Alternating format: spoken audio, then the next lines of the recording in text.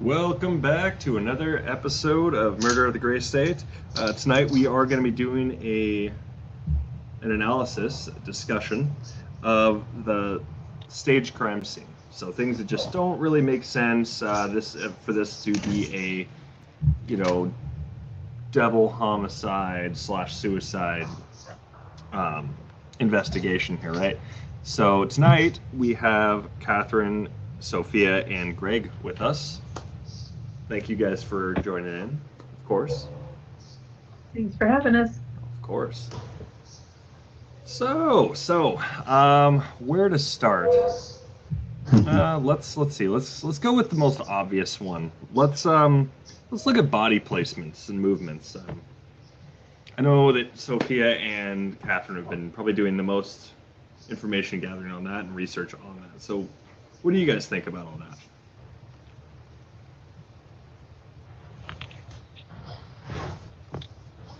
Well, from the lack of blood that's at the crime scene, they were moved after they were killed. Absolutely. Probably, well, I don't know. I mean, I'm sorry, it's just, if you look at that corner of the couch where Camille supposedly was killed and been laying there for 3 weeks, according to the narrative, and you zoom in, there is no blood there. There's not even decon fluid there. And she's missing the majority of her head and her hands and stuff. I mean, where is it? Absolutely. You should see something. And that corner is extremely clean for a body that had been laying there that long. Oh, absolutely. I mean, there should have been some seepage of something. Even if there was a blanket laid down, there should have been some seepage of something. Right. Yeah, and also we have to take into consideration what was written in the reports. You have some of the officers saying that Rania was found lying on her left side between her mom's legs, and then you have other officers writing she's lying on top of the legs between the mother and the father. And so right there, I mean, between whenever these officers are coming in, somebody's moving, at least Rania. Right, absolutely. But it's interesting because they're saying that they're, basically what Sophia was saying was there's no decomp fluid yet. These guys, or really anything over in those specific areas, and yet these guys aren't even, they're not taking notice of that. I mean, I'm not the only one finding that strange, right? Oh, no, not at all. Yeah, it's ridiculous. Greg, what are your thoughts on it? I just left a comment on your stream. Maybe you or somebody can read it. But first, if anybody doubts that any of the bodies were moved at any time, all you have to do is look at the blood on the recliner. That proves somebody's body was moved at some point. Because there's blood there in that certain spot, item 34, and that should not be there if where the bodies were found is where they were all killed. Right. So that puts it to rest. And I had a recent comment on one of my other channels, and I just put it in your chat if you want to read it. I'm sure Catherine will have. I'm sure Sophia too will have some thoughts on it, and you may too. Yeah, I'll read it right now. It says, they stated the lividity shows the bodies were not moved. There was no lividity. Right. Yeah, so there was no lividity. And that tells you that there wasn't blood in the body. So a lot of their blood was missing. And because lividity, what that is the pooling of blood at the lowest point, wherever the lowest portion of the body is toward the ground. That's where the blood would pool. And they had no lividity. None of them. Which is weird. Just look at the autopsy report. So. Which is really, really odd because so where is the blood then? It just comes right back onto that one, of course.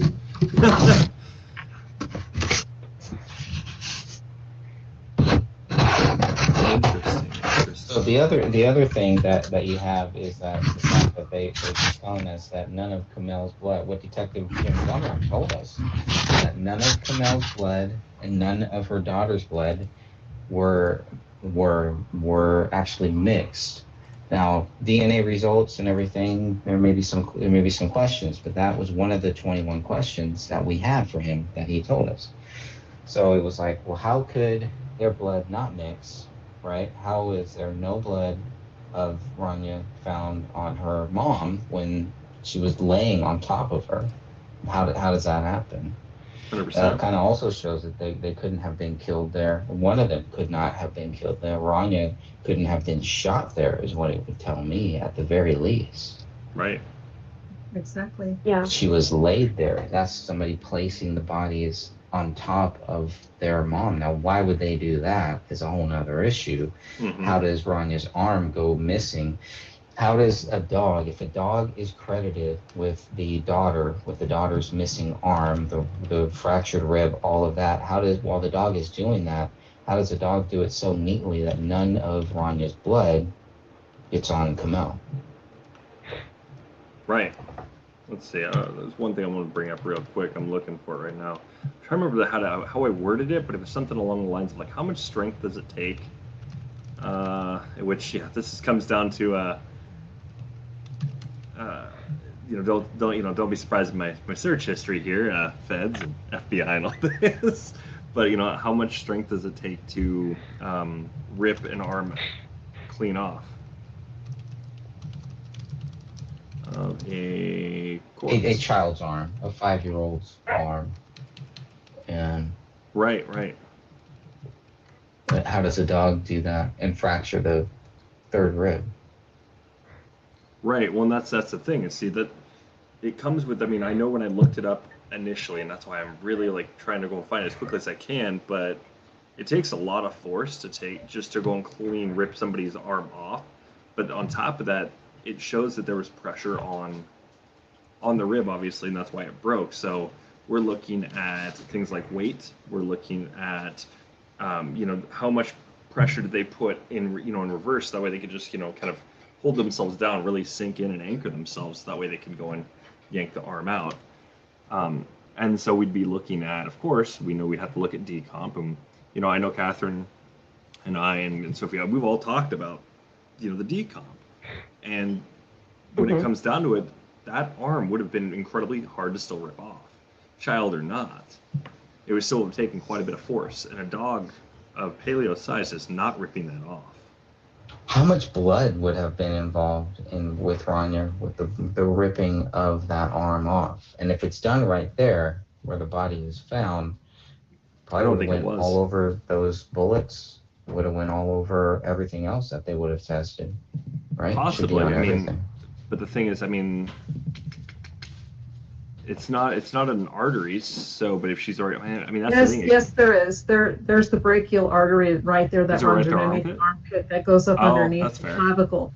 And so even though she would say it happened after death, because we don't know, they don't write it in the reports if it was before death or after death. But even after death, there would have still been some blood within those arteries and within those veins. And some blood would have been like on her clothes and on Kamel or on the floor. Right. It may not have been a lot. It wouldn't have been spurting if she were already passed away, but it would be there. Well, they do say after death. Okay, so they say after death, and it would still have pooled to some degree. Right. Would that look like, I know both of you have talked about cast off blood and things like that. What type of blood would that look like? That's more like passive, and it would just have pooled. It would be kind of where the body was found? Yeah, right.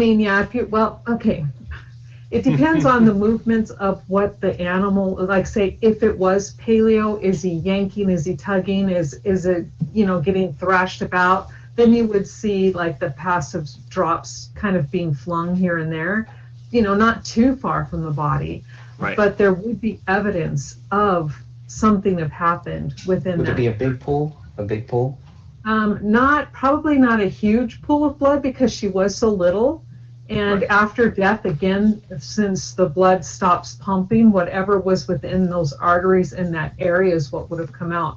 Right. But you still would have seen something because it took quite a good portion of the skin in the pectoral area of her chest. And yeah, it would be evident. I would really believe that it would be evident somewhere. Would it line up with item 34 with the blood on the recliner?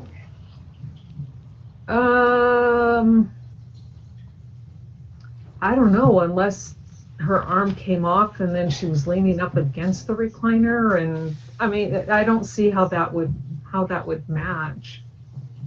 Well, even then, we'd also have to go and look at how the arm was ripped off, and we didn't get to go and see, the wound itself, like just up close, so we can't really see how it was ripped.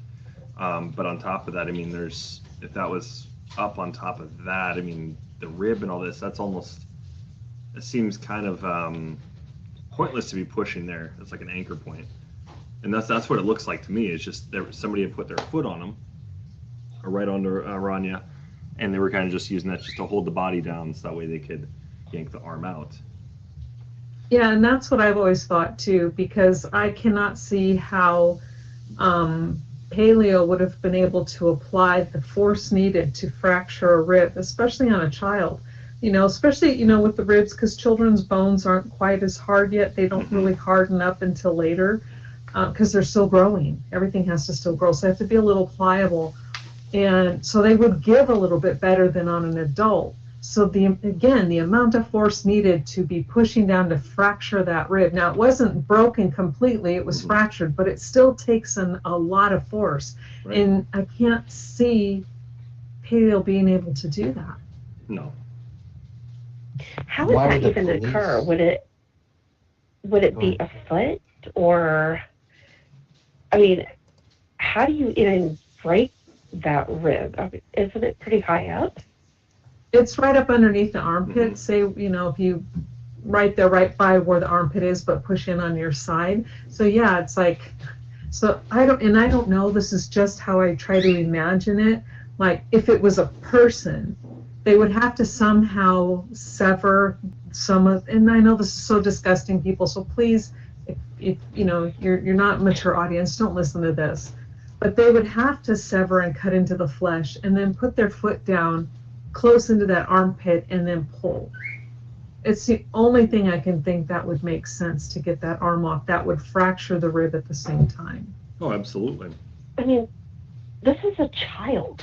Yes. Why the F would anybody do that to a child? That's a good question. Yeah, these are some sick individuals, but I think it comes down to the whole premise of they're trying to stage the scene. Like I said, it all comes down to this, it seems staged, and, I have my opinions. I know we all have our own opinions on the crime and what exactly occurred.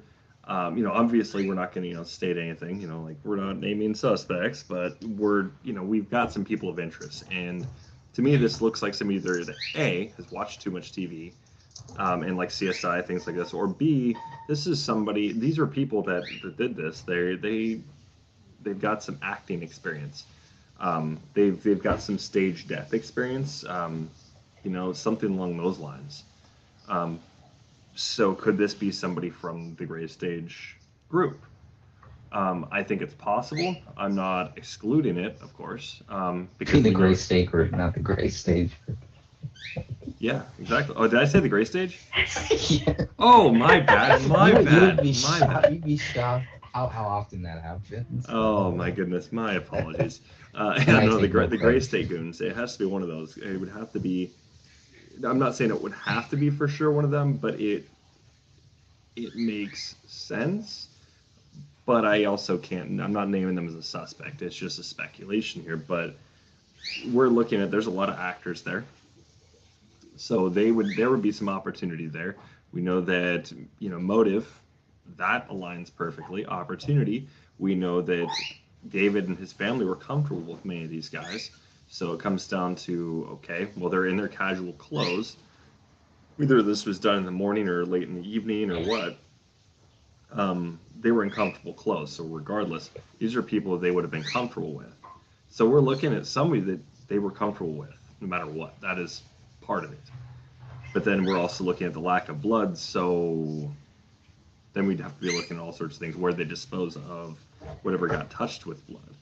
We know David couldn't do it. He was already dead. You know, we know that Camille couldn't do it, nor could Rania. I mean, that would be the really big twist right there, is if Rania was actually the one who did it. But you know, I don't. We all know she didn't. It's not a thing either. So I think that's really, really curious. So Yeah, I hear that, you know, but I don't know. It's the whole everything after and the police response, and I know their responses are very odd. I find them very, very odd.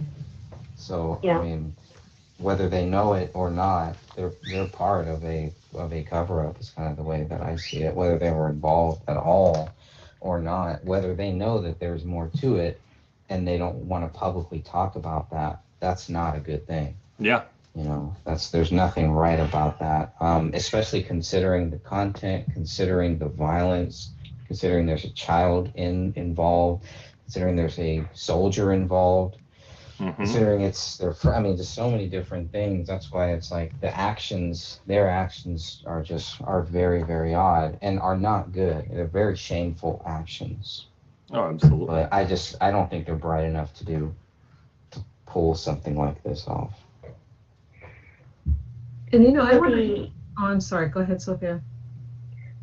Thank you. I keep referring back to the other case, the Pinnock case, but when you read those reports and you look at those photos, it's very telling compared to this case. And, you know, the police were just like, yeah, you know, we'll send you everything we have in it. We'll even send you the recordings. But when it comes to this case, they hold on to as much as possible. And I've gone to other states when I'm researching a case, and they send me the whole case file. Right. I'm like, okay, thanks. You know, I mean, it's a box. A big box of all the files and military records and everything. And I'm just like, wow, okay, thanks. That was more than I ever expected. I still have that box sitting in my closet. I haven't even dug halfway through it. But it's just, when it comes to this case, you're just like, wow, you know, what's the big secret? Exactly. I think they realize they messed up. I think that's part of it. They realized that they unwittingly partook in this cover up. That's my honest opinion. I think that's why they're so quick to just we don't want to send any more, basically.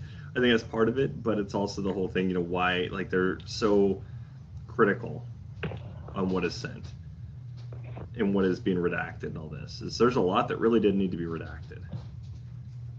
You know, like and, those, you know, I would like to expand a little bit on the dislocating the arm. You know, for little kids, like for toddlers and, you know, up to 1-year-old and maybe 2-year-olds, you know how parents often will take a child and swing them between them, right? And do stuff like that. And you should never do that, ever, ever, ever. And that's because at that age, it is really actually super easy to dislocate a child's shoulder or elbow because things are still, you know, kind of loose and not getting in there. But as they get older, it's harder and harder to get that done. And Rania was 5.5. So it wouldn't have been as easy as an infant, not as hard as an adult, but not as easy as a toddler. And so it still would take a good amount of force to get that off. Or at That's pretty interesting that you bring that up, because I think there is a photo of David actually doing that to his daughter, right? Spinning her around. And most parents... Kamel, I think it was actually Kamel. Was it Kamel? Okay. Yeah. I mean, most parents do, because you don't stop to think about it until next thing you know, you've dislocated your child's. It happens a lot. You know, and it's not abuse or anything like that. It's just mainly parents don't know, and they don't really stop to think, is this going to hurt my child? They think they're just having fun swinging because the kid's having a really good time, and next thing you know, they're in the ER we're having to put their shoulder back in. Right. Yeah, that's. I actually would like to back this up. When we were moving to Alaska, when Brooke was not even a year old, she was crying in the back seat. We were in Canada at this time. like around Whitehorse or something. It really doesn't even matter now. But I was in the passenger seat, and I turned around and to hold her hand, and we went over a bump. And it pulled her elbow and her wrist out of place.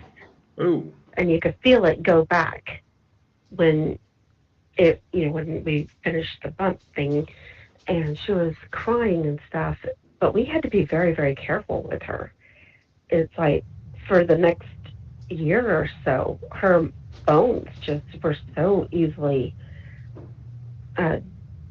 dislocated and stuff. You couldn't like pull her up from a laying position without being super careful because they would just pop. Yeah, and that's why you got to be super, super careful with little kids, because that's just what happens. Because the joints are still so pliable and nothing is really quite set. And again, that's so they can grow and their body can get bigger. Mm-hmm. And oh, that's a very good point. And all I was doing was just trying to reach for her hand, to hold it, just to comfort her. And that just happened, and I was horrified by it after that. Yeah. So. And it's funny because, I've always been a very rough and tumbly kind of person. And tomboy doesn't even begin to explain it. And even now, like with my grandkids, with my granddaughter, our fun thing to do would be I'd let her punch me as hard as she could. She could punch me. I didn't care how, she could just, wind up and whack me. And so that would be our game until one time when I think she was like maybe 6 or 7, and she did that, and I felt her knuckles give way, and I'm like, uh-oh, because it's like they moved, right? They weren't, they didn't dislocate, but I could feel them give under her punch. Mm-hmm. And so I told her, I said, okay, no more of that, because I said, we don't need to take you to the hospital because your hand is now all broken because Grandma let you punch her. But yeah, I mean, it's just they're so easily pliable and things move real easy. But again, not to the point to where it would have been just super easy for a dog to just rip that arm right off. Right. Well, especially not one of that size. Right. That's good points. That's very good points. I mean, the thing is, you can look at that. Just looking up a simple Google search of just, how much force do you actually does it take to actually rip an arm out of socket? You can look at what it is. And, generally when it comes to kids and stuff, I know that stuff is usually not brought up, which makes sense. But, you just kind of got to go and reduce the numbers a bit. That's the thing. We got to go and look at that. It's going to be a bit less, but it's not going to be like, it's going to be super easy. We're going to be able to just, let's yank this right on out.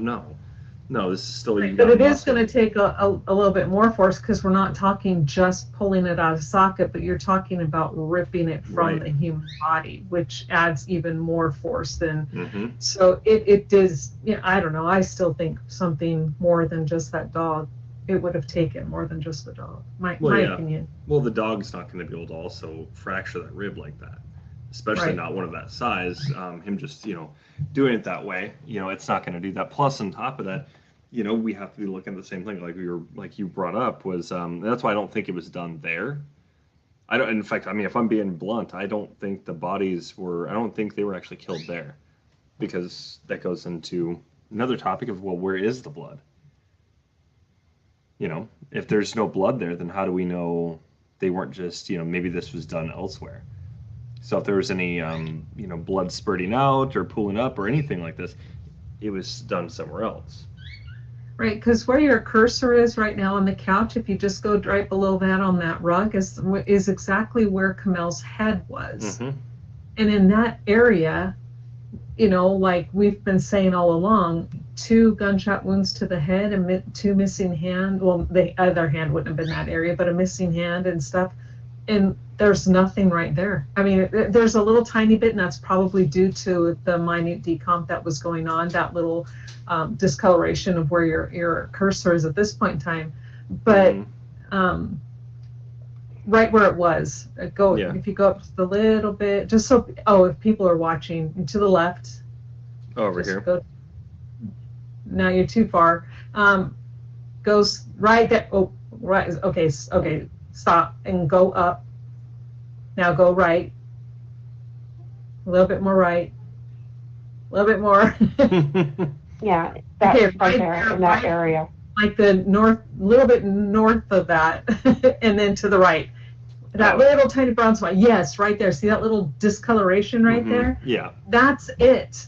And so to have 2 gunshot wounds to a head and then a missing hand in that area, and then a supposed almost 3 weeks of decomp, and that's all that's there?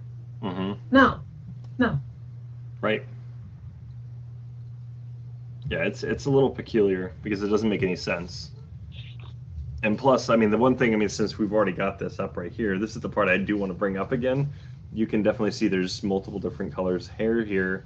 And if we were to go look at the hair color of what was in the garbage, one of these colors, I believe it was this one. It could have been this one though, was the hair color in there. So this is where I think this all kind of ties in. Plus on top of that, we'd also have Rania's hair. Some of her hair would have been in the area, but we're looking mostly at Kamel's hair. And this is mostly Kamel's hair. We're looking at she had just dyed her hair or was in the process of it when this occurred. Yeah, and some of that actually almost looks like black fibrous stuffing. Not all of it looks like hair, but it's hard to see with some of these photos. Right. Plus, on top of that, how does the cotton get all jumbled in this and bad? I mean, they would have had to have been. Because isn't that where that is right now? Wouldn't that have been where she was laying, like lying on top of that? Yep, right in that area. It doesn't make any sense.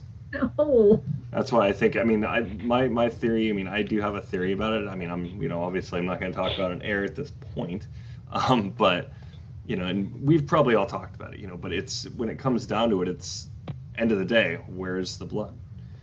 So if we can't pinpoint where the blood is here at this crime scene here, can we really say they were actually killed here? I'd say no, we can't. We can't actually say that. So which means the time of death, and all this, looking at this, there's all sorts of other factors that can go along with this. I know Sophia and I talked about this too the other night. And when it comes down to, for instance, I mean, you look at the clothes and all this, I mean, there's all sorts of different factors. I'm still looking at it. I'm just, what's the word? I'm going along with the theory at the moment. I'm not saying this is what I believe necessarily, but it is a little curious. But what happens if the bodies were frozen? They were killed elsewhere and stuffed in a freezer or something, some kind of an ice box maybe.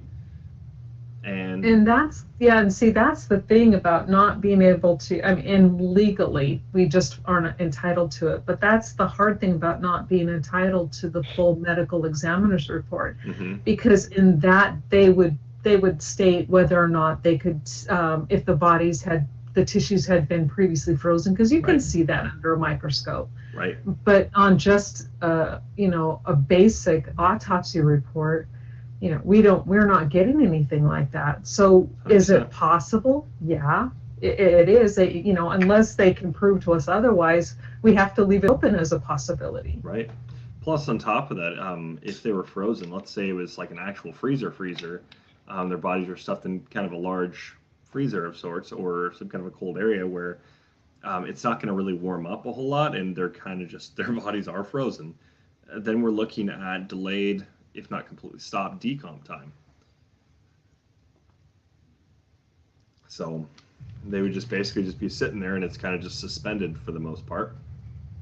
And then, if not completely, and then we'd be looking at a whole different ballgame when it comes to that as well. So that's why I was like, well, maybe it's some of the clothes that kind of possible, not but at the same time, you're also looking once the clothes thaw, which the clothes looked, I mean, they looked wet, little wet, but at the same time, it definitely looked like there were some dry areas, quite a few of them. So if we're looking at dry areas, I mean, the body's thawing out, we'd be looking at a really nasty smell most likely. So yeah, I'm trying to think because at the times when I was at the medical examiner's office, and then they had three separate types of freezers. They had like a cooler, Mm-hmm. then they had a freezer, and then they had a deep freeze. So the deep freeze was always used for those bodies that were going to be there for a while for whatever the reason may be. Mm-hmm. And I'm trying to think. I know that I saw a particular person whom they took out of the deep freeze and they put them, oh, I can't remember if they put them in the freezer or if, maybe it was just the cooler by that point. But just the temperature changes in that. And I think they have to do it, I think they have to do a slow process because I do remember seeing skin sloughage and where it starts to cause blisters, liquid-filled blisters. But again, and that was just, obviously the body is going to start to do that, but it was kind of enhanced due to now they went from being super frozen to now we're kind of thawing them out. Right. So, but I can't really, it's been so long, it's hard, I can't remember the full process. Yeah. Well, I mean, still, but I mean, it's, looking at that possibility too is, I mean, that's another interesting one too, because then you get the blood. If there is any blood left in the body when this actually occurred, then we're looking at all sorts of other things for that as well. I mean, would it be easier or harder? I mean, I would already just assume it would probably be, I would assume to some degree, it would be easier on, for instance, going at a child's arm, the way that was done. But in some instances, it might be difficult at the same time, a little more difficult possibly. But either way, we'd be looking at all sorts of kind of like when it comes to the tear, where that was at too. Let's say she was, frozen, like frozen. I don't think they were. I think it was more likely if there was kind of freezing, they were probably thrown in something that wasn't necessarily a deep freeze, but more or less just kind of to slow the time, so that way there's no way to go and tell the exact time they died. If that's the point of why they put them in a freezer. Yeah, but again, regardless, it would have shown on the slides, when they did their samples, took their tissue samples and looked under the microscope.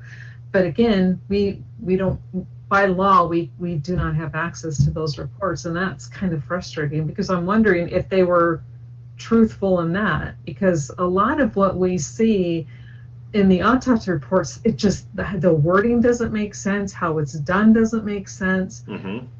And so I'm like, I pray that they did a better job in their actual medical examiner's report, but I don't know, I don't have a whole lot of faith.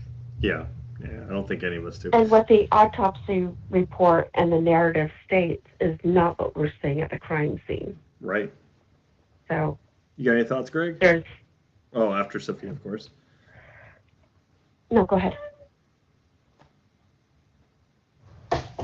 Any thoughts on anything specific? I mean, like ragging on Rick. Oh, I mean, just like, you can always send him an invite if he's interested in joining the conversation, of course. But no, just about like, I mean, the possibility maybe the bodies were frozen, so that could adjust some things, right? I've always had an issue with the theory that the bodies were placed there later, and the only reason is it's definitely possible. I'm not just discounting it or anything. I think there's been a lot of good facts that I've seen, a lot of good comments and things that have brought up that why that makes sense. And then I look at, how difficult that would be to get it back in there, possibly, right? How like you're taking frozen bodies.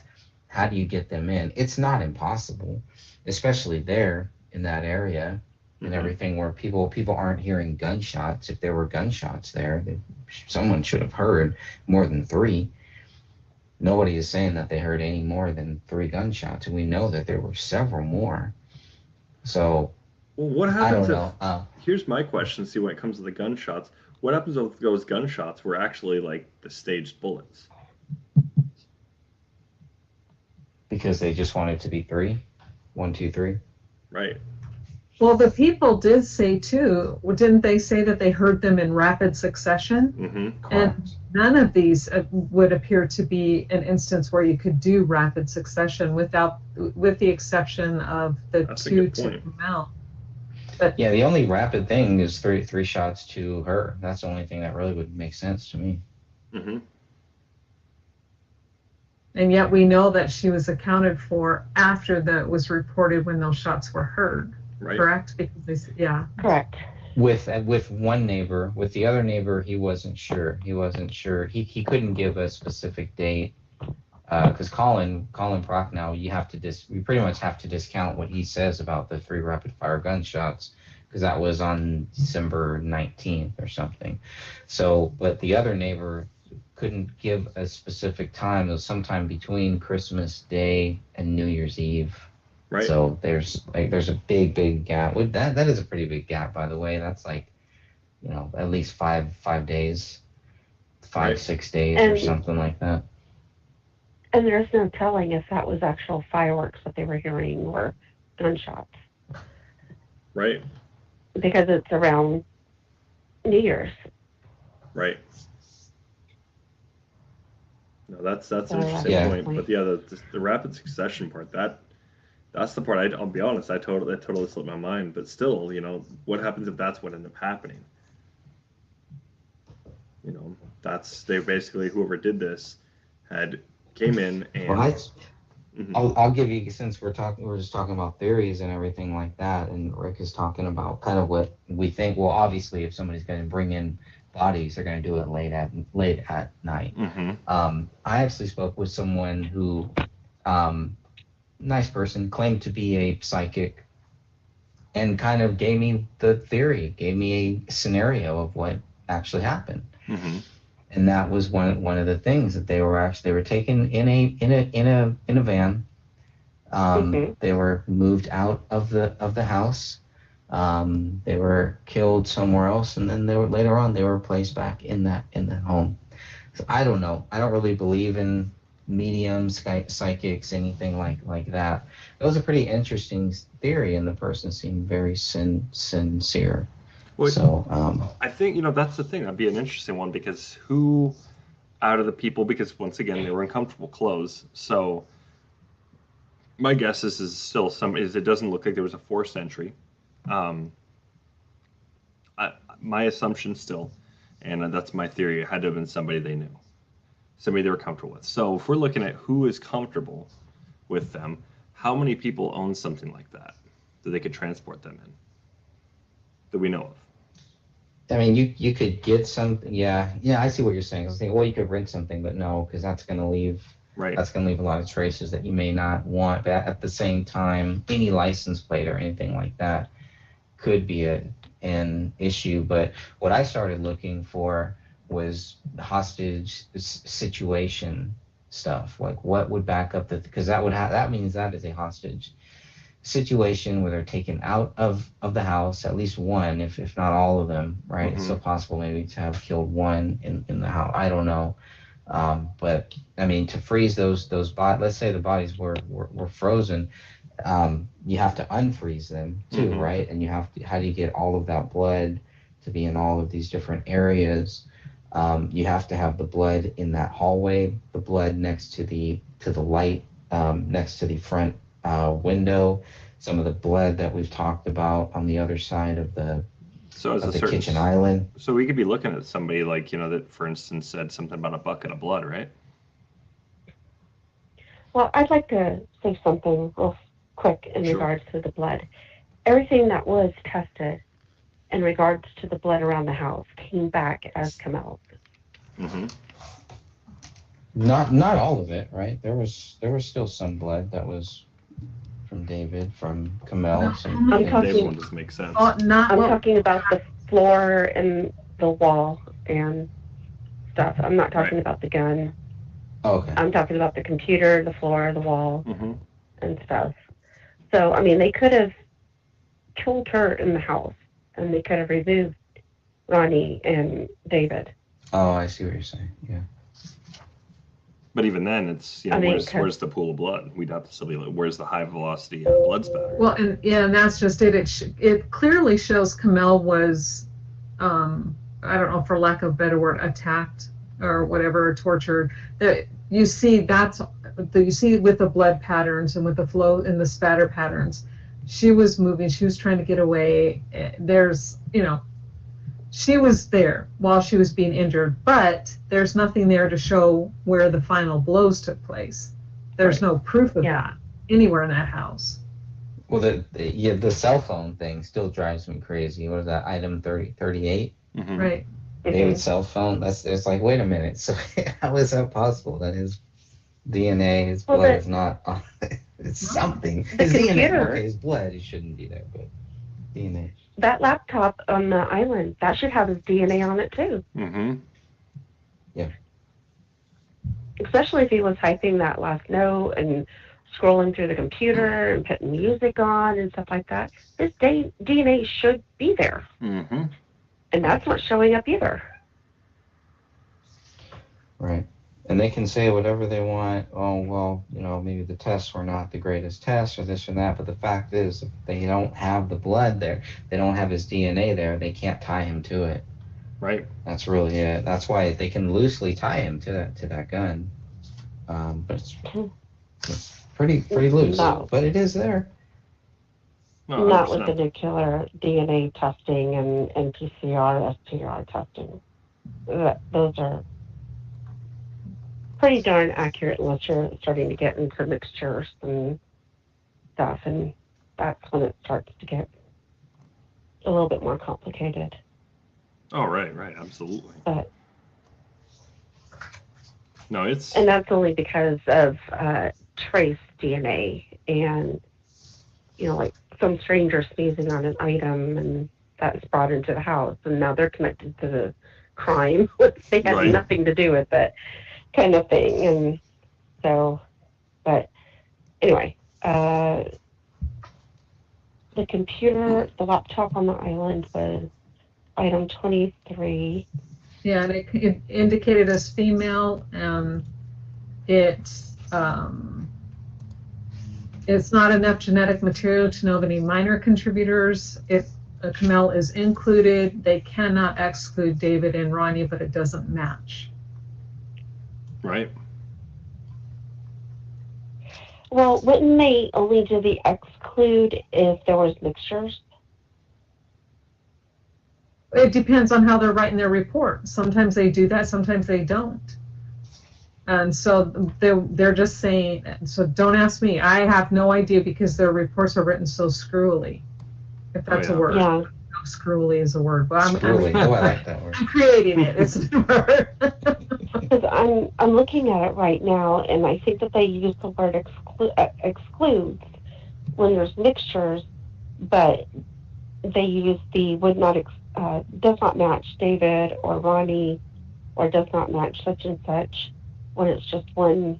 Well, on item 41-2, it's a mixture of two, and it just says does not match. But they say does not match. Doesn't say excluded. Oh, wait, it does say excluded, but then it says it doesn't match. So, again, how they're writing these reports is not consistent. But the fact of the matter is of what you guys were saying is item 23, if David was on there typing that stupid note that was on there, it would have been his DNA as one of the major contributors, along with the blood that obviously turns out to be Kamel's, but yet his DNA is not there. Right. No, could his DNA not be there? I mean, let me ask you about the testing, DNA testing. Is it possible to test just for blood and not for anything else? Is that No, because no. If you're we just had this conversation. So, if I'm testing the blood, right? I'm not testing the laptop surface. I'm not testing the keys of the laptop. I'm testing the blood. Right. That's okay, on that so laptop. explain to me how you've separated only the blood from that key on that laptop. I'm just wondering if the blood would override any No. DNA. No. It's on the same surface. You cannot separate the surfaces. Now, if you were just taking her blood out of her body, sure, you could just test her blood that way. But her blood is on the surface of those keys. They swab that surface. So they're picking up anything and everything on that surface as well as the blood that is visible. Right. And from there, they start to run the tests. And from there is when they start to separate the contributors. Because how does the blood get there without it getting with David's DNA is the reason why Kamel's blood is on the keyboard. Well, they're trying to, the narrative is he typed that up, so he must have had her blood on his hands as he's typing. Well, if that were true, A, he's used that keyboard prior because it's his laptop, and B, now he's supposedly the last person to type on there, so he would be transferring his skin cells along with her blood. It would be mixed together on those keys on that laptop. Right. And at the same time, it doesn't make sense that it would be Kamel. It's just obviously. yeah, and it's she's just not like gonna- the cell phone. Yeah. Is yeah. absolutely just like the cell phone. I mean, this is a keyboard that he uses all the time. He would have sneezed on it. There would be hair on there. There would be skin cells, just all kinds of things. I mean, you slough off 400,000 skin cells per day. Right. So Right. But so even though they're only testing the blood, all of that would still show up in the DNA. Yeah. Okay, no. because they swapped it. Stop right there. You were thinking of this incorrectly. You're saying they're only testing the blood. That is not true. It turned That's out. what they say, though. Hold on. Let me. No. Hold on. Okay. Stop. Hold on. Now, it turned out to only be blood, but when they swabbed that area, they swabbed the whole thing. They don't just take a little bit. No, go they say swabs of blood. Yeah, Up but here. Correct. Swabbing. They Right. did swab. Where's the the blood? Okay, if the blood is, okay, look at your keyboard right now on your laptop and look at your, like, say, for instance, your letter A. Imagine there's blood on that letter A and it's dried, and you now have to go and swab that. So you're going to get a sterile swab, you're going to wet it a little bit because you've got dry stuff there, and now you're going to take it and you have to apply pressure to that key, correct? To now swab and get up some of that blood, correct? right. Yes. Okay, so as you are doing that, you're not getting just the blood. You are now getting anything and everything that was within that area that your swab is now touched. You see the blood because that's what's visible. Now you take that, you put it in your tube, you take it to the lab. The lab then takes that and starts going through its process, and then it starts to pull out genetic codes. And here is where they should have found more than just one person's DNA. Yes, her DNA from the blood, but where's his DNA that was on that keyboard that they had to swipe with a wet swab to pick up that sample? Well, Right, but when their results only talk about blood, No. They swabbed the blood. right. Because they were trying to find out who was bleeding. But as they're doing that and they're running, or as they're swabbing, they're picking up other things too that was Right. left but there. if And you that's look where at- we're getting mixtures in Okay. certain items. yeah, you're getting blood mixtures. Blood mixtures No. is what they're talking about No. in some of these things. Okay, here's Okay, stop, please. You're confusing and you're misunderstanding. Of course I am. Okay, this is why I'm trying to explain it to you.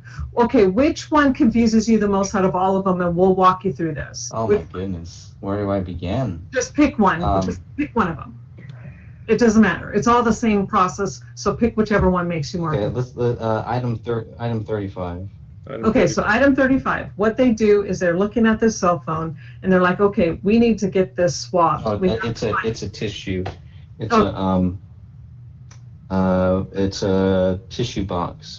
No, you're right. Sorry, you're right.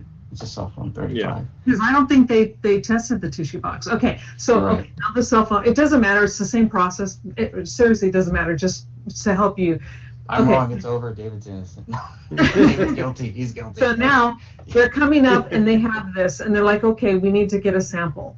The tech comes up and says, okay, they pull out their swab, correct? They take it, they unwrap it, and they're like, okay, since this is dried blood, they have to now use a saline type solution, something to wet that swab. Then they take that swab and you're going to wipe it onto the surface of that cell phone. Wherever it is, you're going to collect your sample. If it's on the screen, if it's on the side, if it's on the back, doesn't matter. You're swiping that. And as you're swiping that, you're not only touching the blood, but you're now touching the surface of the cell phone. Do you understand that part? Yes. Yeah. Okay. Now you get that. They've now collected their sample. They've marked it, say, okay, this is 35-1, whatever the case may be, or 35. We now have 35. And so they take that and they run it off to the lab. The lab now takes this. They open up this little thing. They plop it into their machine, and it starts to now pull out DNA codes, right? And then from there is when they're like going, if it's only one person involved, it will come up as a single source. They'll go, okay, there's only here, and it's only from the DNA, and it obviously is coming from the blood. Now, if it comes back as a mixture of two or more contributors to that sample, and what that means is within that sample, they somehow picked up either skin cells or whatever from the surface that was swabbed along with the blood that was collected. And this is where people are getting confused. So now they've picked up two or more people, and sometimes though it could be someone else's blood mixed in with their blood, etc., etc. Right. But it is. So when they say on page 26 of the 40-page BCA lab results, when they say the DNA results are as followed, some of it is blood, some of it isn't. No, what they're saying is they collected some of it from blood, some they swabbed areas. But again, okay, so if you have an area, like say you have 35 with obvious blood, correct? And then you have, let's say, item 57 because it says no blood detected. They swabbed both of these surfaces, correct? Mm-hmm. So you have 35, and then you have 35-1 and 57-1. And so the swab from 35-1 comes back as single source, right? Mm-hmm. DNA, or source that's indicated as female.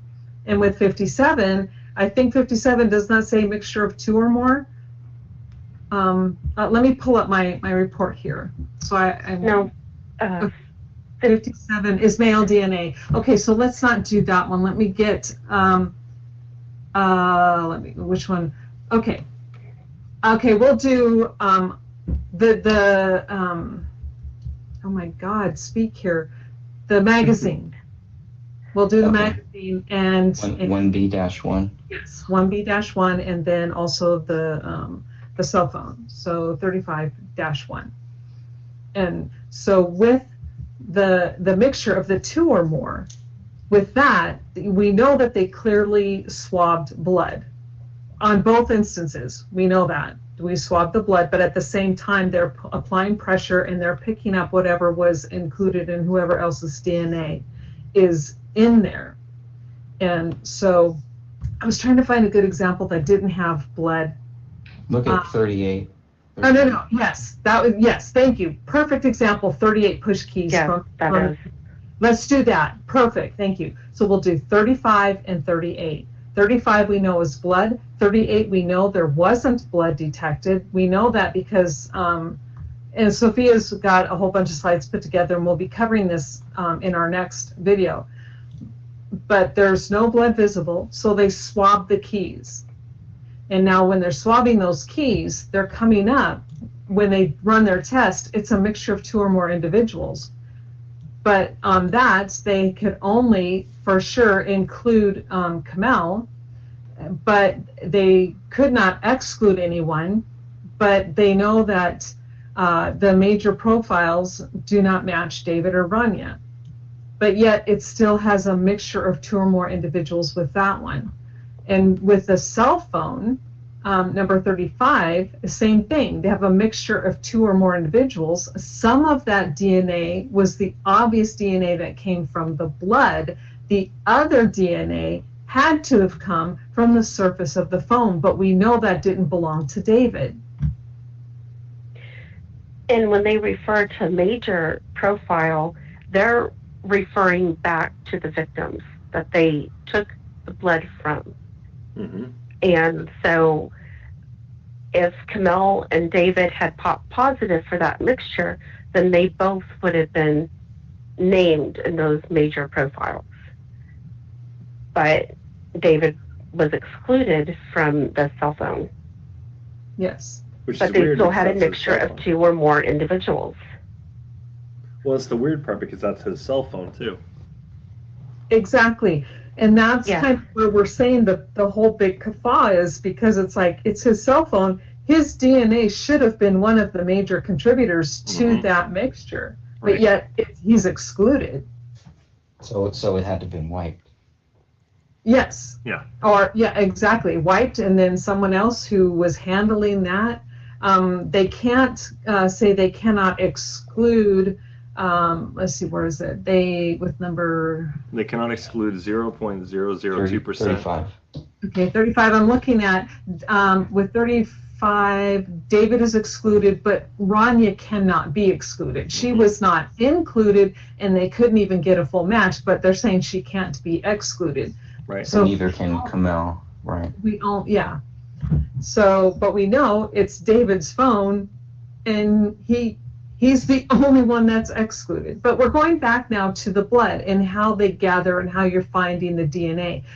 Did I explain that? So that once you touch a surface and with that swab and you're collecting a blood sample, not only you're collecting the blood that's on there, but you're collecting any other sample that was left prior to that blood landing on that surface.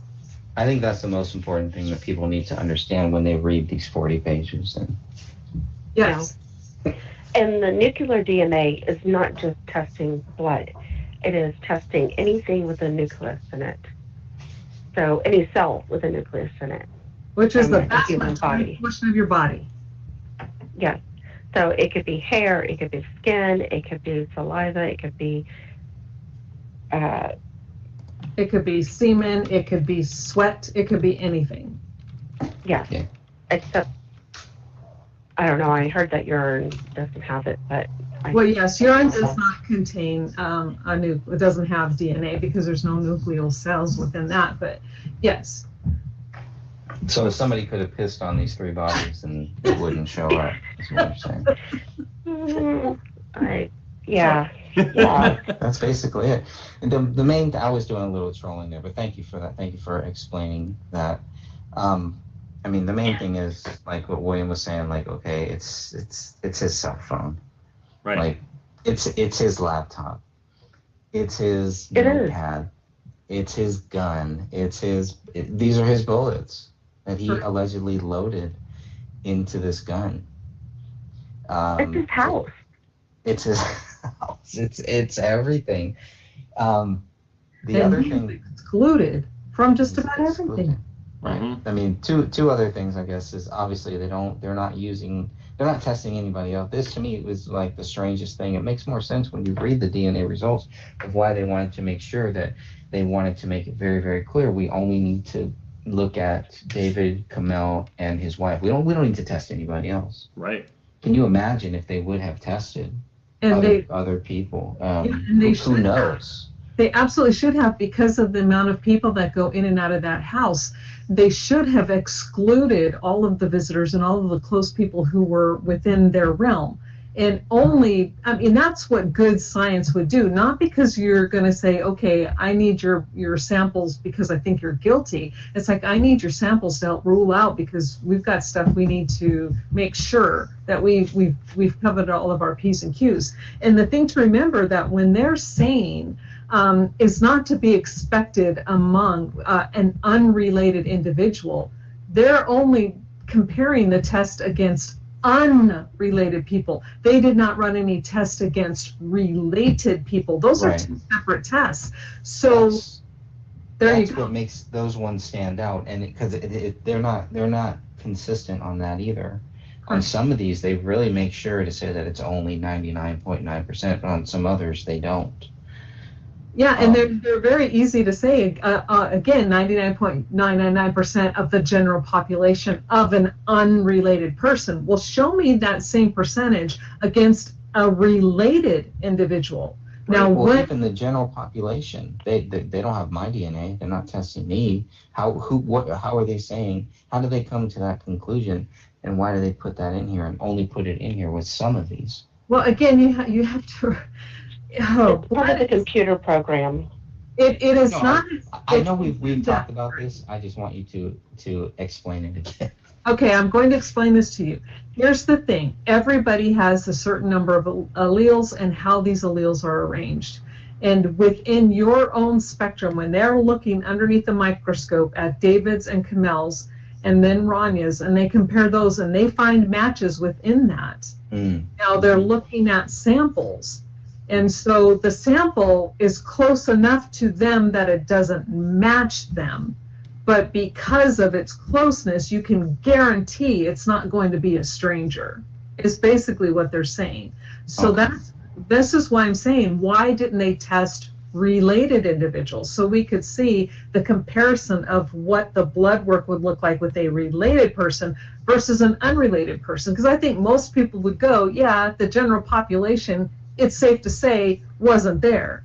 But that doesn't mean that somebody else wasn't. Well, speaking on that, because then you've got the genetic, alibi almost, if you will, saying, okay, this person wasn't there. Okay, chances are it's not this person here. But then what about, since we're talking about that, what about like actually, after hearing certain people's statements, for instance, we had Chris Peck and how that, this is what happened here. Well, they already proved that, okay, well, through the cell phone information, he didn't make that call, so he lied. And then you've got Danny August Mason, is who he pushes it to, and then he's got a whole story, and he makes some lies about it. Then he pushes to Mitch Heil. So you've got this whole thing where they're pushing in a certain direction. Yeah, the Klein issue. Right, and they're straight up lying. So why wouldn't they go and check their alibi? That would be my question there. Because at that point, now you got to go and double check some things. Why wouldn't they do that? Because they feel they already have their suspects. But why not go and double check the lies? Doesn't make any sense. They're probably scared of what they might find. But but at that point, they already have their suspect, and it sounds like they were told they're not going to use any resources to look into anything else because they already have who they think did this. And that's one of the most troubling things right there. Right. Is that they spend all of their research, all the documents, everything like that is time spent to try to prove David Crowley guilty, and they fail. At no time do they ever even attempt to look at any other suspects. So when they say at the very end of this document, the reason why they think David Crowley is guilty because they couldn't find any other suspects, it is a slap in the face to everybody because they never looked for any other suspects. Right. I'd like to go on to item 38 to talk. We're talking about staged crime scenes, but unless anyone else has anything else on this. Oh no, I'm cool. Item 38. So that is one of the biggest things. That's one of the things that really stood out to me when we got the 464 photos. Item 38 is the gun safe, and I don't know if you have that image or not, or if you can pull that up. But it is one of the strangest things. This is, to me, it looks like this does not look like a double murder suicide. To me, this looks like something happened. Somebody was trying to break into their house. They popped that thing open, pulled out the gun, and it was on. The thing that bothers me about it, all this being a staged crime scene, is that if it's staged, which I do believe on multiple levels, however you want to look at it, it's staged. You can argue who staged it, but why is this open? If these are hired killers, if these are professional killers, I don't believe that they're going to leave this thing open. Mm-mm. I mean, this to me, and this is Kamel. This is on her side of the bed, most likely. I believe that too. But this has her DNA, right, on it, and there's a mixture of two. Somebody else's DNA is on this. So even if somebody else is opening this, is doing this, why keep it open? Why not keep it shut? How is that? That's always bothered me about some of the stage things. Some of the things that are staged that I see are just, it's almost like you're trying to create a conspiracy. You're trying to create all of these many rabbit holes for people to follow down, to confuse them, to get them to focus on these things. and not really look, even the way that they number this 43 here, like you right there, it's not 43. It's 43 in a different, because it's 43, I think, in the property and evidence. But someone from my fan club a long time ago was like, well, they don't even have the actual numbers right or anything. It's like there's lots of different sets of crime scene numbers. So that's why you'll see. They do have them right. It's just one, like.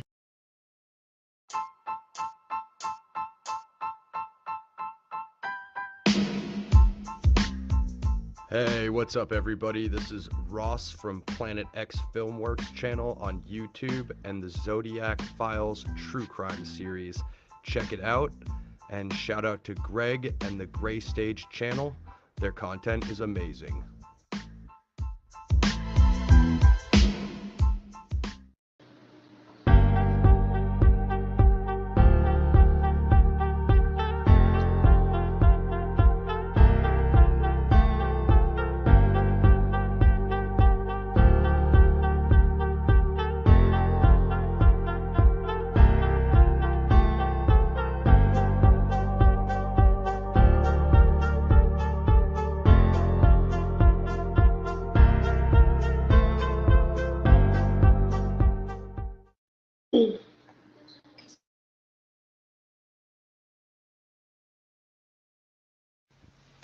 If I were the devil, if I were the devil, if I were the prince of darkness, I'd want to engulf the whole world in darkness, and I'd have a third of its real estate and 4/5 of its population, but I wouldn't be happy until I had seized the ripest apple on the tree, thee. So I'd set about, however necessary, to take over the United States. I'd subvert the churches first. I'd begin with a campaign of whispers. With the wisdom of a serpent, I would whisper to you as I whispered to Eve, do as you please. To the young, I would whisper that the Bible is a myth. I would convince them that man created God instead of the other way around. I would confide that what's bad is good and what's good is square. And the old I would teach to pray after me, Our Father, which art in Washington. And then I'd get organized. I'd educate authors in how to make lurid literature exciting so that anything else would appear dull and uninteresting. I'd threaten TV with dirtier movies and vice versa. I'd peddle narcotics to whom I could. I'd sell alcohol to ladies and gentlemen of distinction. I'd tranquilize the rest with pills. If I were the devil, I'd soon have families at war with themselves, churches at war with themselves, and nations at war with themselves, until each in its turn was consumed. And with promises of higher ratings, I'd have mesmerizing media fanning the flames. If I were the devil, I would encourage schools to refine young intellects, but neglect to discipline emotions. Just let those run wild. Until before you knew it, you'd have to have drug-sniffing dogs and metal detectors at every schoolhouse door. Within a decade, I'd have prisons overflowing. I'd have judges promoting pornography. Soon I could evict God from the courthouse, then from the schoolhouse, and then from the houses of Congress. And in his own churches, I would substitute psychology for religion and deify science. I would lure priests and pastors into misusing boys and girls and church money. If I were the devil, I'd make the symbol of Easter an egg and the symbol of Christmas a bottle. If I were the devil, I'd take from those who have and give to those who wanted until I had killed the incentive of the ambitious. And what'll you bet? I couldn't get whole states to promote gambling as the way to get rich. I would caution against extremes in hard work, in patriotism, in moral conduct. I would convince the young that marriage is old-fashioned, that swinging is more fun, that what you see on TV is the way to be. And thus I could undress you in public, and I could lure you into bed with diseases for which there is no cure. In other words, if I were the devil, I'd just keep right on doing what he's doing. Paul Harvey. Good day. Good evening, everybody, and welcome to Rise of the New World Order. Actually, this is kind of a mashup tonight between Rise of the New World Order, the Gray Stage, Southern Sentinel, and Global Watchman News. So we are all simulcasting right now. Once Greg gets here, we can do the Brady Bunch thing. We can.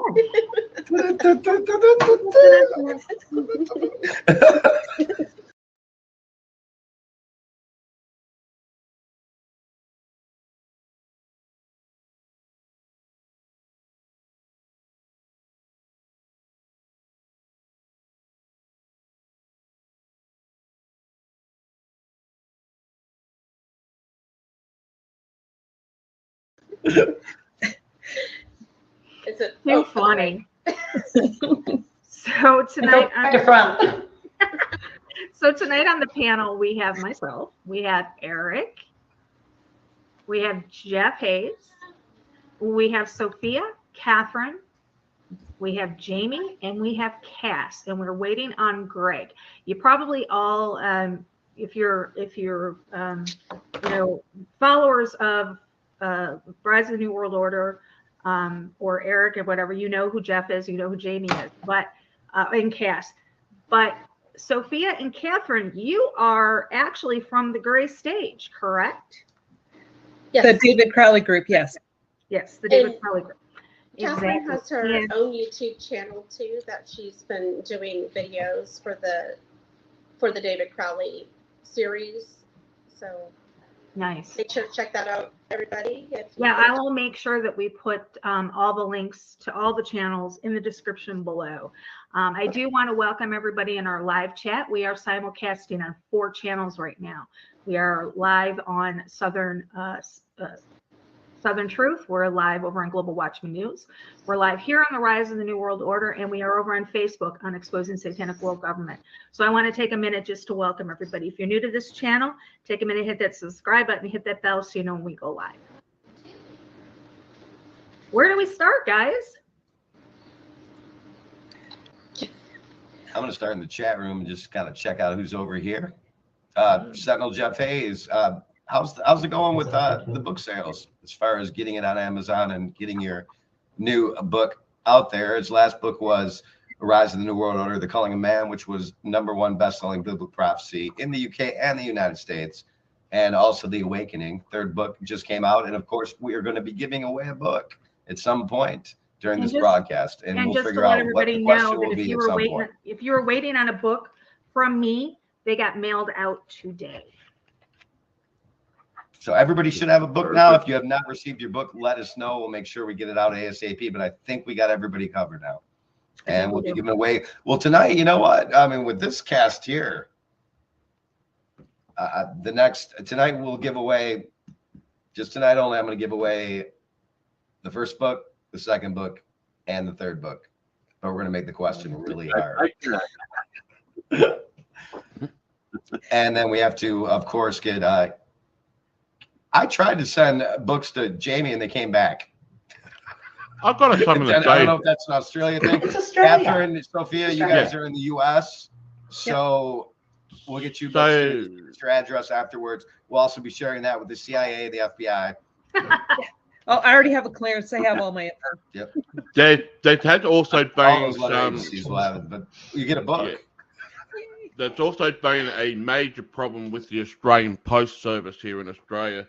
I've been sending out the cops to my audience for people overseas, and what's happened is there's been understaffed. They're backlogged for about 3 to 6 months.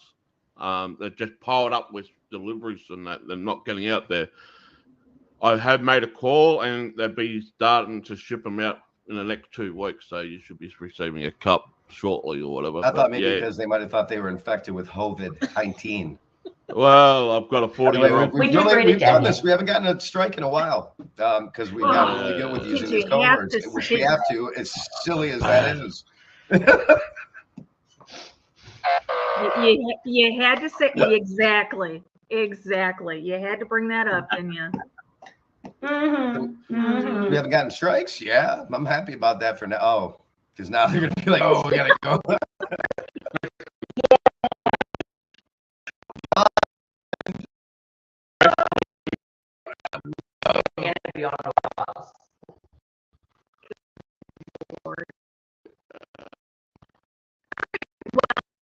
I'm waiting wanted to to pop jump in to here. how's the book doing? Did you get it on Amazon? I'm still waiting for the. I hate technology and stuff, but the quote unquote metadata for the paperback is not plugging into Amazon yet. So that was the entire reason for doing that book that Lori's holding, was to get it in a paper form. And Amazon really is the only game in town. It's just stupid. I hate them to death. So I'm just waiting for their stupid metadata to. It's on there on ebook, which I've always had, and I have all the updates on ebook, but I'm just trying to get this dang paper book on there, paperback, and it's just not linking up. So I'm working on that now, but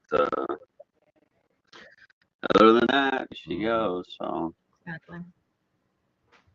Wow. Well, any of us that's can all we do. do. So this show's gonna be Just go gently, about gently. the the movie, or the Greg's research and all that stuff, because this will be All very the above. interesting. I love this kind of stuff. So Right. nice. And Catherine and Cass are both involved with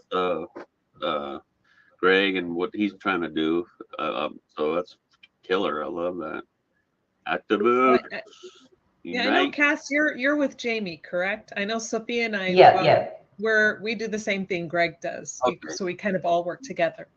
Okay. Yeah. Gotcha. Now I got it. Yeah. Right. I'm a Southerner. Now we same can as eat Jamie. Greg. Here, let me do this. So we'll put. Awesome.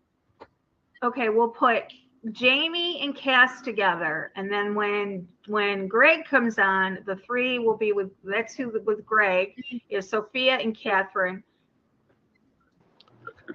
Speaking Yeah. of, what are you, Mark- brand Here's the story. ladies Other I and than must be gentlemen? Greg.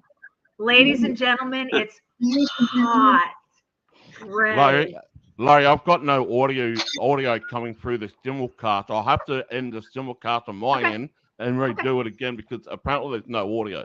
Okay. So stay with us, guys, in Southern Drifter. Just silly. Hope Greg. he's not pissed when he comes finally- back and realizes we were just miming. Uh, Oh, it's still here. My bad. We'll see. Yeah, We would do that too. We would do that too. So you got Looks it? good. Hi, Greg. How you doing? Oh, I'm here. I'm here pretty much. I got us, Jamie. Greg, are you still trying to steal my title? I am I actually. thought I was hot Kathy, or what did they call me? Sexy what? Yeah.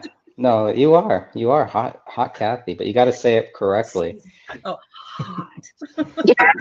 Not hot. Hot. That's right. Greg. I'm sweating. Oh, that's so funny. I didn't even know anything like that was going on until I heard Greg talking about it. I'm like, I still Greg don't know, but it's Fernandez. pretty funny. That's right. He's It's got the it. funniest thing I've ever seen. Hot Kathy. That was so hilarious. I still get a laugh. Okay. Greg's theme music. We got to play it every time he comes in the room. Yeah, well, let's.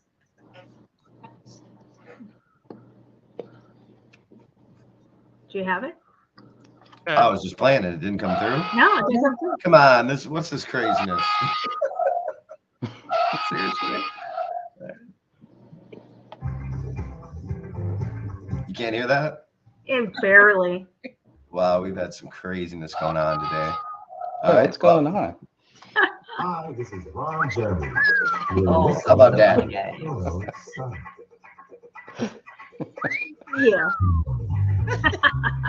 Welcome, everyone. Welcome to my show. Live. Live. Greg Fernandez, author of Gray State. All right. There's my fan club. There's your answer. All right. So for everybody that doesn't understand, or who's not, I can't think of anybody who's not familiar with the death of David Crowley and his wife and his daughter back in December of 2014. But let's kind of I have the trailer for Gray State. Should I play that to start us off? Sure. Yeah, the trailer for Gray State. Sure. You know what? Probably not, because I've noticed that every time I play it, I get a strike. Really? Because I play it all the time. You do? Okay, so it's Yeah. probably just me. Then go for it. Of course. All right.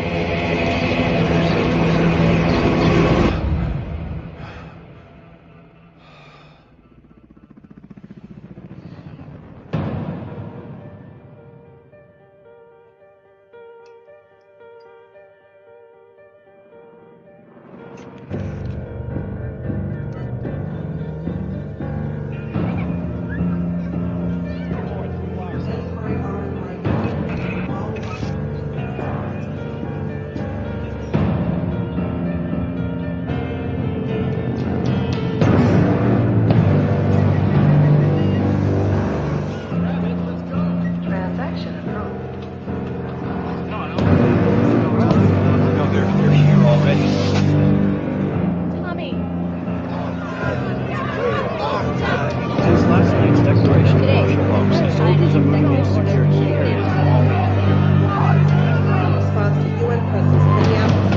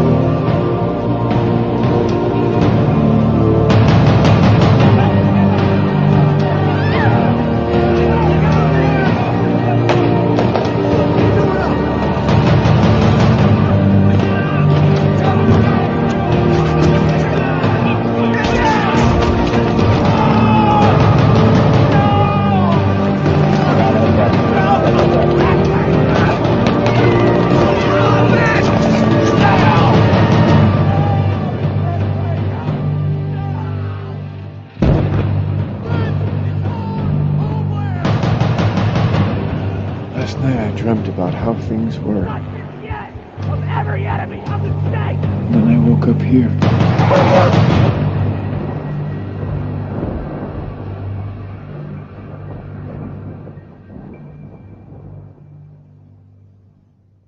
That would mark the 1,500,000 in 50th Wow. time. I've seen that. Yeah, still gives me chills. And you guys too, right? Right. Still gives you chills every time, doesn't it? Absolutely, Sure it does. Absolutely, it does. For different reasons now. So, yeah. All right, so let's dive into this. So this was the concept that he had what do I want to say, pitched to several people over the years, correct? That's right. I'll have to end the simulcast on my end, Laurie, because it's not working at all. The volume is not coming in. Everything is plugged in. What's up with that, Oh. Jamie? What's up with I don't know. Jamie's fired as the IT Funny guy. that. It's a conspiracy. I'll just have to upload it later on. So Okay. sorry guys on Southern Chris YouTube channel. It's just Give them the YouTube's link. being Drop the link over so then they can come over into this chat room then. there's no one there really. No one there over here. They're not Okay. listening. So I'll just end it. Okay. I'll All right. re-upload it afterwards. So Okay, awesome.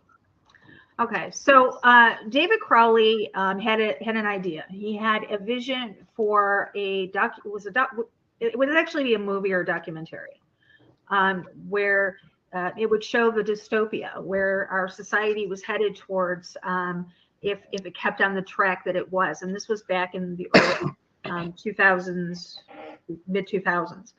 And so he put together this trailer, pitched it to Hollywood, got accepted, I believe, right, Greg? And then all of a sudden, him and his family was found dead.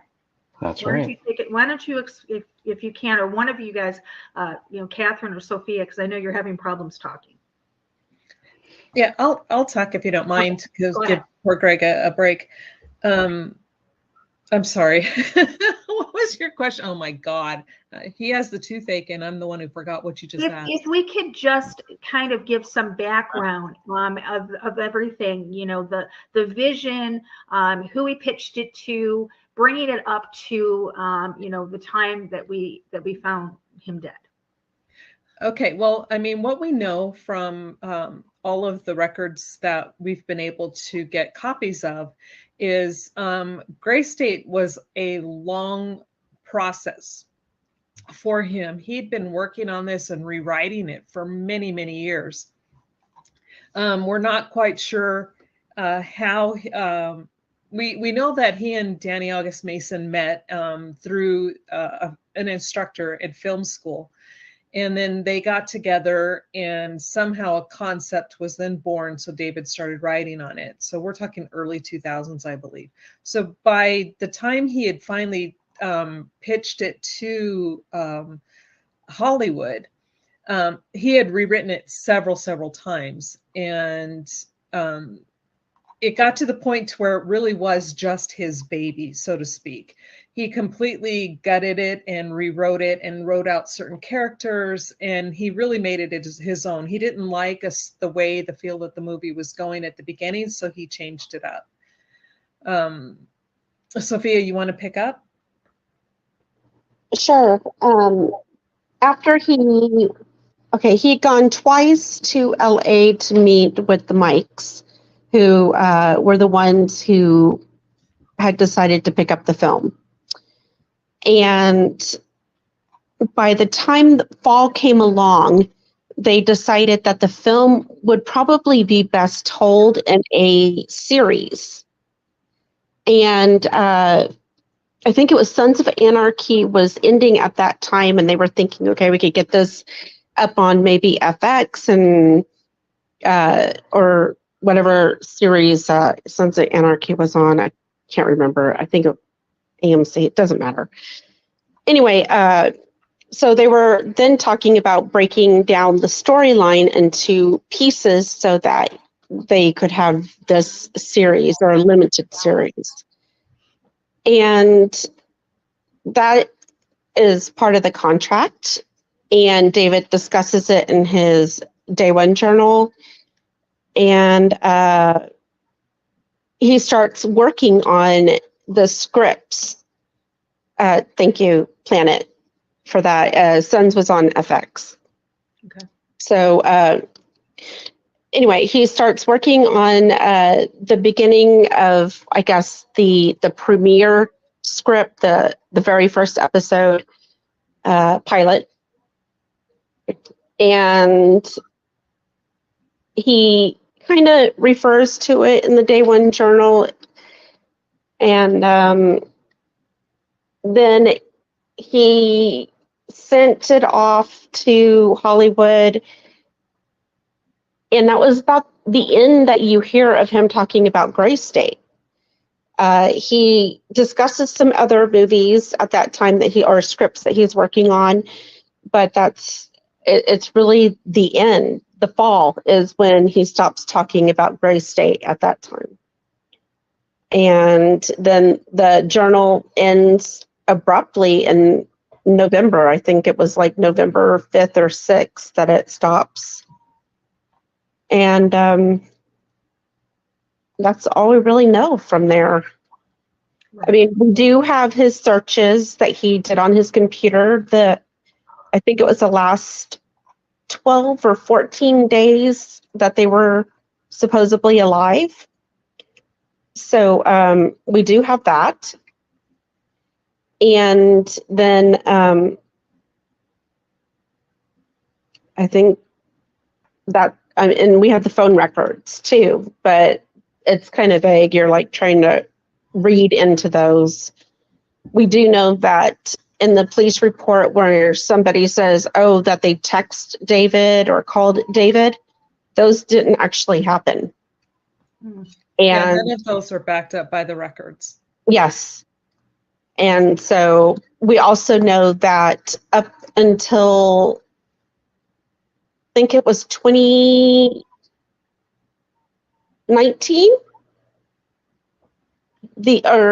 early 2020, the cell phone was still on. Well, it wasn't on. The account was still being paid for.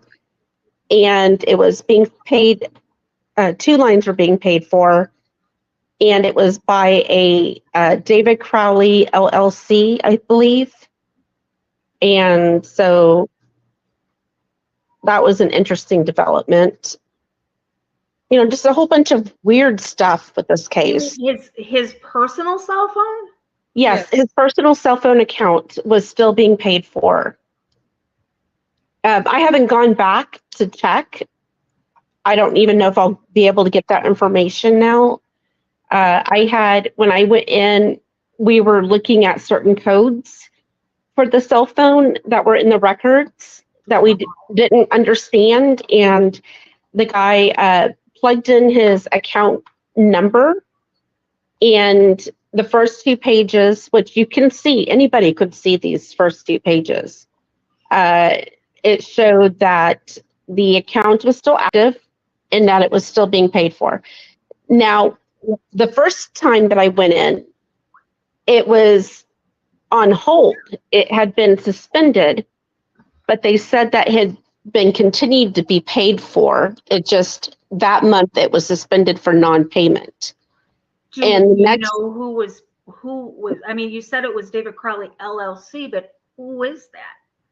I don't know. I've tried Googling it and I cannot come up with anything. That's quite interesting. I didn't even know about that. That's, wow. Okay. Yeah. Okay. Now, I've been accused of getting into David's account illegally, but that has never happened. We have never gotten into his account. You have to have a passcode. Mm-hmm. And number 2, I would never overstep those boundaries. So this was just something that the gentleman at the store had input the account number. The first 2 pages came up that showed it was still active. Is somebody using his, I mean, that number? I mean, was there activity? I mean, you know, okay, paying, it's fine, but is there activity on that line? Yeah. The phone number had been recycled, so they had gotten a new number, and it was for 2 lines. Interesting. So, and that's all I know. And then the next day that I went in, it had been paid for overnight, and it was back active again. That's crazy.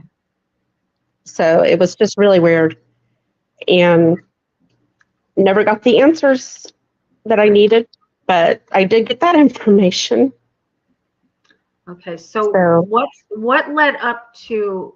We'll keep that because I think I want to go back to that, but let's lead up to the day that sure him and his family was found.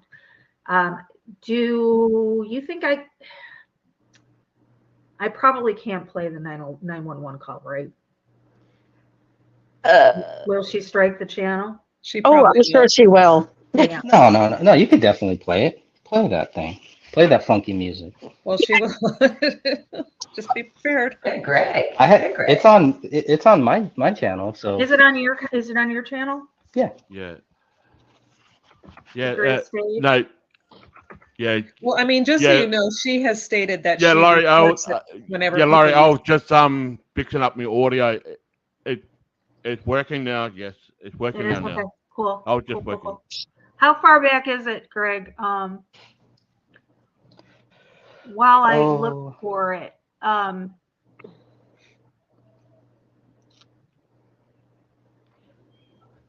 to find it here.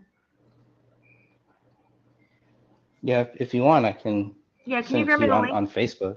Yeah, can you do that? Yeah. So while you're doing that, do you mind if I kind of toss something in here for a minute? Absolutely. Pick up on it. Okay. You're talking about leading up to when the bodies were found. We do not know when they died. We know that the police say that they believe it was somewhere around Christmas time. However, the evidence doesn't support that. We also know that the medical examiner lists the date of death as the day they were found, which is standard. You know, if it's not seen or witnessed, it's generally the day a body was discovered is when they will list it as the date of death. But, you know, all we do know for certain is that sometime in December, everything stopped from them, and then the bodies were found toward the middle of January. And so the only thing we have to go by are the autopsy reports. And clearly the autopsy reports do not show a death of December 25th. I mean, it just doesn't. Right. And so, and that's the thing that kind of frustrates me with the medical examiner's office and the police department. The ME knows this, and I'm sure the police department knows this too, but saying that they died sometime maybe after the first, again, we don't know, that's speculation. But we do know that there were Christmas presents on the porch. Correct. And the majority of the people in that neighborhood said they didn't even see the presents there until January. Oh, okay. So, okay. And just, yeah. So, okay. But again, you know, just because they may not have been seen and doesn't mean that they were dead. You know, there's a lot of things that could have been happening within that house. So, you know, it's just all pure speculation. However, for me, this is my personal opinion, for the police to say and give it a date of death in December when they know very well that is not the case. To me, that just kind of, they're building a narrative, they're sticking to a narrative instead of following the evidence within the case. And that's always bothered me. Gotcha. Yeah, because I know when it first was, I mean, I remember the day, like I said, a lot of us were, back in 2014, there was a lot of really huge pages, and the page owners, we were all in one group chat. And, you know, that was the big thing that, you know, the conspiracy theorists were talking about the gray state, you know, David Crowley and all this other stuff. And then I remember somebody put in the chat that, you know, what had happened. And it was like, it was so surreal. And we all just dropped everything we were doing, dug into it, and, you know, tried to make some sense of it, because it was so it was all, you had the conspiracy theorists on one side saying that somebody else, you know, did this to them. And then you had, you know, other people on the other side saying that David was guilty of this, killing his wife and child, you know. So, I mean, we had these two different worlds clashing for a while on social media. A while. It still continues. It's still clashing. Let's just put it that way. It's still, I mean, after all this time, it's still, and I wasn't aware that it was still clashing until recently, but I mean, they are clashing. We just ignore them. They're not worth our time. Right. Exactly. So, I mean, they are my fan club. I can't completely ignore them. Fans. They are your biggest fans. Oh, and by the way, I was telling everybody beforehand, Greg, just to let you guys know, Judy has contacted me. It went to my other folder, and I haven't even clicked it open. Oh, are you trying to steal my fans? Trying to steal my fans? No, I don't answer fan mail. Okay. Oh, well, you're in good company. Okay, so this is off of Greg's channel. So if she is listening, this is not your property.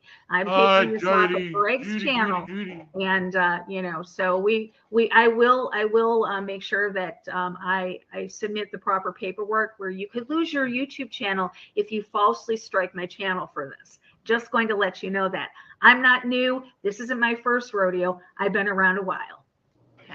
You can always blame Jamie. That's what I do when everything goes wrong. Yeah, just blame me. Just blame me. I blame Eric. He's the one I blame. That's true. That's right. So, okay. So this is going to lead up to now. Okay. Let's just kind of set the picture before I do the 911. So, one of you, if ladies could set the scene for the 911 call. Pure comedy gold. Put it like that. This is a complete. Okay, I've seen better acting from Amber Heard. Okay. This is what you don't do when you call 911. Okay. Yes. All right. So, so this is the just to set this up. This is the neighbor that called 911. This was David's neighbor. So here we go. Yes, this is Judy Procknell, and I live at 1055 Ramsdale Drive. Yes. I think there's been a murder suicide next door. What's going on? Well, we've noticed that they haven't been around, and there were Christmas presents on the stoop. So I went over there, and there's a dog in the house, and there's definitely some bodies in the living room. Oh, okay. Stay on the line with me just a minute. Do you know what their address is? Well, I'm 1055, and they would be to the west of me. Okay, the house, so... Like 1050 or whatever. Okay, so if I'm facing and looking at your house, Judy, would it be the house to the right or the left? If you're facing my house, it would be your right. Right. What are you seeing in there? It just looks like there's a pile of bodies and one, like the head is eaten off. Oh, no. I suppose by the dog. And my husband thought they were dummies, but the hands look real. And they would have been there since before Christmas. Okay, and so you haven't seen... And all their Christmas lights are still on in the house. And my husband said he saw a gun. On the floor? Yeah. Okay. Stay on the line with me just a minute. It'd be a husband, wife, and child.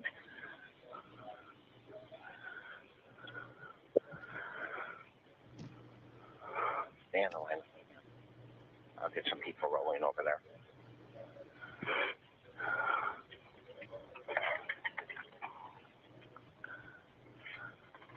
You saw Christmas presents? Colin, I'm calling 911. You saw presents inside the home too? There's presents on the front step, and they've been there since before Christmas.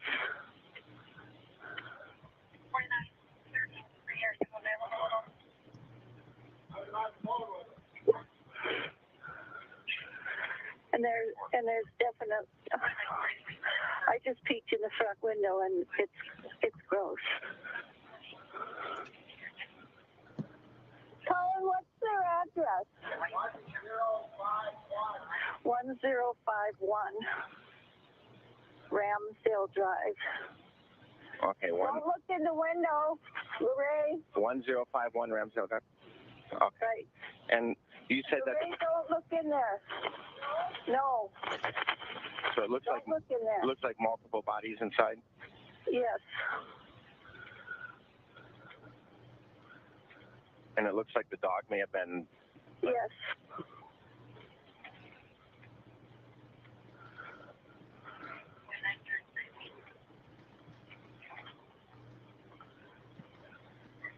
Okay. You saw the gun on the floor there? Yes, my husband saw it. He's not here right now. He's talking to the other neighbor. We hadn't seen any movement over there. We just thought they were gone for Christmas, and we came back from Florida this week, and we still hadn't seen, and the presents were still there, so my husband went over there to check. Okay. They thought they were gone for Christmas. Haven't seen any movement. So there hasn't been anything movement there since before Christmas. They haven't shoveled. Excuse me, I think I have to throw up. Okay, yeah, okay, ma'am. I won't keep you any longer, okay, Judy? Okay, thank I appreciate the call. I got help coming, okay? Okay, bye. Thank you. I think I'm going to throw up after listening to that. Okay, I have a few questions that I wrote down here as I was listening to that. Yeah, there's a dummy there, but dummy's on the phone, not a dummy on the ground in the house. How okay, so you said that the neighbors had not seen any presents on the porch before this, but yet she says that there's been presents on the porch since before Christmas. Right. And she's saying that, and even Dan Jr., who dropped them off, doesn't say he dropped them off before Christmas. And like I said, the majority of people, when asked, when you read through the police reports, in fact, most of them say January 10th is when they noticed the presence on the front door. And she keeps pushing. Everything with her is before Christmas, before Christmas. They must have been there since before Christmas. Well, even by the own police's, you know, so-called investigation, they put their deaths after Christmas. And doesn't she say that she just returned from Florida? Yeah. How would she know if she was gone? Thank you. Same question we've been saying. Okay.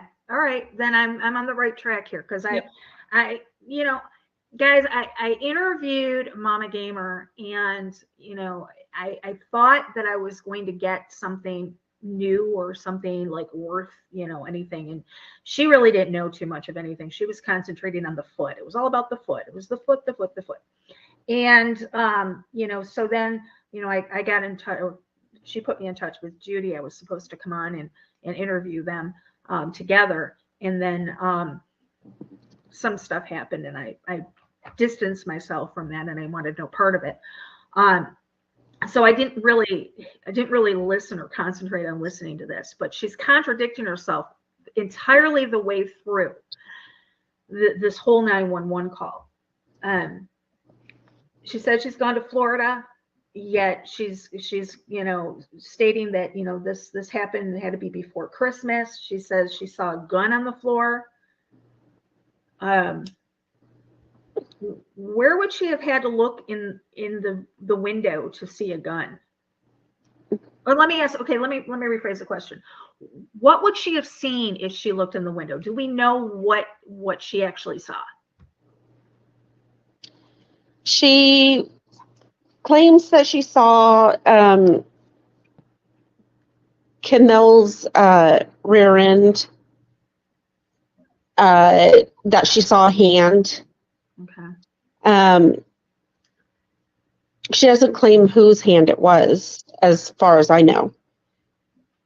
But there was only one on David and one on Ronnie, so she had two that she could have seen. So she could have actually seen from the front. Okay, because I'm going to stop this. I know the window looks tall, but Judy is, I guess, tall enough to look through it from what she says.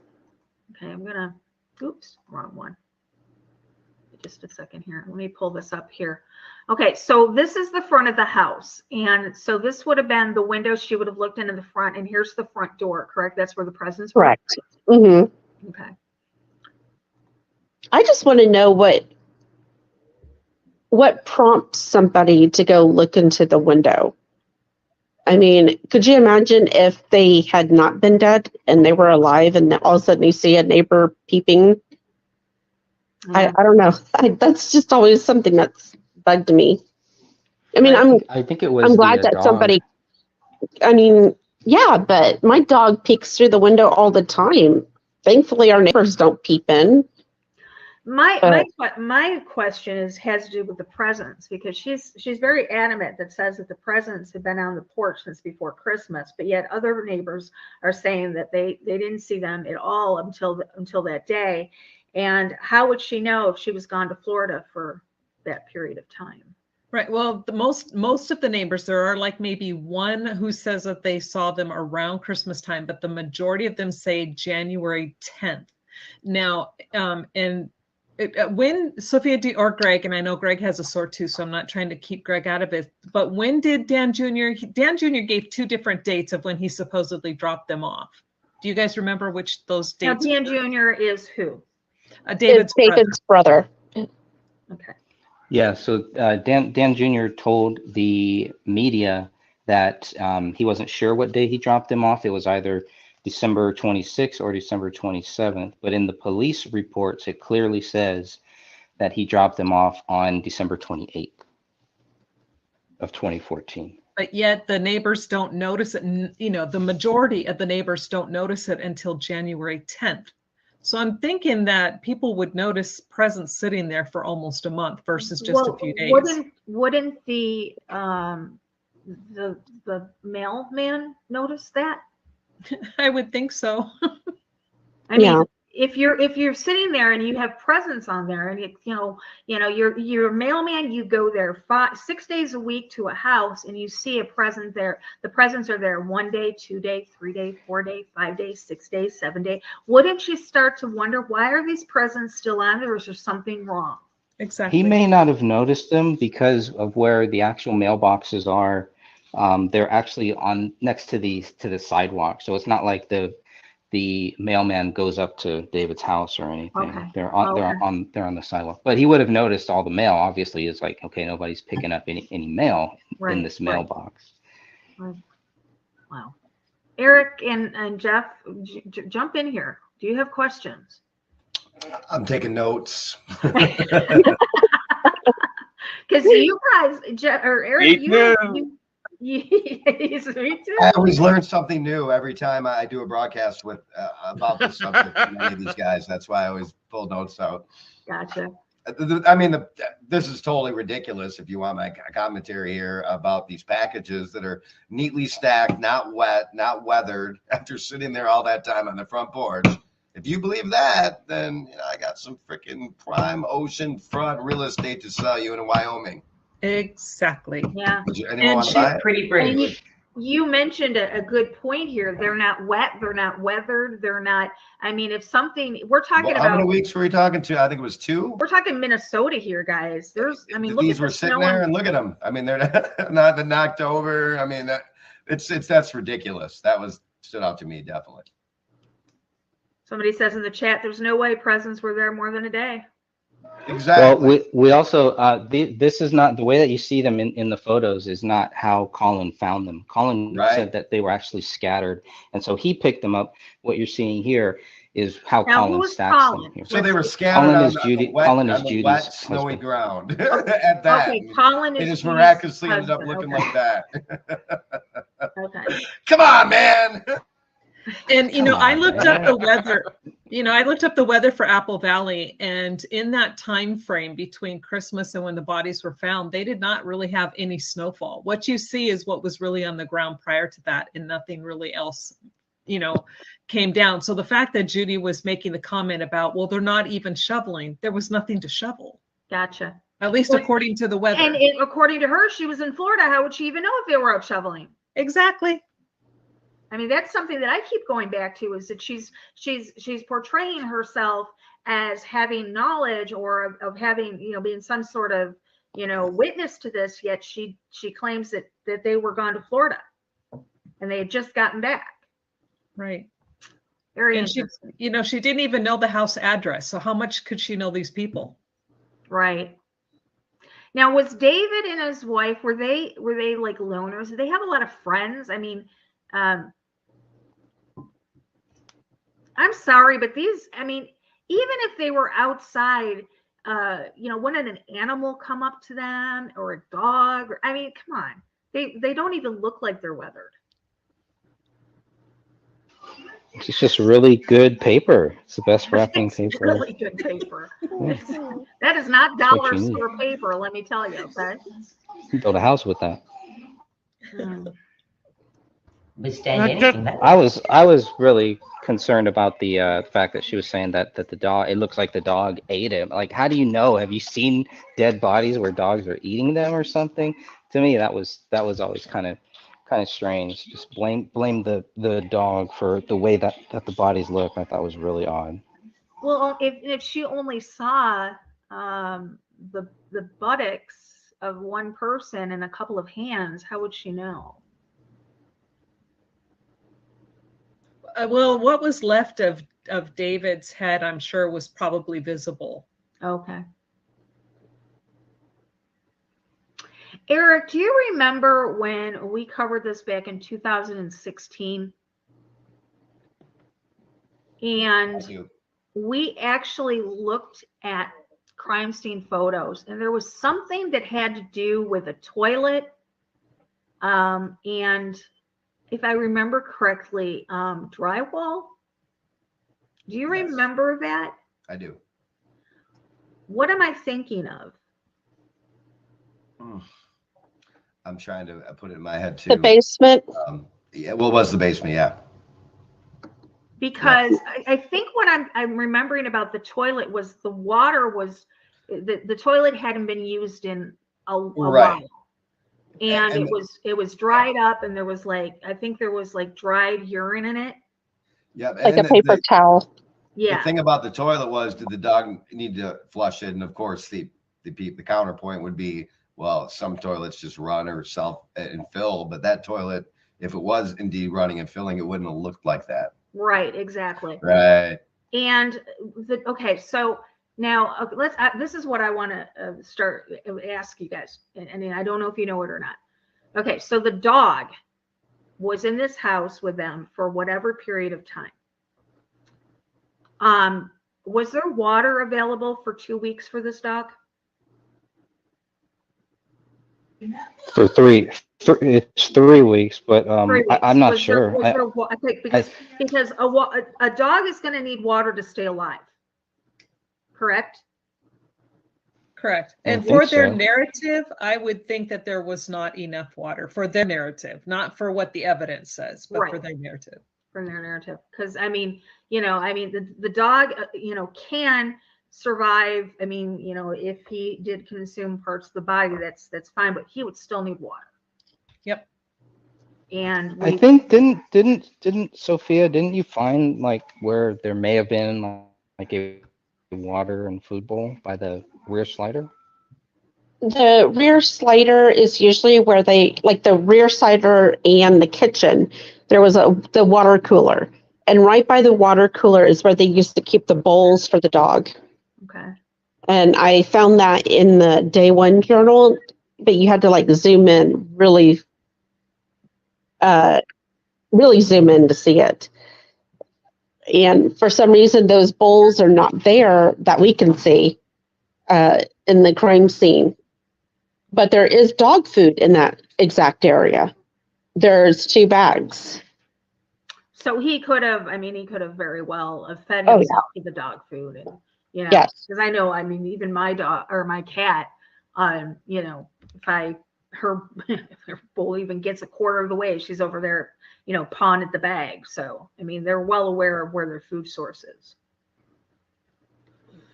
Okay. Wow. So the 911 call is made. The police come. Why don't you guys take it from there? I'm gonna send you the full 13-minute video for that too. Okay. So the police get there, they look through the window, they secure the scene. They notice that the rear slider is unlocked 1/4 inch. And so they also, 2 of the officers, I believe, they report some type of a very foul stench related to dead bodies. They search around the whole house. They notice that the dog is there. And so they have to call a special police officer who has a catch pole to take that dog out. So once they get the dog out, then they go through the house, two of them do, and they clear that house. And then they go outside and they wait for the Minnesota BCA to show up. Then they go through the house a second time. And that's when they start looking for, that's when they see the bodies. They start basically marking everything down. So, and they miss two bullets while they're there. I did read that. Yeah. They find them later. They find one a couple days later. Or actually, they don't find any of them. The cleaning crew finds one a couple days later that will be tied to Rania, tied to her blood. Then 1 month later, they find a bullet that's tied to David, but it doesn't have his blood on it. So they never find any bullets that have David's blood on them, which is pretty strange, I think. Wow. Yeah, that is pretty strange. But somehow his blood gets on the magazine of that gun. So he must have been wounded at some point. And that's always been another strange thing. Then you have some missing DNA. You have DNA that is not tied to David, Rania, or his wife. So there's somebody else in that house too, if not several people. Wow. There was something that I don't remember who I heard it from. It might have been it might have been in your group, but there was something that David, there was like a 3 written next to him that somebody is maybe saying that he's trying to tell people there was 3 people in there.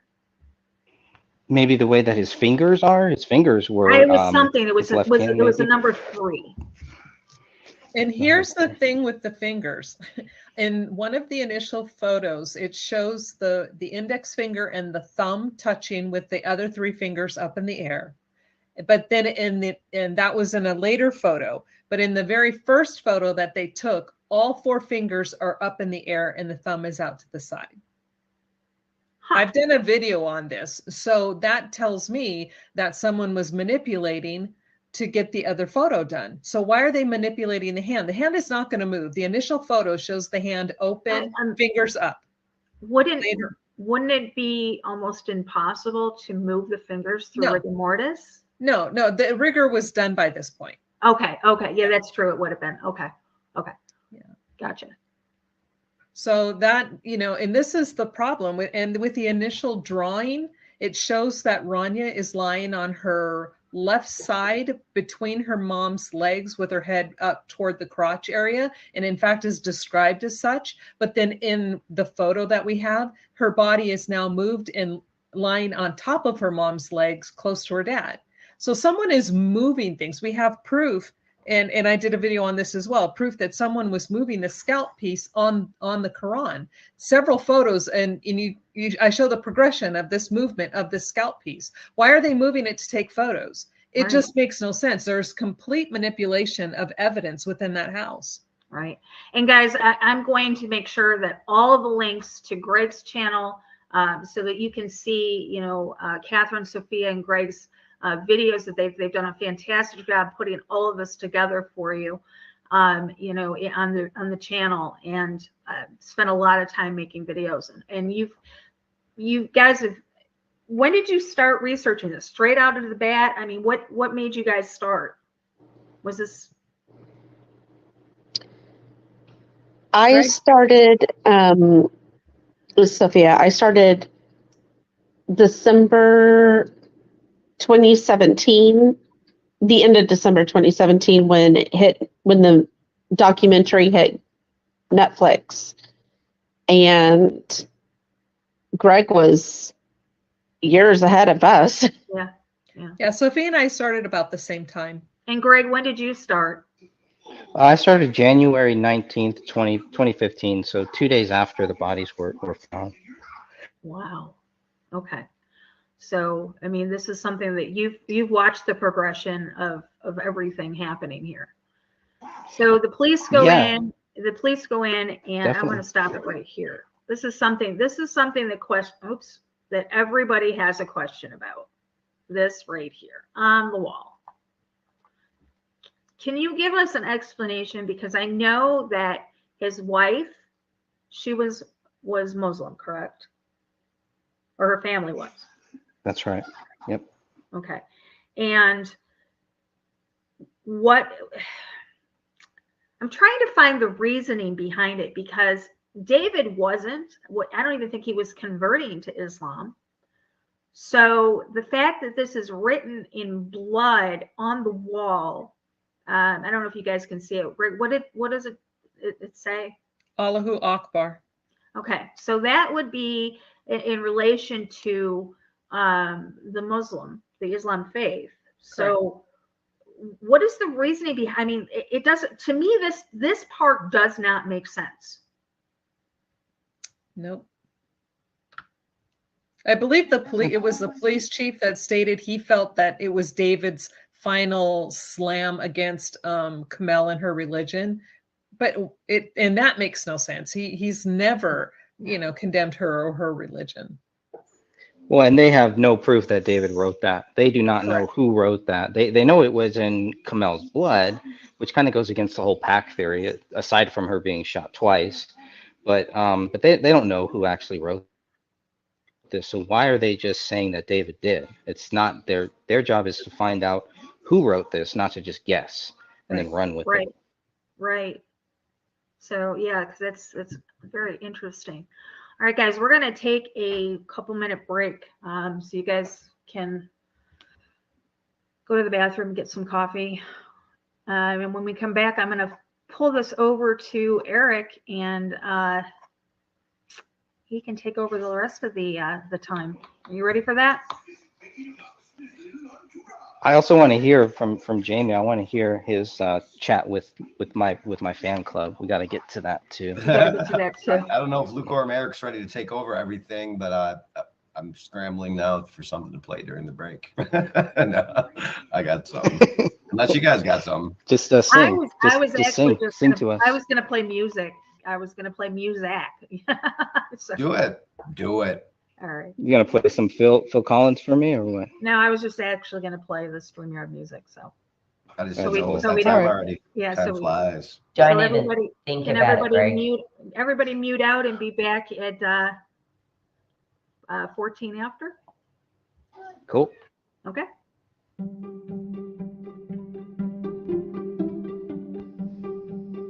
Hello, everyone. This is Sophia from the Gray Stage podcast, and I'd like to invite all of our listeners to join the Justice for David Crowley and Family group located on Facebook, where we have almost 4,000 members.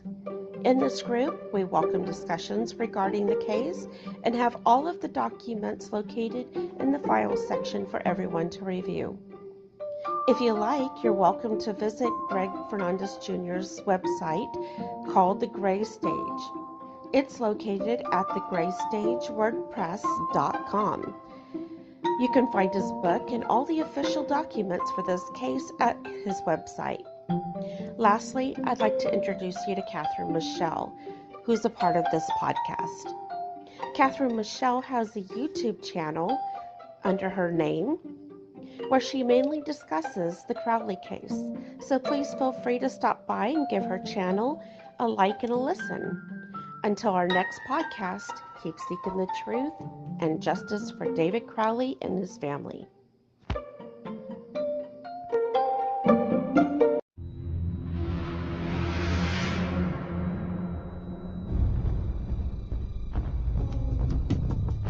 And where do we go from here? Which is a way that's clear. Still looking for that blue jean, baby queen, prettiest girl I ever seen. See her shake.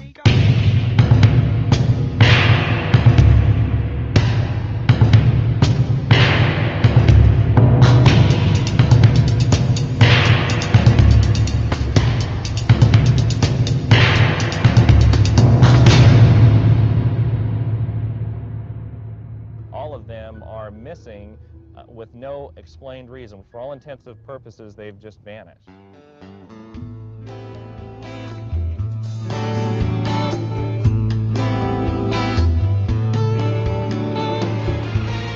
Hi, I'm Kyle Kraska. It's the FBI case that has all the elements of a Hollywood thriller.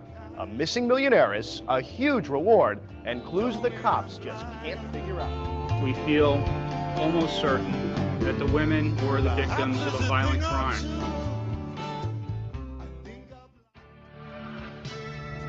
The car was very badly and totally burned. It's been positively identified by dental records. Second victim that was in the trunk of the burned vehicle. DNA testing has been done. People responsible for the Yosemite murders are behind bars. The police interest in the ex-cons heated up. They were getting locked up on parole violation. But at that point, they were focused really in the wrong direction. Our final guest of the program is a former police officer, Steve Sanzeri. Everyone on all the message boards have all been talking about this case and debating it and saying, hey, man, there's something more here than meets the eye. But I wanted to visit with an expert on this, and Steve obviously is. Steve, thanks for joining us. How are you? Good morning, Scott. Thanks for having me on. Mr. Sanzeri, are you there? I am. How you doing? I'm doing pretty good. Like you don't know, we've just been talking all day. The massive manhunt, all kinds of resources. multiple of SWAT teams and sheriff's offices and highway patrol and helicopters and infrared technology to find him because of a screw up. I mean, I just hoping I wasn't going to get shot at the front door. And the curtains moved, the sun's breaking. All of a sudden, Candler came out like a wildcat right at me for my weapon. This is a fascinating story.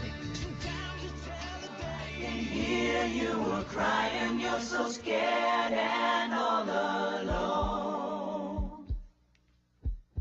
Hangman is coming down from the gallows, and I don't have very long. Yeah! His big is up, the news is out, they finally found me. The renegade who had it made, retreat from the bounty.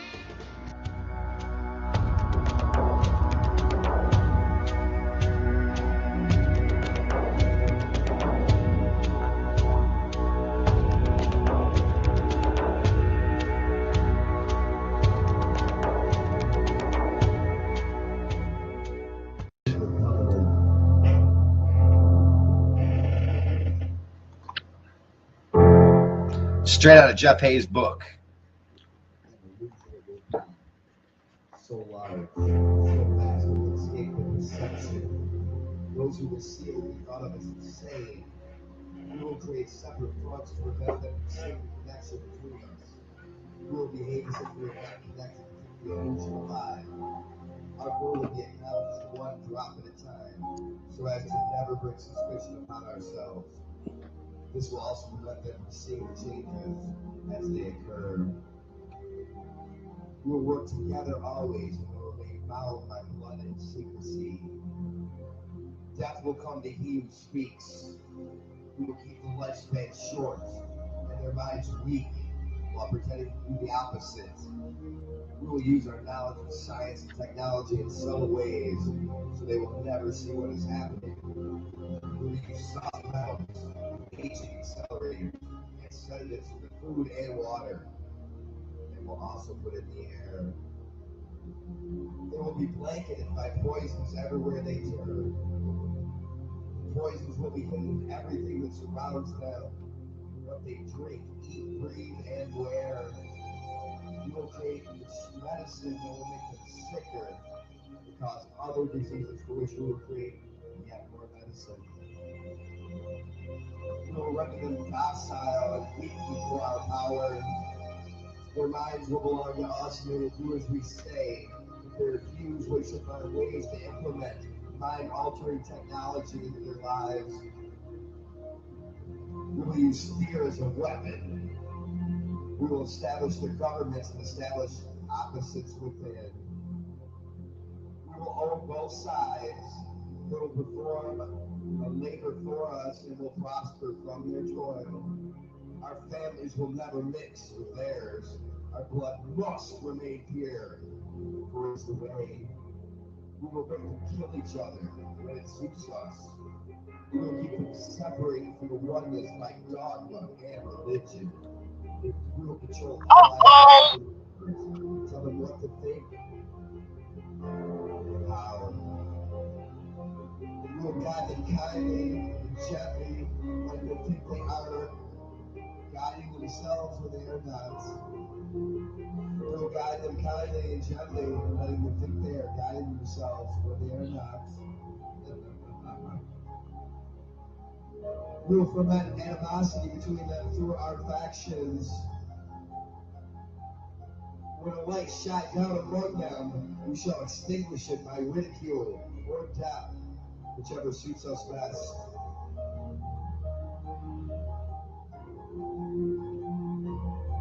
We will make them rip each other's hearts apart and kill their own children. They will bathe in their own blood, kill their neighbors for as long as we see fit. We will benefit greatly from this, but they will not see us. For they cannot see us. We will continue to prosper from their wars and their deaths. We will make them live in fear. We will use all of their tools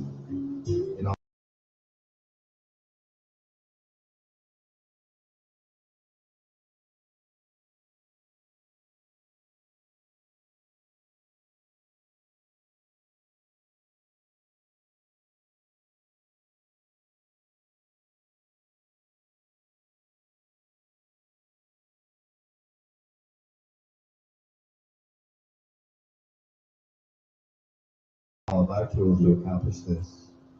The tools will be provided by the labor. We will make them hate themselves and their neighbors.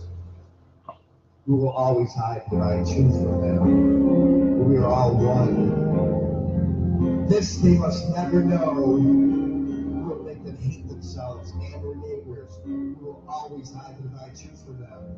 We are all one. This they must never know. Drop by drop, drop by drop, we will advance our goal. We will take over their land, resources, and wealth, and exercise total control over them. We will deceive them into accepting laws that will steal the little freedom they still have left. We will establish a money system that will imprison them forever, keeping them and their children in debt. When they shall band together, we shall accuse them of crimes and present a different story to the world, for we shall own all the media. When they shall rise up against us, we shall crush them like insects, for they are less than that. They will be helpless to do anything, for they will have no weapons. We will recruit some of their own to carry out our plan. We will promise them eternal life.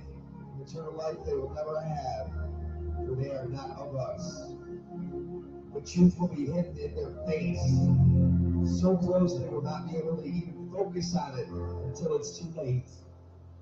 Oh yes, as the grand illusion of freedom will be, that they will never have or never know. They are our slaves. When all is in place, the reality we will have created for them will own them. Their minds will be bound by their beliefs, the beliefs we have established from time immemorial. But if they ever find out they are equal, we shall perish then. This they must never know. If they ever find out that together they can vanquish us, they will take action. They must never, ever find out what we have done. For if they do, we shall have no place to run. No one shall give us shelter.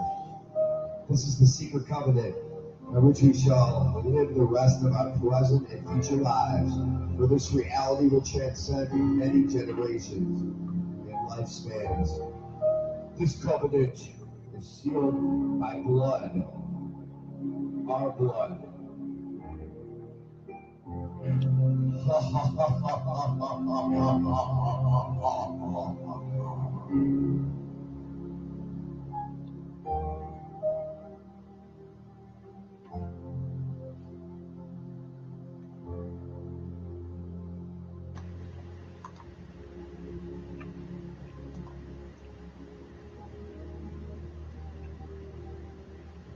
None are more hopelessly enslaved than those who falsely believe that they are free.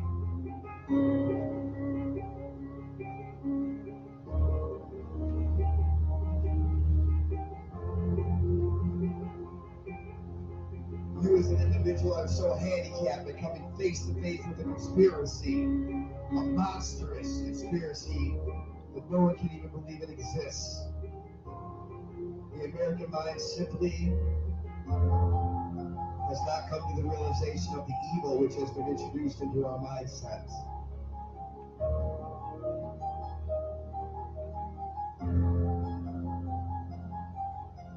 Give me control of the nation's money supply. Give me the banks.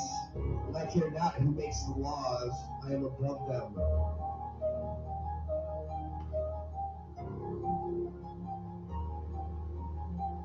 We shall have world government, whether or not we like it. The only question is whether world government will be achieved by conquest or by consent.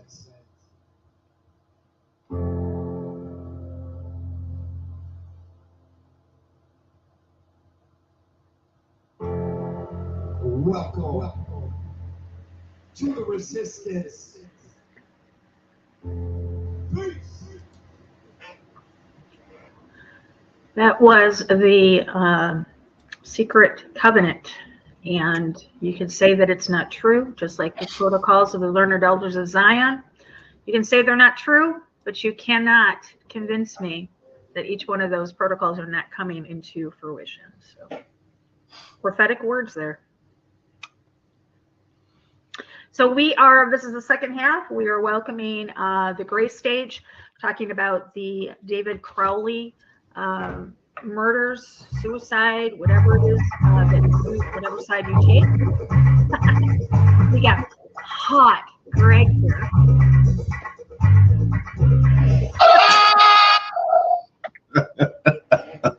Too funny. All right, so you mentioned Greg Fernandez, Hot Greg. So Hot Greg. anytime you mention Hot Greg, that's what you're gonna get. Hot.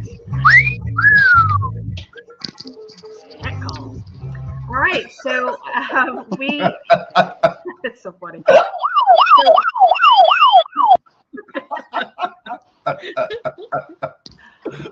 Anything is better than Phil Collins. When it comes to Greg, anything is better than Phil Collins. So Greg has sent me a couple of videos that we're going to play, but we're going to play it in the background or while we're talking. Yeah.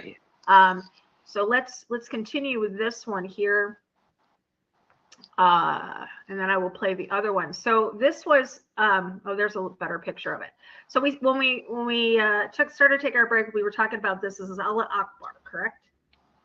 Yes, Allahu Akbar. Allahu Akbar. Okay. And so I'm going to turn it over to Eric, and he can go from here. What are you turning over to me? You're going to run. You want me to continue? The video? No. Do you want the questions? Oh, all right. Sure. Okay. Well, well, tell us about this. There's been a debate that this wasn't spelled right, but then the ancient text says it was. What's your take on that, guys and gals? I would like to know why the clock is still there, why that wasn't taken down so they could write it easier. Oh, good question. Or knocked off even while they were writing it. How is it still sitting there with all that frantic activity around it? And it hasn't exactly. been askew. What time is it? Just a minute past a freckle and a mole catching up? What? Repeat that, Jamie? Yeah. Somebody will be asking what time it is. Just a minute past a freckle and a mole catching up, but the clock is still stuck on the wall. But there's one question. There's one question for everybody, right? Is it true that the husband of Judy was the one that said that he found the gun? Well, he didn't found the gun, but he saw a gun on the floor in the lounge room. Yes. Yes, it was Colin Procknell. He was the very first one to find the bodies. He went back and told Judy what he had seen, and she was like, "No way." Okay, let me ask you a question. What prompted him to even go over to the house? I think they were on their way back from dropping a sister or sister-in-law off at the airport, and when they came back, they were talking about the presents and noticed that they had been scattered, and I guess he decided to go over there and fix them, and that's what started it all. And somebody knocked on the door and gave Judy a script, and she called 911. I'm being sarcastic. They actually both called. They both Not called really, but 911 too. So you can compare Judy's 911 call to Colin's 911 call, and they're very different. Now, wait a minute. They both called 911? They did. Correct. And we have the actual transcripts of both of those calls, which I think are better than even her audio. You know, the audio is like, okay, but having the actual transcript, I think is really, you know, I got more from that transcript than I did from her call. And what was the difference between the two? Colin was he doesn't mention the dog eating any bodies. He doesn't mention a murder or a suicide. He calls to have somebody come over to do a welfare check. That's really it. So he does the right thing, and I don't know. So people can read those if you want to read both of those, the transcripts, which we've had for years. And Judy kept telling us, watch, or once you listen to my audio or something like that, I guess that was supposed to convince us that, I don't know.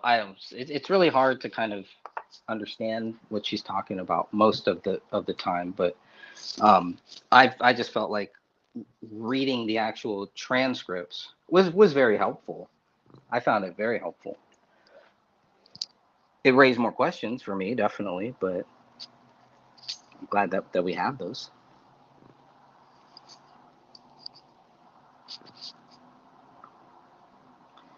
So here we have a lot of, this is just this video, by the way, we just got recently too. We didn't get this until last summer or something. And I think we played it on Eric and Jamie's show a while ago.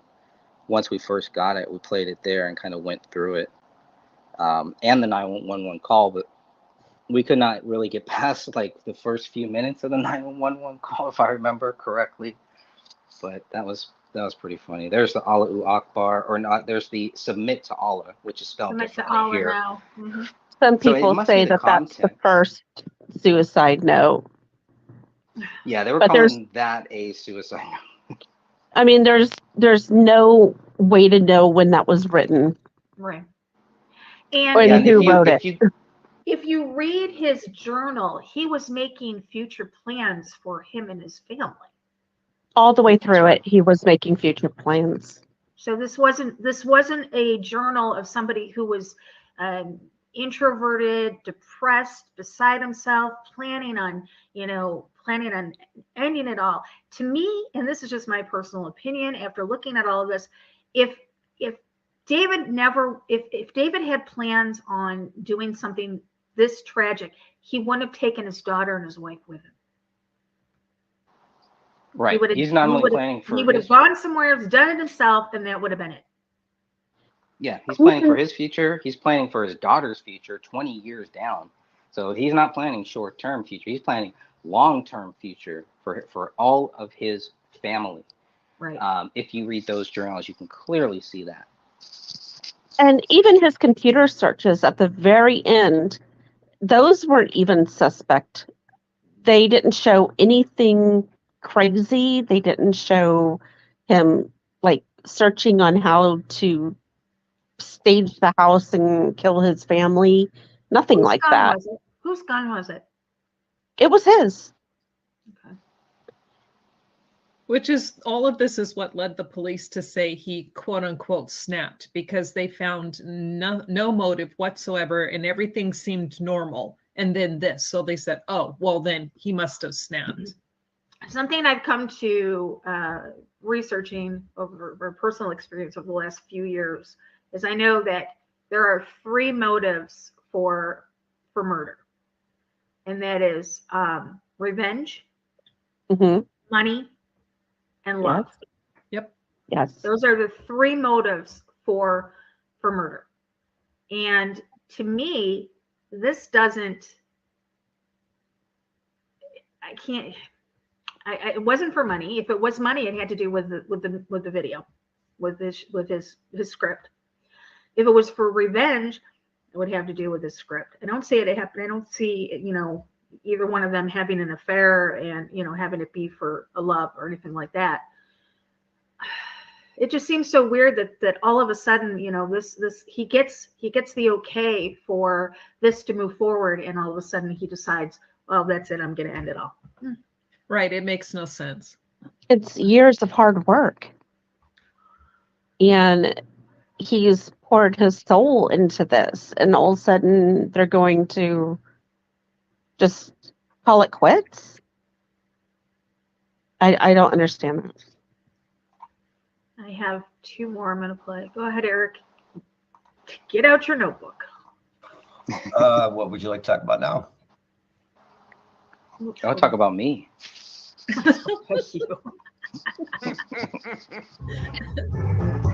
There we go.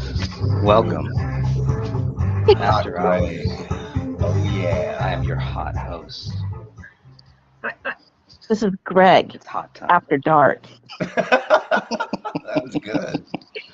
Fans only. Perfect. Hot fans Sounds like a only. wow wow. Send me your money. I'm waiting for some proof that this actually went down the way they said it did, because there's thousands of pieces of evidence that say otherwise. Yeah, you and me both. What was the final seen deposition any of the? What was the final deposition of the police? What was their conclusion? Their conclusion was that it was exceptionally cleared. That because there was no struggle, that there was no forced entry, and that they couldn't find anybody else to be a suspect, that David was guilty, and that it was exceptionally cleared because he couldn't stand trial. He was dead. Yeah, they couldn't find any evidence that anybody else did it. So they just tried to make it seem like, well, because we couldn't find any proof that anyone else did it, it must have been David. What they leave out, the real key is that they never found any evidence that David did it. Yeah. So they have no idea who did this at all. And they didn't look at anybody else. They only looked at David. Didn't they think it was awfully suspicious that here he has a video or a script or a planned movie, whatever you want to call it, for this dystopic 1984 New World Order video to come out to show the elite and what they have planned for us. And then all of a sudden he ends up dead. Well, that was why they had to basically sell it. Certain people were selling it that the deal was dead. So they needed to sell it to the cops that there was no deal. It came out later that yes, there actually was. Yeah, So there's people that still think there was no deal. Right. It's that and the fact that they say that him writing the script kind of drove him crazy and into depression. So therefore he just kind of, went one day and killed everybody. But I want to go back to the, they had no proof and there's no evidence whatsoever to show David did this. But there is evidence that someone else was involved, but they didn't follow that through. Like Greg was saying earlier, we have a questionable DNA. We have David's prints missing from everywhere, his blood missing from the scene with the exception of the magazine, which was inside the gun. Ranya's blood missing from the scene. You have what do you mean by missing? It's not there. The only blood like somebody cleaned it up. We don't know. No, we don't know if it was cleaned up. We don't know if there was something put down. We don't know if they were killed in a different. We don't know. All we know is that all of the blood they tested belongs to Kamel, with the exception of the blood on the magazine that was inside the gun. All that blood you see was Kamel's. Correct. All the ones that they tested. They took other samples, and more than half of them weren't even tested. So where's David's blood? Where's Ranya's blood? They were both shot in the head, but it's missing from the scene. There's no blood spatter patterns that show high velocity. We know according to the autopsies, there were 4 gunshot wounds to 3 heads. And there is yet not one section of evidence that shows high velocity blood spatter from any head wounds. And they don't even question this. So there was evidence to show that it wasn't David. They were killed somewhere else. We don't know. I mean, that's just it. The gunshots probably. I mean, we know Kamel was injured in that living room. Her blood is on the floor. Her blood's on the wall. But as far as David and Ranya, where were they killed? Where's their blood? Yeah, and Deb in the chat room, she said head wounds bleed a ton. Yes. Absolutely they do. And not if to mention you the spatter, the splatter of it would have been all over. It would have literally, if 3 people got shot in the head. You just said 3 people.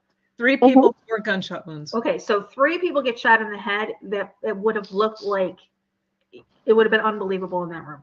Yep. Yeah. And you would have seen high velocity gun Right. spatter, but And there's there's none. On the wall, whether it be on the walls, whether it be on the floor, whether it be on each other, Correct. the ceiling. on the ceiling, on the furniture. Correct. Eric, what do you think about this? I think it's all BS. I mean, everything you see. You've been Yes. looking at this. You want to know something? I have a dog, just personal experience, very smart, Mhm. border collie mix, and he can open doors and locks, which she can, I should say. Sorry, Veda, I misgendered you. But I digress. But she can open doors. You know, if a dog's in a panic mode like that. Anyway, yeah. I mean, there's Can't so you much fire a that's out of place gun? here. And forget open the doors, but the back door was opened a crack. That Yeah. dog surely would have got out, especially if it's starving. Even though there was a bag of food, dog food, unopened on the counter. But I digressed again. I mean, On this the case floor, is so frustrating. You know, and that's what I have a huge issue about with the back door being, even if it's a fourth of an inch open, it's still open. And the police are saying that there's no forced entry. How can they say that? They don't know. That back door was broken. And the dog would have got out. Straight Yeah. up. I honestly don't believe that the dog was there the whole entire time. No, me None neither. of this, you know, Glad you brought listening that to up. this now, none of this makes sense to me. Absolutely none of it, because, you know, you've got so many questions. I mean, just us alone in the last 15 minutes have raised 20 questions in my head. Yeah. But see, you don't get this side of the story when you are talking to the others. No, you don't. No, you don't. All And you they do shut is- you down if you have any type of questions. Yeah. Right. And I don't even think it's cognitive dissonance. I think that some of these people are just there to freaking shut down the official story because it would have been that Yeah. big. Other ones, it may very well be, but just the whole thing is, there's so much.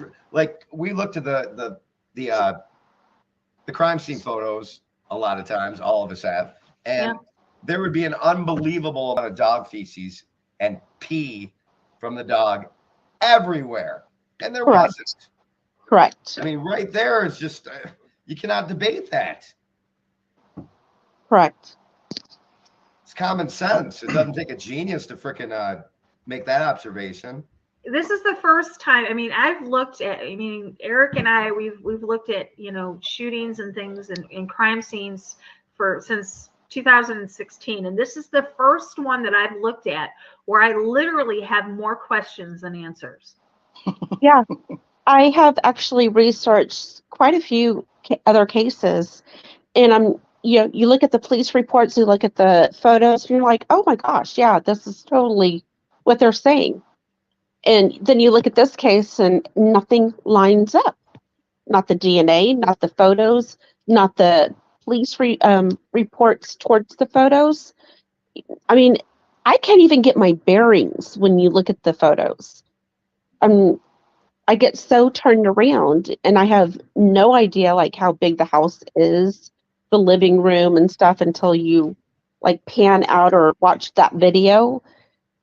Where other crime scenes, I don't have that issue. Mm-hmm. And Kay Smalls has a question. She says, I have looked everywhere for the interview of David actually stating no when he was asked if he was suicidal. that is with Alex Jones, and I think it was him and Danny August Mason. I think Greg has it on his channel. Okay.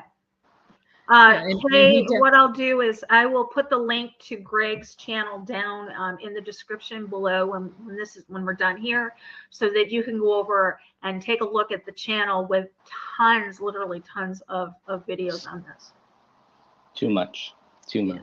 And there's something else I wanted to bring out here too, and what I find, that flabbergasts me, especially with the police officers, is every single one of them, when you're reading their handwritten notes and their handwritten reports from when they first walk in, every single one, without exception, states the bodies were in advanced decomposition.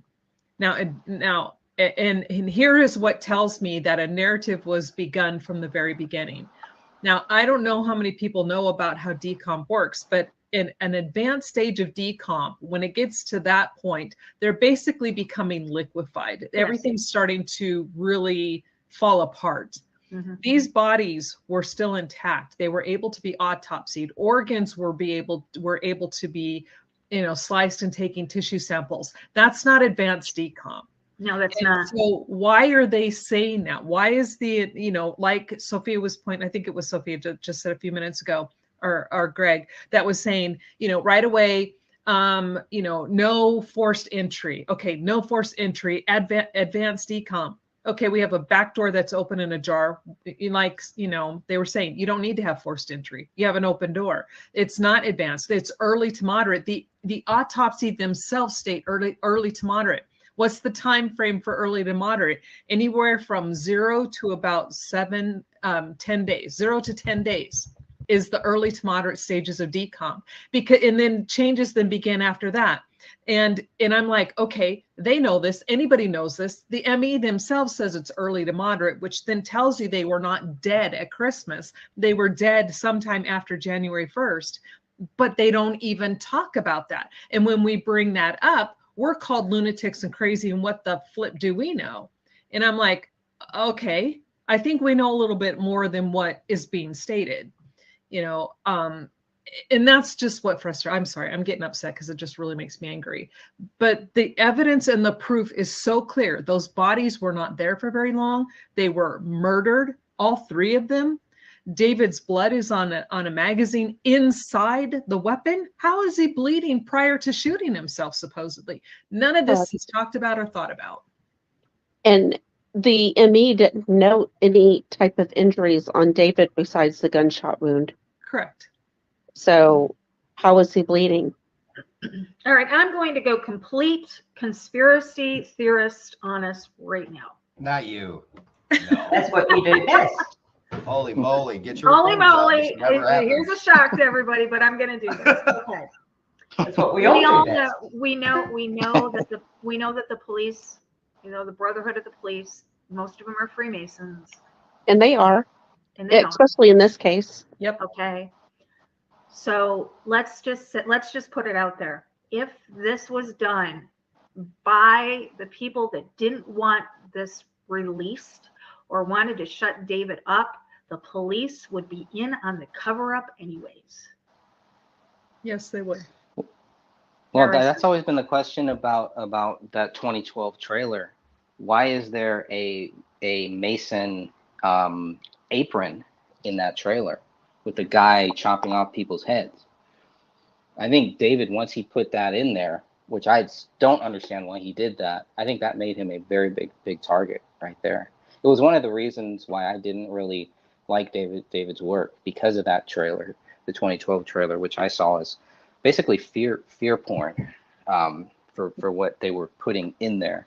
It was very strange. Obviously, my view has changed somewhat on it, but. Mm-hmm. K Small says that the trailer showed a Freemason next to the guillotine at the apron, and that is, I have always said, that's right. I have said from the beginning when I first saw that was the reason. That was what. That was my reasoning as to, what it was that ultimately got them killed, was that particular scene. I'm going to try to pull it up here in a second. Yeah, David actually, he got called out on it. There was someone who left a comment who was a Mason and said, hey, if you want this script to have any credibility or blah, blah, blah, get rid of that. Yeah. So David was told to get rid of that. And he did. If you read his 2014 script, there's no mention of any Freemasons or anything like that in there. I'm gonna play it over here, and I'm gonna pull it up and just show everybody what we're talking about, in case, because it's very quick. It's almost if you blink, you miss it. So I'm gonna actually pull it up here, because that's the reason. There was a YouTuber back in 2014 and 15. Her name was C. Everett or something like that, and she did a video actually explaining what that scene was about, and showed that and talked about the Freemason connection to it. And after I watched that and I started doing a little bit of research, that's when I realized that, this probably could have been the one thing that was responsible for this, or part of it was responsible for it. See if I can find it. And it's interesting to note that soon after all of this, that Danny August Mason was inducted into Freemasonry, if that's how you want to call it. He became a Freemason very shortly after this whole thing happened. And wasn't there something pertaining to the Michaels? I don't know. Yeah, I'm trying to remember. With the Michaels and Freemasons? No, with the Michaels and Oh. their hand in all of this. Weren't they? I never- Oh, I never heard yeah, of they've that. been blamed, I'm sure, but I haven't seen anything that would point to their involvement. I actually think a lot of people had motive to make sure David did not die.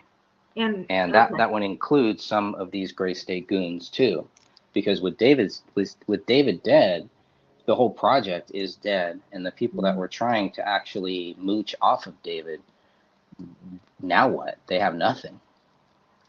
Now, after this happened, they did try to release this, which is what I thought was kind of interesting, because they kind of gave us the impression that they were going to move forward without him.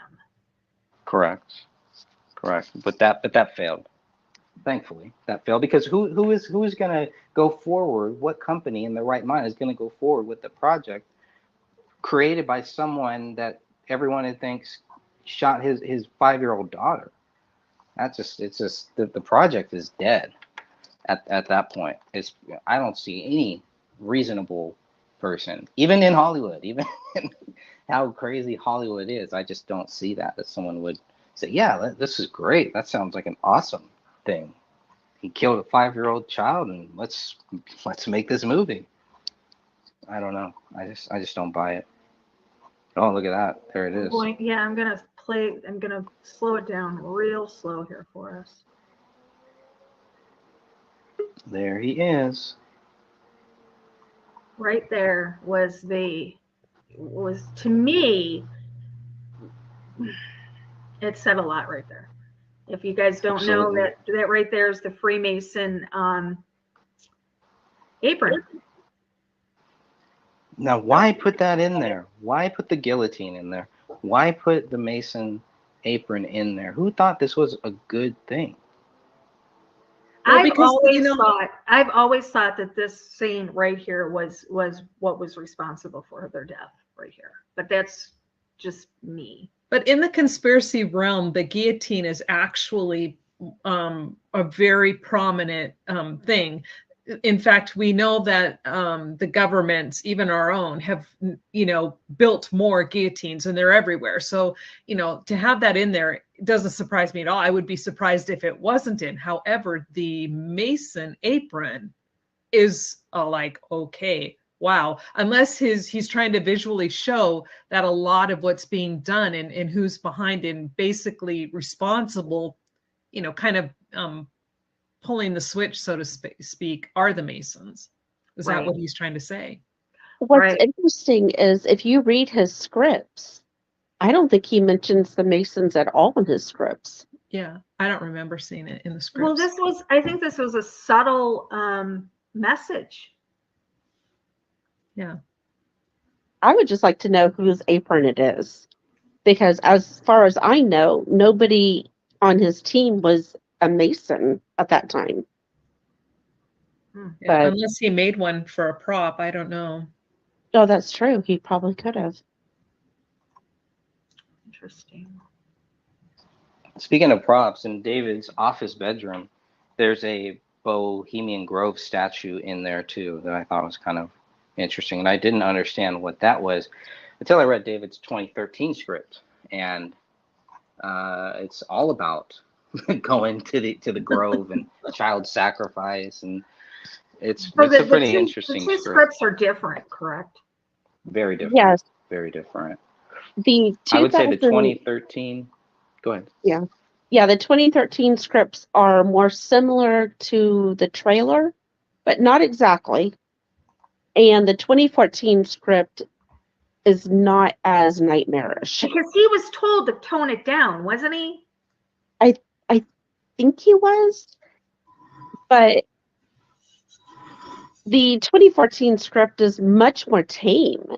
And so the whole narrative about him spiraling into darkness because he was so involved with the script is just BS. And Because- also in the journal, doesn't he say that he didn't like the direction of the original script and he wanted it to go in a different way? He didn't, so he decided he didn't want it in that direction. So he rewrote the entire thing. Yeah, we definitely know that he rewrote it. Yeah, and because he stated that he didn't like it. It was just not where he had originally wanted. And in fact, I do believe, now don't quote me, but I believe I remember reading that it was Danny August Mason that wanted all of the conspiracy stuff in the original script. And that's why they kind of wrote it that way. And then he's like, no, I want this to go a different way. So he completely rewrote it. Well, almost completely rewrote it. So the trailer that we have is nothing to the vision that he ultimately saw for it. Correct. Correct.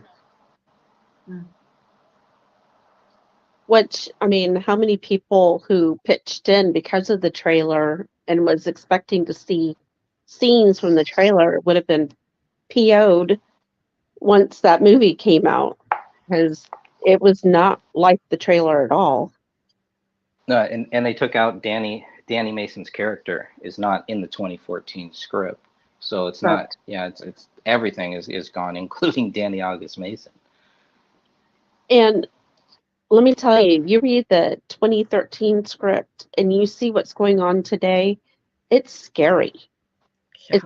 I mean, just almost how spot on he was and how things could be. And I've had nightmares since reading that. So, Can I get a copy of that? yeah, I think it's on Greg's. On my website. Mm-hmm. I'd like to see that. Have you read it? Eric? Jeff?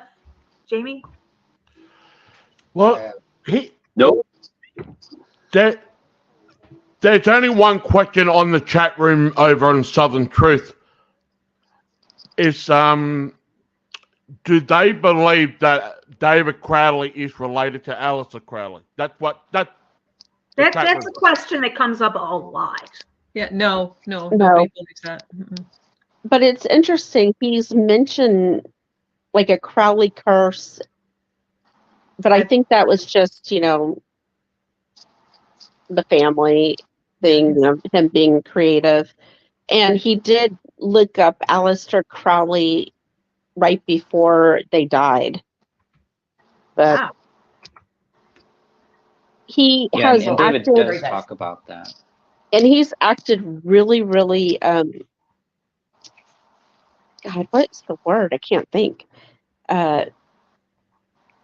If somebody asks him on camera if he is related to Aleister Crowley, he just gets really disgusted by that question.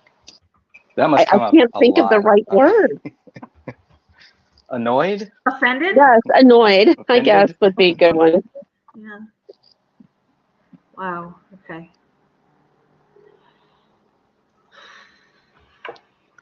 Greg, what's your Yeah, well, there are some new Damn it, I'm people. supposed to be There are asking some new questions. people in the chat room just saying this for the very first time on Southern Truth. But I've been here for a while, guys, doing this.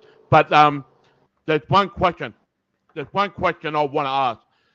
Can we collectively say that David Crowley, his wife, and his daughter was like a sacrificial sacrifice for breaking an oath of some sort? I don't know that. It's possible, but I don't know that for sure. I going along with what Jamie just asked. We have a situation here in Chicago that's just unfolded in the last couple of days, and it is a man. He's a father of Muslim faith who just murdered his daughter because she shamed the family. and it is Oh. it's what they would refer to as an honor killing. An honor killing, exactly. So I think Jamie, is that what you're asking? Could she have possibly done something to the family where this would be an honor killing? I'd rather It not seems like answer. it seems like in like every one of those cases though, the father or whoever does it, they take credit for it. Yeah, Right? they do. That's so I mean that would be the big difference. And they probably don't tear up a Quran as far as I know either. That's Okay. very disrespectful to Okay. to Muslims, I'm sure.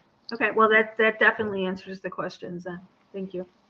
An honor killing is always claimed because it's restoring the family's honor. Okay. Right. Now maybe they do it privately, maybe I don't know, but I thought it was always public. Every case that I've seen, somebody steps up and says, "Yep, I did this, and here's why." Right. Okay. I wanted to ask that question because it's a couple of people have It's a great question. brought it up. So I'm trying to No, it's a great question. Yeah, I'm trying to recall questions that people have asked in the past. So. But And these are all Lauren, questions that we need to ask. We need to ask these questions. Mm-hmm. now, what if it was supposed to look like an honor killing? And they messed up, I guess. And They really dropped the ball. yeah. Yeah. Wow. I mean, look at everything that's at the crime scene. You got the Allahu Akbar on the wall, but it's written in blood. And I don't think we ever see that written in blood. And then you see the Quran, but it's torn up. Why would anybody tear up a holy book? Right. And then you have the submit to Allah written in the notebook. We don't know when that was written, though. It could have been written months ago because that notebook has things in there from years before. So, yeah. And they And it's in a flipped whole to that different route. page. Yeah. So, and Well, you have the thing about that Quran. What I found kind of strange about those pages is the pages are everywhere. So it's like they're not just in one spot. So they're basically saying that David tore up these pages, but he happened to tear some pages where he ended up shooting himself and then falling down too, which doesn't make any sense. That doesn't make any sense me. at all. But And you he- also have three writings like you talked about. You have the one on the wall, the one in the office bedroom. They both mention Allah, but the one in the kitchen does not. The typed up note, which they don't know if David wrote that either, but it does not mention Allah or anything. I like was that. just going to say there was somebody, Kay Smalls again. She said the handwriting on the Post-it notes do not match the notebook. that is correct. Wow. Again, the more I research, the more questions I have. And here's the thing, where you're pointing at where right now the blood spots in the kitchen. Every police officer, without exception, is taught that when you see blood away from the main scene itself, the main area where the crime, appears to have taken place, and in this particular order, that oftentimes it is the blood of the perpetrator. This is passive. And so that means that whoever was guilty, this is more than likely their blood, but they didn't test it. Correct. They didn't test it. A sample was taken, but they didn't test that. And if you look at the wooden floor, you'll also see passive blood drops amongst the other blood drops. I don't And understand no why they samples. would not test everything. We're looking at a triple homicide, potentially a triple homicide here. And they're overlooking things that would potentially point to a resolution other than David doing it.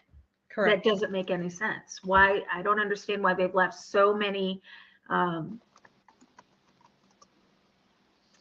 why they've dropped the ball so many times in this investigation. Yeah, they don't Unless- test that Laurie, bullet, you've just the unspent round. Laurie, you've just nailed it. Huh? Nothing makes sense about it at all. Well, I mean, Nothing. everything that I'm hearing points back to a cover up by the police. Yes. I don't come up with any other logical explanation at this point. And the knife is another piece of you know, a weapon that was in there, which, you know, really doesn't even fit the scene. If he's just going to go and just shoot everybody, why is there a knife? And why is it blade open and locked in place? And why is it on the floor with the blade pointing up toward his head? See right there, you see the fingers? Can you pause that real quick? Yep, hold on a second. Oh, okay. Hold on, I got it. Not only that, There but it take a look at that carpet. Yeah. 3 people just got shot in the head. It should be soaked with blood. Yes. Yeah. Like literally like saturated. Yeah. And it's not. That should be the next. Yeah, one it's coming up. coming up here pretty soon, because this is what I want to point out. Because there's the knife and it's blade up pointing in toward his head. A knife wouldn't end up like that. Why? Why is there a knife at the scene? And they don't question it. Wow. And it's covered with blood. No, it's camouflage. Oh, it's yeah, I see it. Yeah, It's camouflage. yeah. I got it. But there is Okay, blood should on be- it, I believe.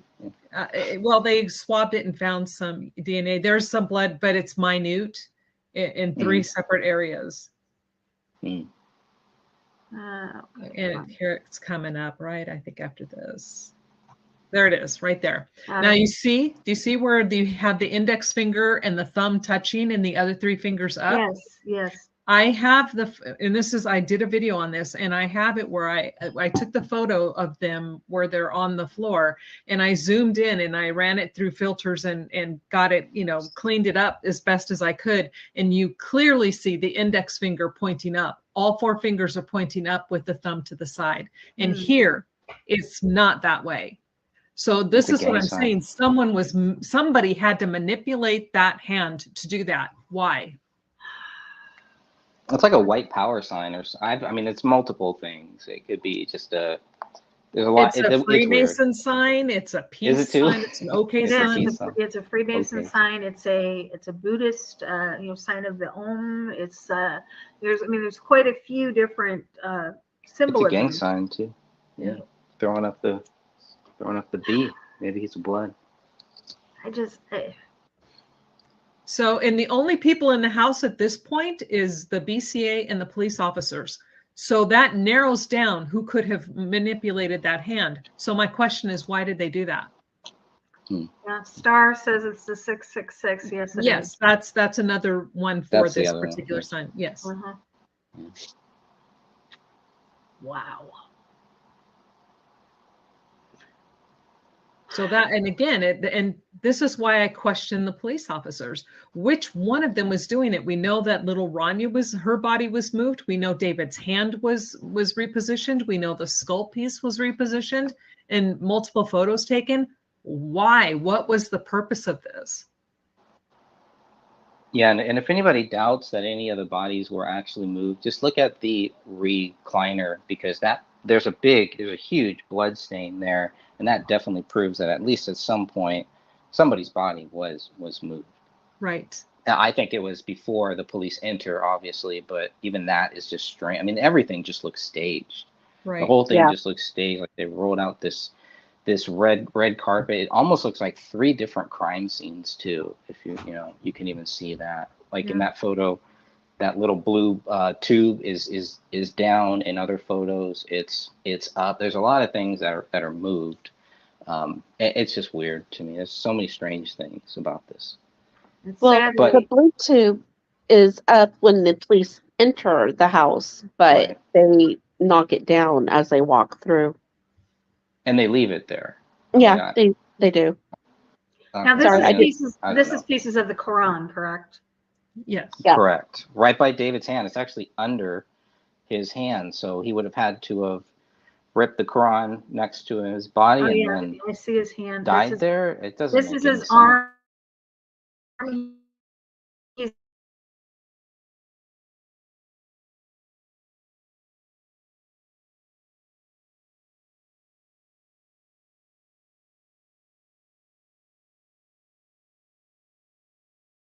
On his wrist, and Yeah. here's his. There's the bloody Quran, which I don't know if they tested the blood on the Quran. I don't think so. I forget. I mean, they actually tried to hide the Quran, try to hide any Muslim mention. I remember when and the writing on the wall didn't come out until a while after as well, correct? correct. Yeah. They were trying to hide that. They were trying to save Laurie? that Yeah. for Eric Nelson's film. Yes. Okay, can you pause it right there and while he asks this Hot question? Jamie.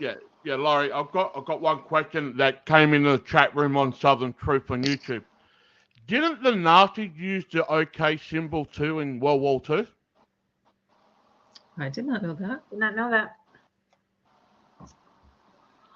Actually, yes, I did, because about a couple of years ago, they were utilizing the OK symbol as a white supremacist symbol on social media, and it was Facebook put out a notice that said that they weren't going to allow it anymore. So yeah, I guess I did realize that. 4chan put that out as a joke. It's really not a Nazi symbol. Was that what it I don't was? recall it. Yes, it's I don't just recall a it. joke. They were Okay. trying to see how quickly the MSM would snack or would Snag it grab up, onto jump it. on. And, Okay, because it made it circle around social media right Oh, through yeah. Facebook. I remember that was a couple of years ago. people still people- believe that it is a Nazi symbol and everything. Of course, anything People make the that. right People make does. that. You know how we see these photos of all of these famous people where they have like one eye covered.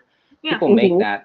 that hand sign. I've seen that too. They make the hand sign and put it up to their eye. What is? Can you what is pause that it there? I about? wanted to talk to you about this real quick. Okay. Yeah. I'm sorry.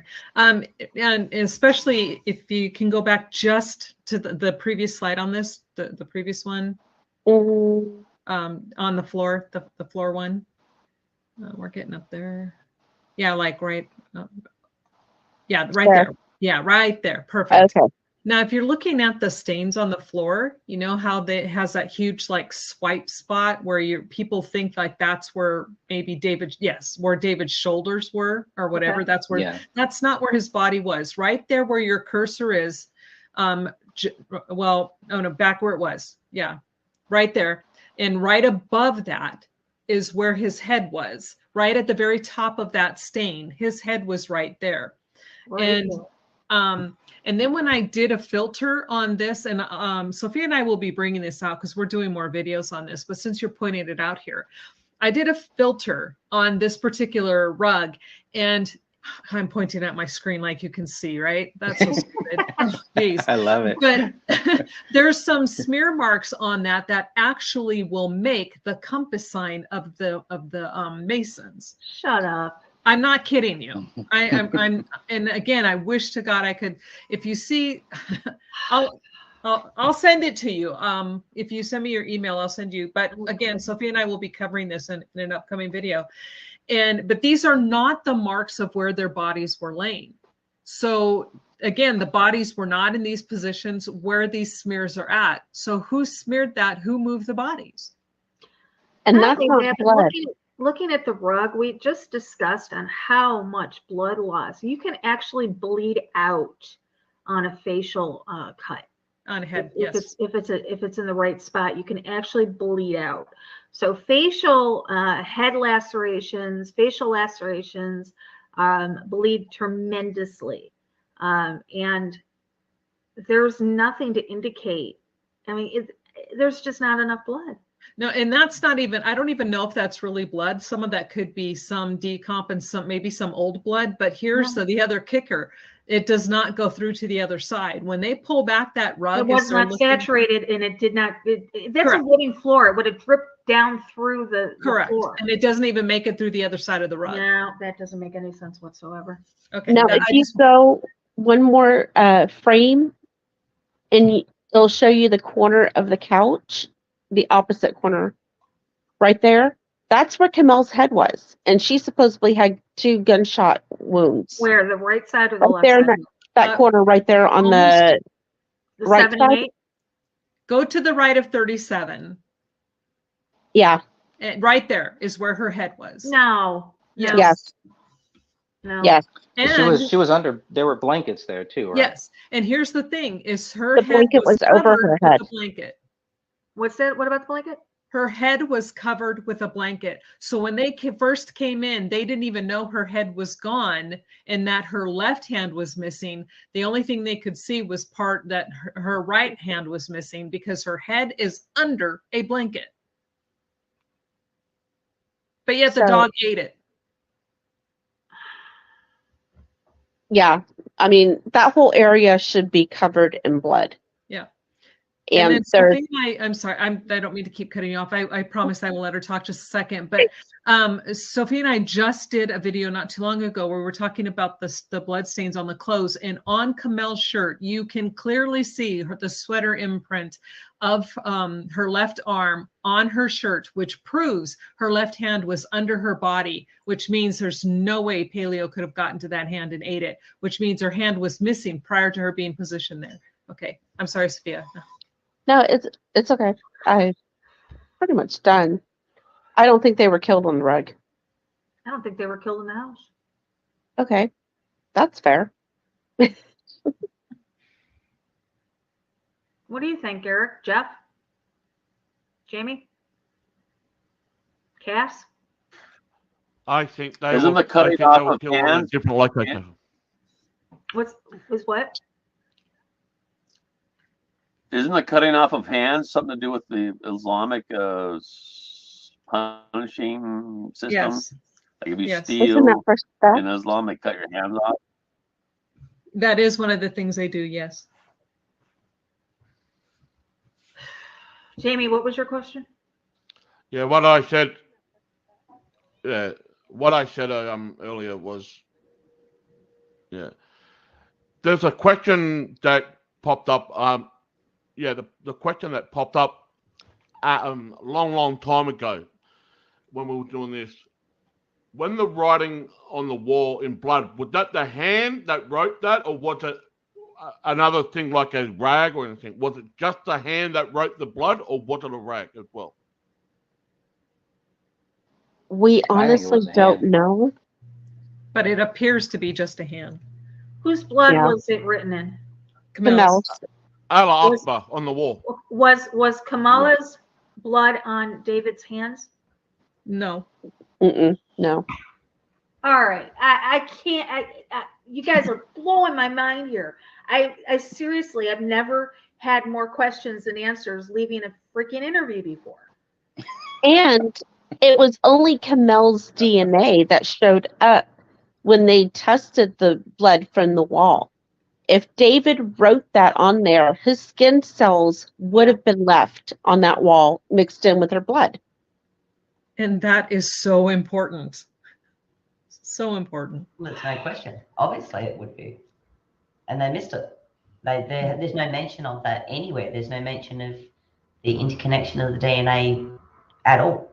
Right, because when they did we just covered this in this wall and on our last video, and on the DNA testing of that blood, it is single source, comes back as female, Kamel only. So if you look at the DNA, it looks like Kamel staged everything. But the problem is she has at least 2 gunshot wounds to the back of her head, and she has 3 bullets that are connected to her. Only her. So it would be impossible for her to kill them and stage it. Correct. Yeah, a comment that says it's clear they used their belief to throw it on on her people. Someone took them out of the house and put them back in. Yeah, I think so too. And then the police just ruled it a suicide. And this case is closed, correct? No. It's Yeah, not. and when No. being exceptionally cleared? Correct. Okay. Yeah, and that just generally means that they don't have anyone else at this point in time to blame it on, so they've come to a decision, so they're just going to close the case. That's really all it means. Does that mean that if they've closed the case and they're not further they're not further testing anything, correct? We don't actually know. Yeah. I've received a couple letters from the city attorney And the last letter that I received basically was calling this homicides, not murder suicide. And that they were talking about any future court cases. There could be an issue because somebody faked evidence and tried to pass it off as police evidence. Somebody from the other group did that.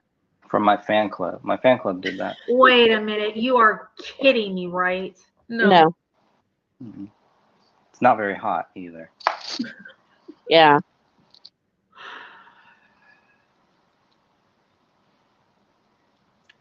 Can I ask a question? And you probably don't know the answer to this, but I'm going to put it out there because I know they're probably stalking this right now. Oh, yeah, sure. Do we know if Judy's husband was a Freemason or not? I don't know. Not that I know of. Yeah, not that I know of. Just a question to throw out there. Yeah, my She own does personal- have, oh, sorry. She has mentioned that there are Masons in her family, but I don't know about her husband. Can we I all know just nothing about agree to believe the? Can we all just? No, sorry. Go ahead, Jamie. Can we all just agree with the original narrative from the police report? Right, sure. right. Why not? Yeah, I mean, only thing I was going to say is that, out of all the people that have been involved in this, I truly believe Colin is probably among the more innocent, and he just was, happened upon this and then got drug into it because of Judy. Yeah. See right there, number 13. If you can go back a little bit on number 13. Yes, right there. Oh, there we go. Right there. That's cast off blood right there. That's not high velocity. Right. Yes, cast off and transfer. Yep. Obvious. So, and then we see skeletonized, correct? To the right of that, almost to the right of the screen, that looks like skeletonized from my view, right there. Right there, yeah. And then that streak above that is the transfer. And then, like Sophia was saying, the rest of those dots are cast off. This is, so this shows this is medium velocity. So this is an impact wound. And it's going in several different directions. So there's several different hits or impacts. Correct. When we do the video that discusses all of this, we will be pointing everything out. Okay. There'll be arrows and everything. It's just taking forever. Whose foot is this? That is The Camille. BCA person, the person taking the photo. Oh, no, there's an actual foot. There's Camille's foot there.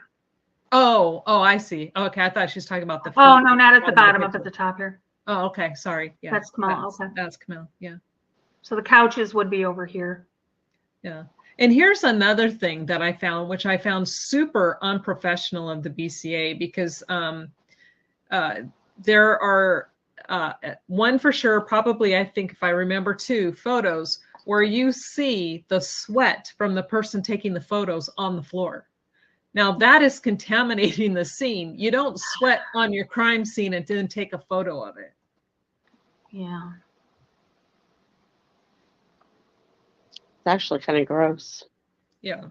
I mean, those suits are really hot, don't get me wrong. But at the same time, you don't allow your bodily fluids to interact. Now, you see Contaminated it with your DNA. correct. And there's a perfect cast-off pattern indicative of something close to, and I'm not saying it is a knife, where it looked like a V. Mm-hmm. That was a cast-off generally of something like a knife. What is this? You mean the kindergarten handprints that they're calling footprints? This is the great debate. It's either fake. That solves the case, I thought, from what you told us, Lori. Oh, yeah, that's the footprint. This is the footprint. Oh, well, imagine me pulling this up.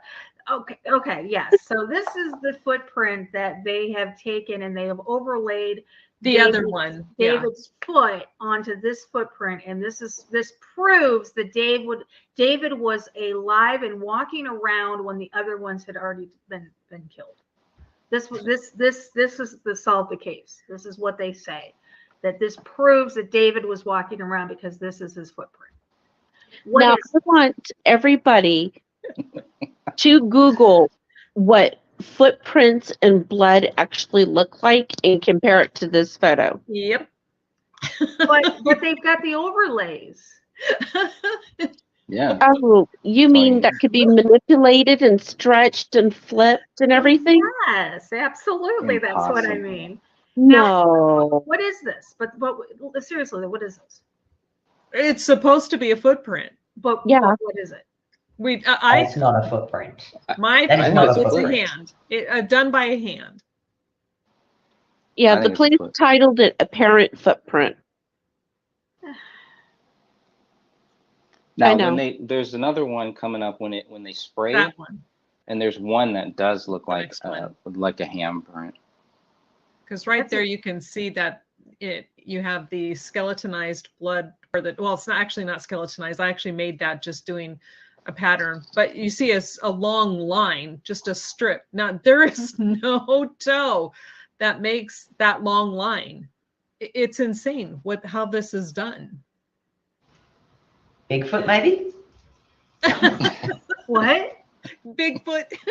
I was gonna say that's a pretty. I mean, okay, so I can see this one, 1, 2, 3, 4, 5. I could see this being then thinking this is a footprint.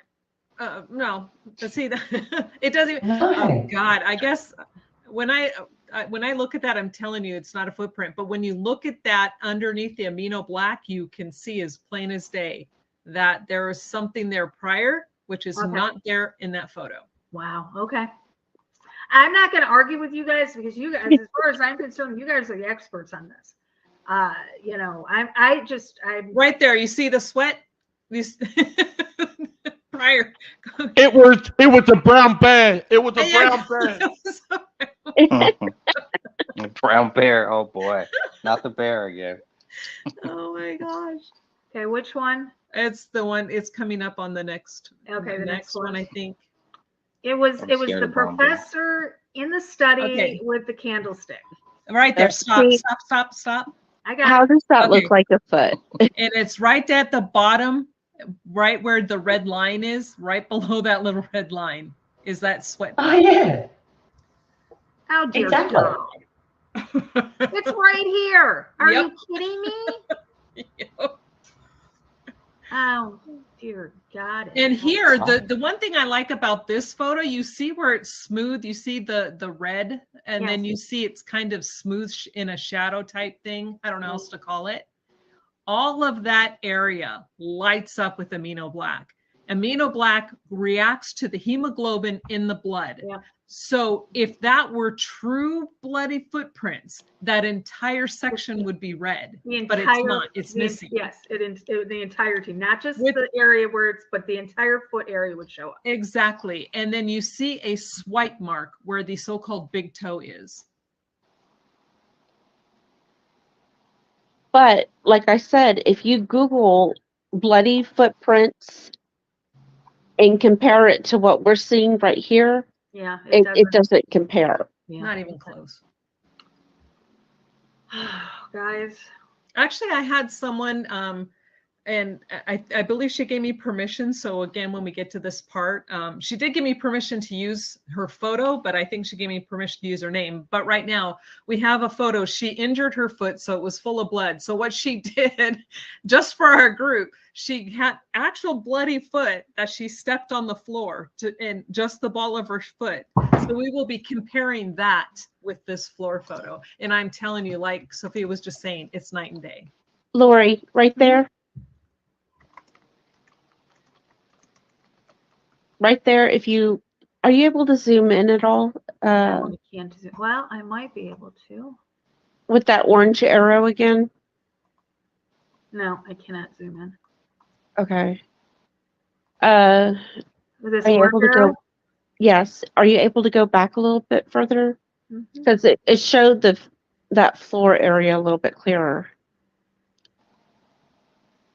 Further?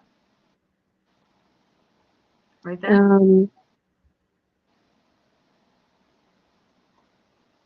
No.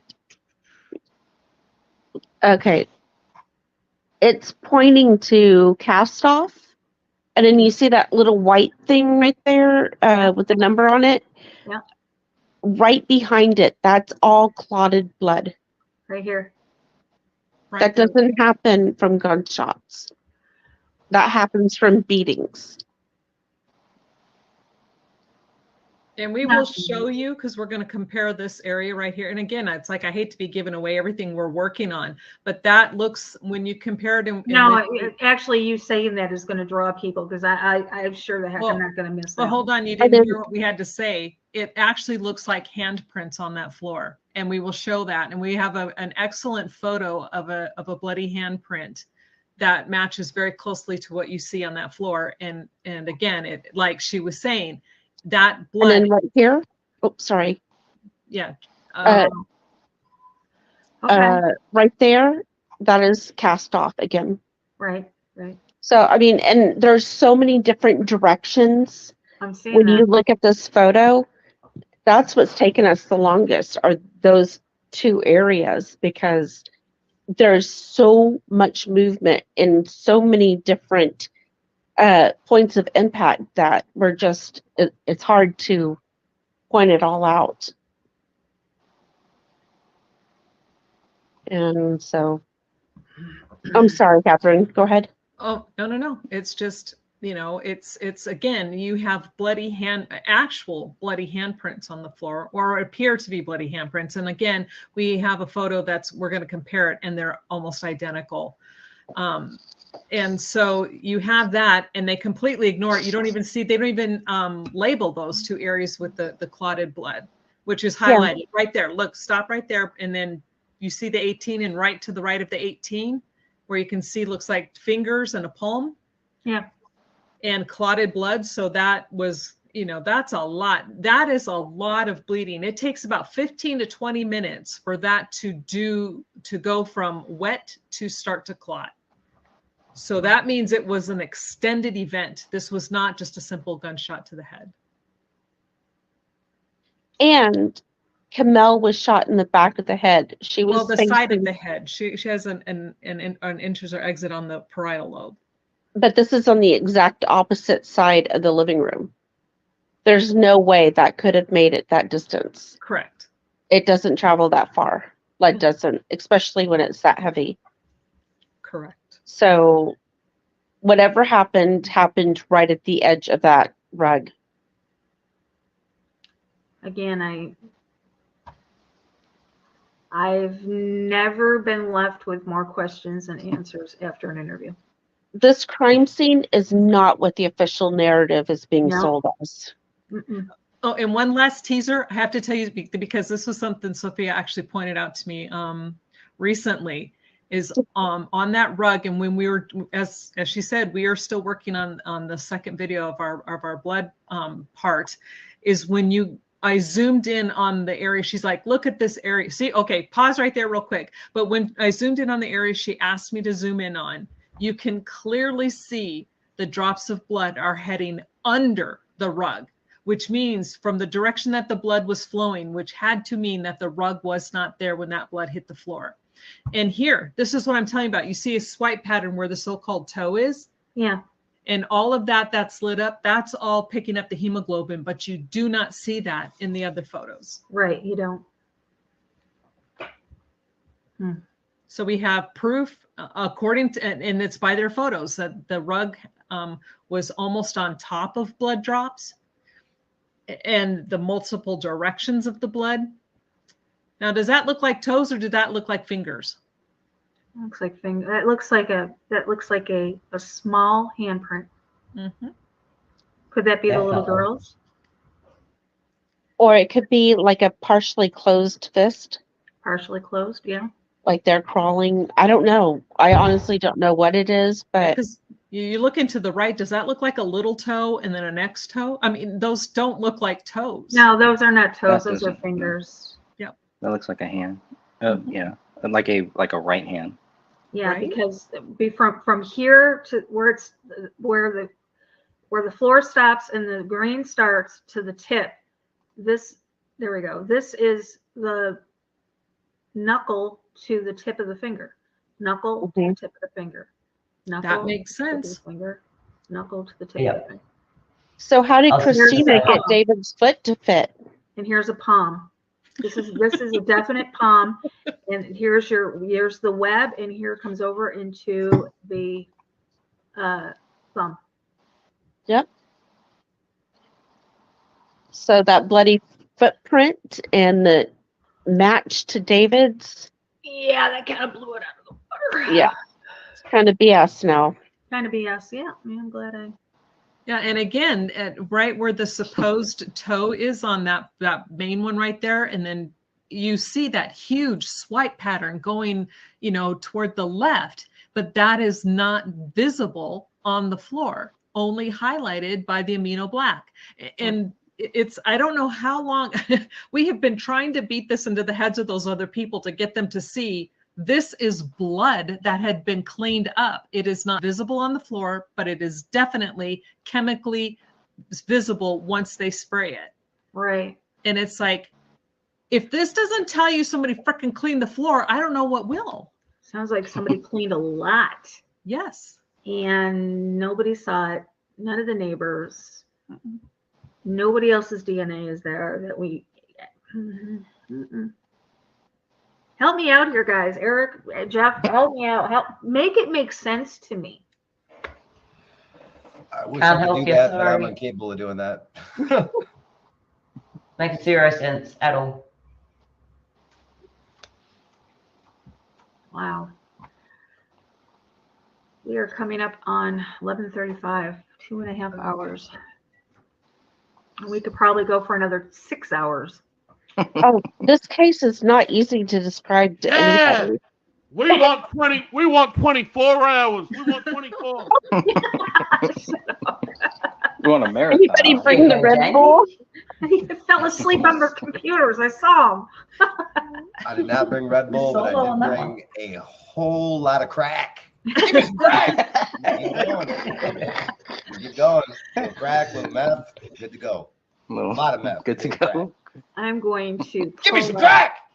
I'm going to pull up the Gray Stage here for you guys. I'm going to put the link in the description because I want to have you guys back on. If Eric doesn't want to do it here, we can do it someplace. I would love to have you guys back next Wednesday to continue because we cannot. I have so many more questions. That would be awesome. Would that be okay? Do you have you guys back next week? Let's ask one or two more questions. Okay. One. We haven't talked about my fan club at all. And then we talk about very Greg disappointing. after dark. Yeah, why aren't we talking about me? So this is, I'm going to put the link in the chat room for you guys to go over and take a look at all of the videos. Now that I'm subscribed on the channel that I'm usually on, my rabbit hole channel is what I'm usually always signed in under on my phone. I get the notifications now. So. Oh, do you? No one else is getting them. The only one. The only one that gets. Do I? Well, what do I'm I going send to some do. salt? Well, what I'm going to do is because we're broadcasting over on my Facebook page, what I'll do is every time you guys do go live, I will post it over there for you guys. And so pay attention to Nothing to See Here, Exposing Satanic World Government, Sentinels of Truth group, all three of those, including, my personal page. So there'll be 4 things that, if you follow any of us, there's 7 of us on the panel, 8 of us on the panel. So if you follow any of us, you should be able to, get the links to come over and watch you guys, because this is not getting the attention it should be getting by any stretch. it kind of ages like fine wine is the way that I kind of look at But it here. the thing of you it know. is, though, is we have has anybody reached out to the family? Has anybody interviewed the family of what their thoughts are on this? Dan Hannon, the guy who started all of this drama and trouble, he talked with Kamel's dad, and up until a point we were in contact with Kamel's sister. David's dad reached out, never got a response, and I think the brother, the sister, never, they didn't really want to talk about it either. So I think pretty much there have been other family members, like distant family members, because they both have a huge family on both sides. So there are other people, and that's another reason to keep this case going, because there are so many family members out there that do have questions, that are looking at this stuff silently, privately, quietly. Yeah. And there's a good chance that they have not heard any of this stuff that we're talking about here today. Well, the reason why I asked that is because, I'm not going to go into it. I do have a vested interest. I do have a personal, wanting to see this get solved for the family, because there's something that happens physically, mentally, spiritually to a person, to a family member who's had to go through this, where you need closure. Yeah, this family needs it, whether they know that or whether they don't. David's mother's side, who have their questions too, and Kamel's family,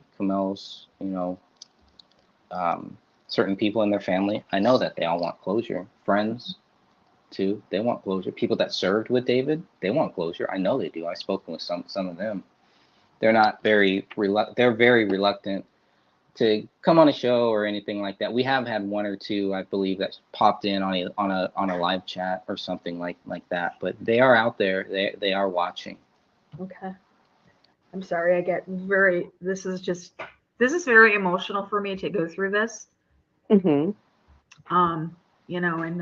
I just want to give it the attention that it deserves, because, like I said, the family needs closure.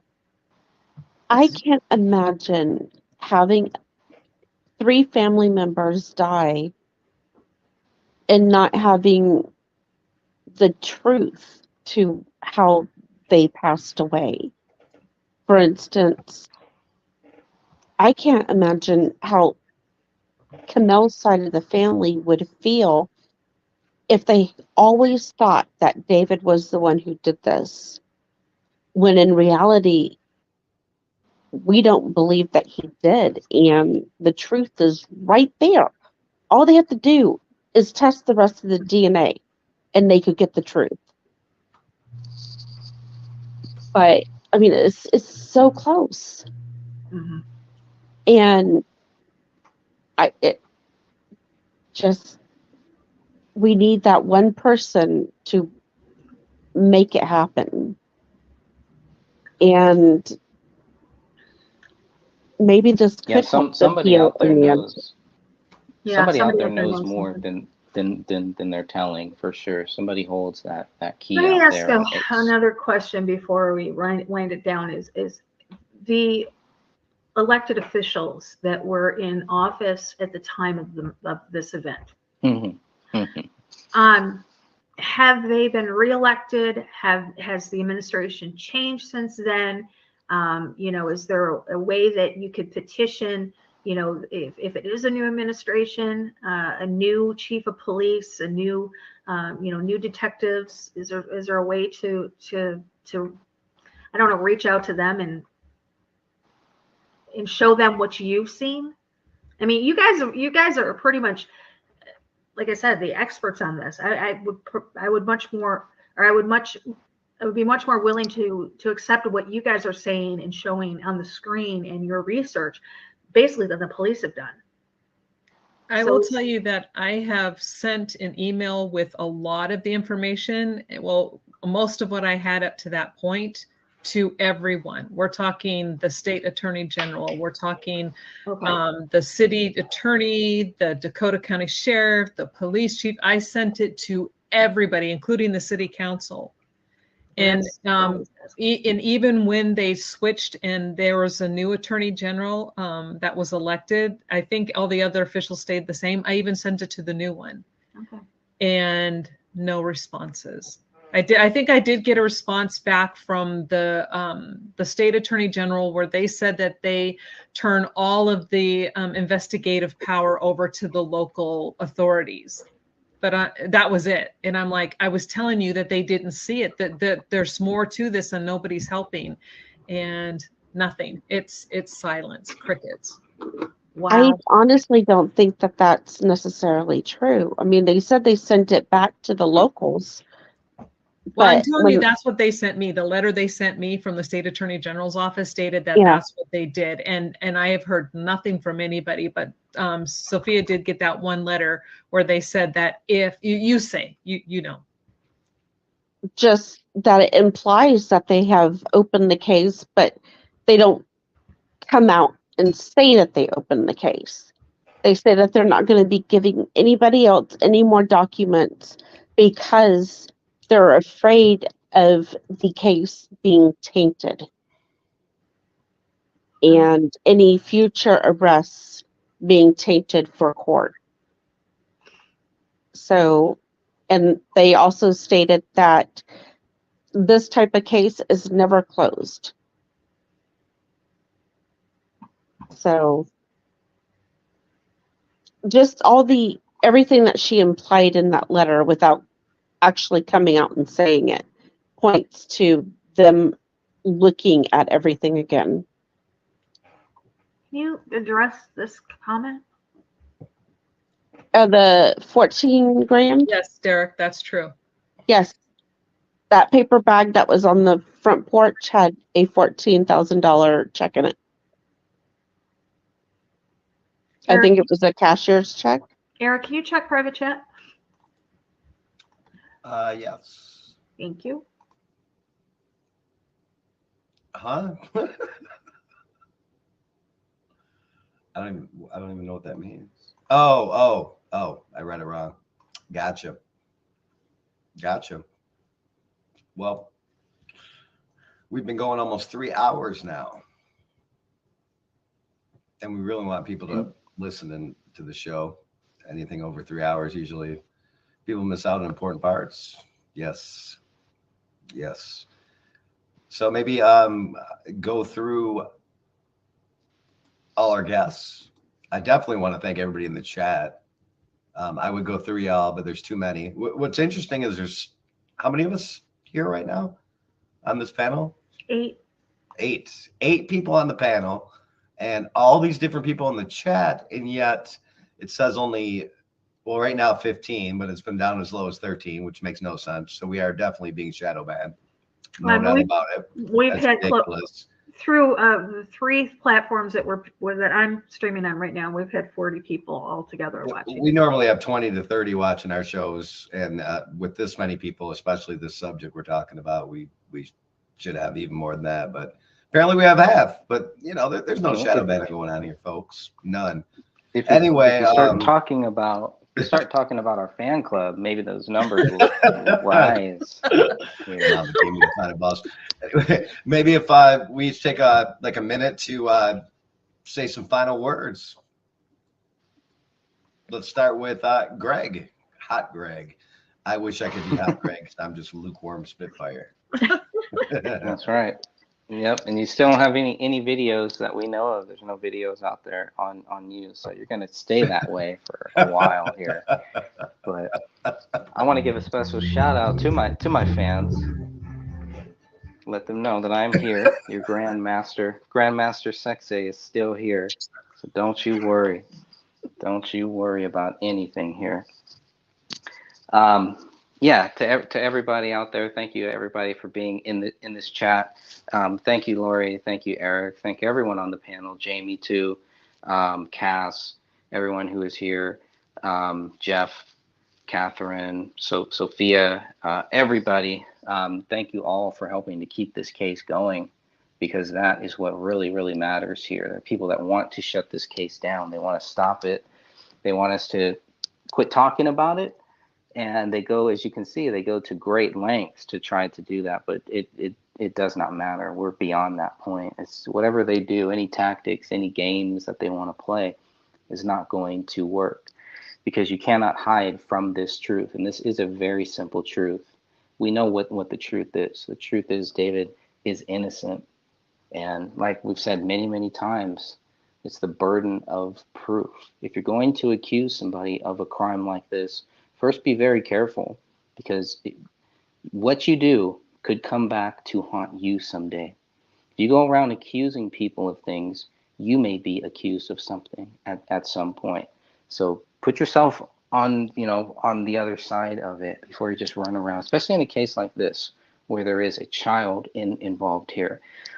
That is a big thing of why I kept going with this case, is because there's a 5-year-old child involved. And if you've ever seen any of the videos of that child or any photos of that child, it really puts it into perspective of how serious this case is and how simple it is. To me, this is a slam dunk case. That's why it's easy for me to stick to this case, to stay on it. I know it may seem like I put a lot of effort. I don't put a lot of effort into this case. You don't really need to. It's all there. And then we just kind of learn, and I listen to other people, and I learn, and I grow, and I take what other people say and just keep going on and keep fighting for truth in this case, which is very simple. So just want to say that, and thank you all. Thank you, Brother Greg. Hot Greg. Hot Greg, that's right. And once again, Greg Fernandez. I like long walks in the park and pork rinds. Yeehaw! Take me outside. How about that? I like the ballet. I like theater. Fine I like wine. theater. I love theater. Fine wine. Cass. Yes. This isn't the first time I've looked at this, as you guys well know. I personally have that many questions. I could fill an entire 3-hour show on my own. And that's saying something, because I don't talk a lot. There's more holes in this than there is sealed and conclusive proof to fit the narrative. And it's horrendously clear that it's a setup. So it's just a case of figuring out and getting it looked at and tracing it back to the who and the motive behind it, and just how it came about. Like, how? I think that's the biggest question, is how. Yeah. Thank you for having me. It's been fun. Well, yeah, not fun, but you get my point. Anytime. It's been real. It's been fun, but it hasn't been real fun. No, it's been real fun. It really has. Sophia.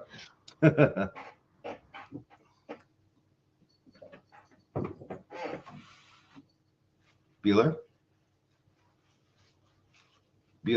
Who did you say? Sophia.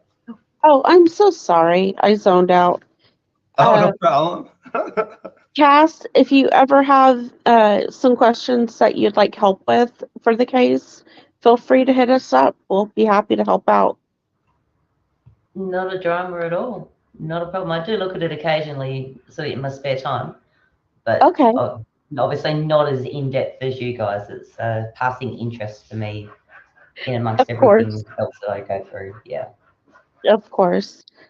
I just would like to thank the panel and thank everybody who joined us tonight.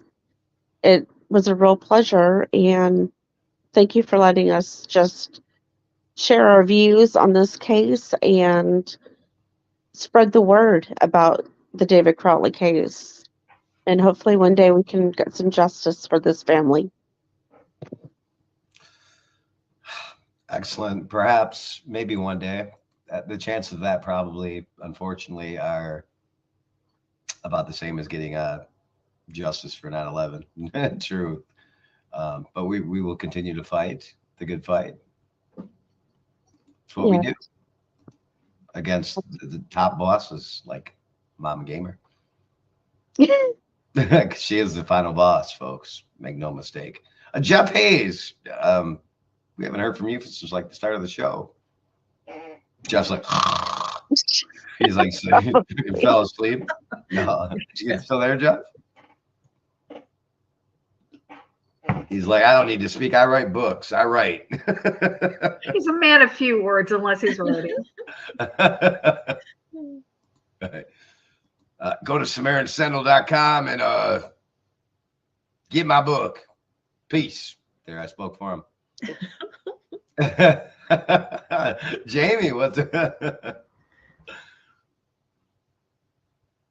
Bueller? Yeah. I'm still around here. Drinking my Kool-Aid, and I'm taking my vitamins in my protein shake, and I'm going to turn into a zombie, and I'm going to turn myself into a zombie, and I'm going to fight the new world zombie apocalypse. Hell yeah, he's got his freaking squirt gun loaded with granny fluid. He's coming for you. And if you want to write to me, you can send your fan mail to www.itakemyvitamins.com. All proceeds. Granny fluid, yo. Granny fluid, yo. Catherine, Michelle.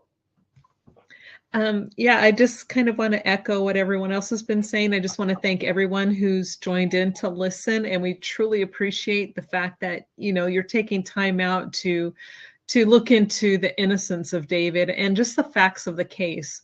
And we'll keep fighting as long as we can. We'll keep bringing out everything. And when you do, and we really hope you do read the documents, that you look at it, but then look at it with a discerning eye. Don't take what you see at face value.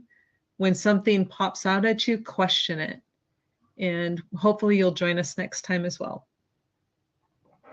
Question everything for sure. I think that is it. Just leave Lori.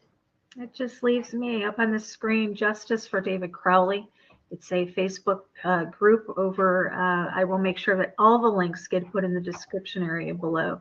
And I just want to thank everybody for joining us tonight, our chatters, our guests, and we will do part 2 next week. Sounds great. So excited about that too. Hold on. We forgot one thing. Grandmaster Sexay. No, that's not. We didn't forget that. That's just fun. We forgot to give away the book. Oh goodness! So it's a 3 for today. 3 for today. You get all 3 of Jeff Hayes' books. We will send them to you, and again, as well as your name, address, social security number, and everything else that the agencies want. No. So usually we take a crisis actor and we flip the letters around. So I mean, it's really not that hard to think of a one of them. I am going to use this one, and if whoever gets it first wins all 3 books. Havid Dog. I was just going to say that one as well. Isn't that crazy how we've connected out? Not the battle. You guys are getting books regardless. So we can't say the answer. I know. Tonight, David, my batching fight. I know it is. I know. David Dog. Havid Dog. David Dog. Those David Hogg, Charity. Hey, you win. Congratulations, Charity. Now, Mike Bunce might have came in at exactly the same time because he was just like right next, but just a little too late. That's right. Ken, I've got your books going out. I've already got you on the list. Mike, if you want, give me a shout over on Facebook. I have a couple of books left, and I can get them out to you as well. Red Pill Truth doesn't have a book yet? No, he doesn't. Well, I mean, we got 4 hogs in a row. Red Pill Truth, send your info, and I'll get the book to you. So we're going to send out a bunch of books. Yeah. Mike Bites, Charity, Ken, Sarah. I've got Sarah. Yeah, so we'll get those books out to you. Congratulations, Mike Bites, winners. Red Pill Truth, Sarah. Ken, Sarah, Charity. We will get you a and copy of Mike. Rise in the New World Order. And Mike. Charity A, you get all So, three. Sarah, I can talk to you in text message on my phone. Ken and Mike, you can contact me through Facebook. Charity, I'm not sure if we're connected over on Facebook or not, but go ahead and give us a email at Rise of the New World Order. Oh, wait a minute. What is it? Hold on a second. I gotta pull up our email, Eric. What is it? It is Whose email, Iris? New World. It's New World Order Rise of the at gmail.com. Mm-hmm. Yes, So absolutely. New World Order. Awake Veteran 88, where do you get this book? Well, there's 3 of them, and you can get 2 of them at Amazon, correct, Jeff? Dealer? No, Jeff. I think we lost Jeff. Yes, you can go to Yeah. spiritsentinel.com on Amazon, pick up my 2 books, my 3rd one. It's not available there yet. He's abandoned me. But if you So- stick around long enough, we'll send you a free copy of his newest book. Yeah. That- So, so Charity, basically, the best way to get a copy of his newest book is come to our show. that's right. Yeah. So, Charity, go ahead and give us an email, New World Order Rise of the at gmail.com. I will make sure I get your email or your address, and I will get those out. For everybody else, I sent out 4 or 5 books today. One went to Canada. Christian was in here. Canada's went out, and Debbie's went out. I think we got everybody. Melinda's Except for went Jamie. out. Yeah. And Cass, because we're not allowed to send it to Australia. Yeah. Well, I had to Living fill out country a down here. I had to fill out a customs form to go to Canada. Not y'all. I didn't get no free stuff. Yeah, look at this. 49 thumbs up, but 15 are watching. Okay. Yeah. What?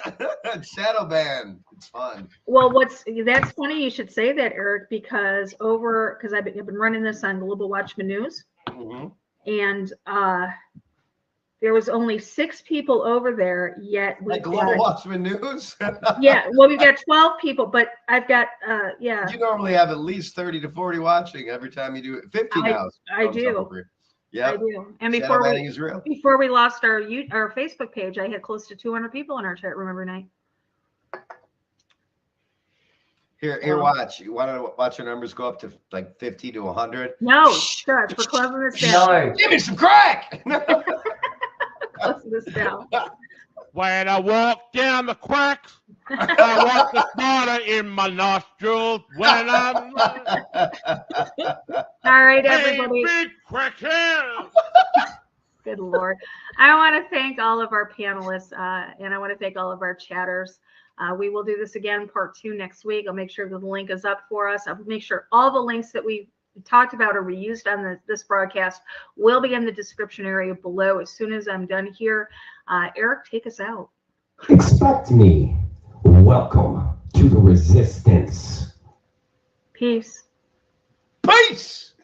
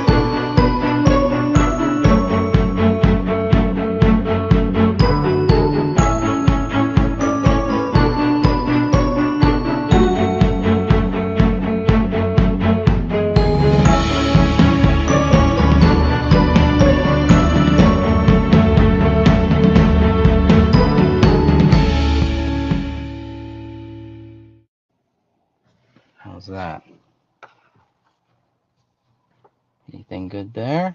All right. Well, what do you know? Welcome, welcome, and welcome. Just jumping in here. I want to thank everyone who joined us on Wednesday on Rise of the New World Order on their YouTube channel. It was fun. We had 8 people on the panel. That was pretty cool. And I felt it was a really good back and forth with everybody. And as always, and we got to break down the Crowley case again. And Catherine and Sophia did most of the work. I'm still kind of recovering. Had a tooth yanked out. Something I've been putting off for about 10 years or so. And while the pain, there's still some type of pain there. The pain that I was feeling before seems to be completely gone. So it's pretty interesting. Hey, Sophia, how are you? Just saying thank you both for joining us on Rise of the New World Order's YouTube channel, and looking forward to part 2 next week, next Wednesday, 7 p.m. Pacific time. So adjust your calendars, adjust your time zones for that. And yeah, we'll do a part 2 and continue on discussing the David Crowley case. As you know, there's so many different aspects to it, so many different things involved with this case. So you can tell by my channel, by Catherine's channel, you know, there's no way we can cover everything in just 1 or 2 videos. So the stream will be replaying on Catherine's channel too. So make sure that you're subscribed over on Catherine, Michele, only 1 L in that, Hot Kathy. And she will be replaying, in case you missed the live stream yesterday, she'll be replaying it tomorrow. I may replay it tonight, or most likely maybe Saturday in the afternoon or something. I'm not 100% sure yet, but I will be replaying that on my channel too. Hey, Crip Rick, how are you, my friends? And yeah, make sure you check out Crip Rick's channel. I think he's premiering something in about 15 minutes or so, Rick, isn't that right? Rick, you may be an admin. You should be an admin here, so please drop that link here in this chat so people can go back. And if they're not a subscriber to Crip Rick, maybe this will encourage them to do so. He covers a lot of different things. Unlike my Gray Stage channel, he covers a lot of topics. But I do have another channel for other topics too. But the Gray Stage channel is specifically for the David Crowley case. And 1 or 2 times I've had, you know, things that weren't related specifically to the case. So but Rick is dropping a premiere here pretty soon. He also does a Saturday show, which I think is really cool with Cass, which is awesome. It's so great to have everybody. Cass was on the panel too, and so we had a really great panel there. We just didn't have you, Rick. You're the only one missing from it. But you know, these Canadians and their time zones and all that stuff. So all that is a work of wonder, a work in progress.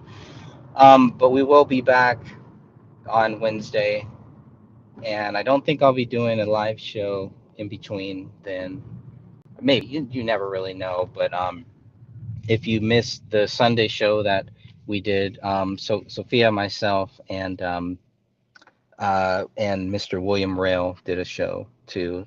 We're jumping on the timeline and going back through the timeline, so the David Crowley timeline. So between all of this, you know, we're just kind of hitting it at every different angle. That's what she said.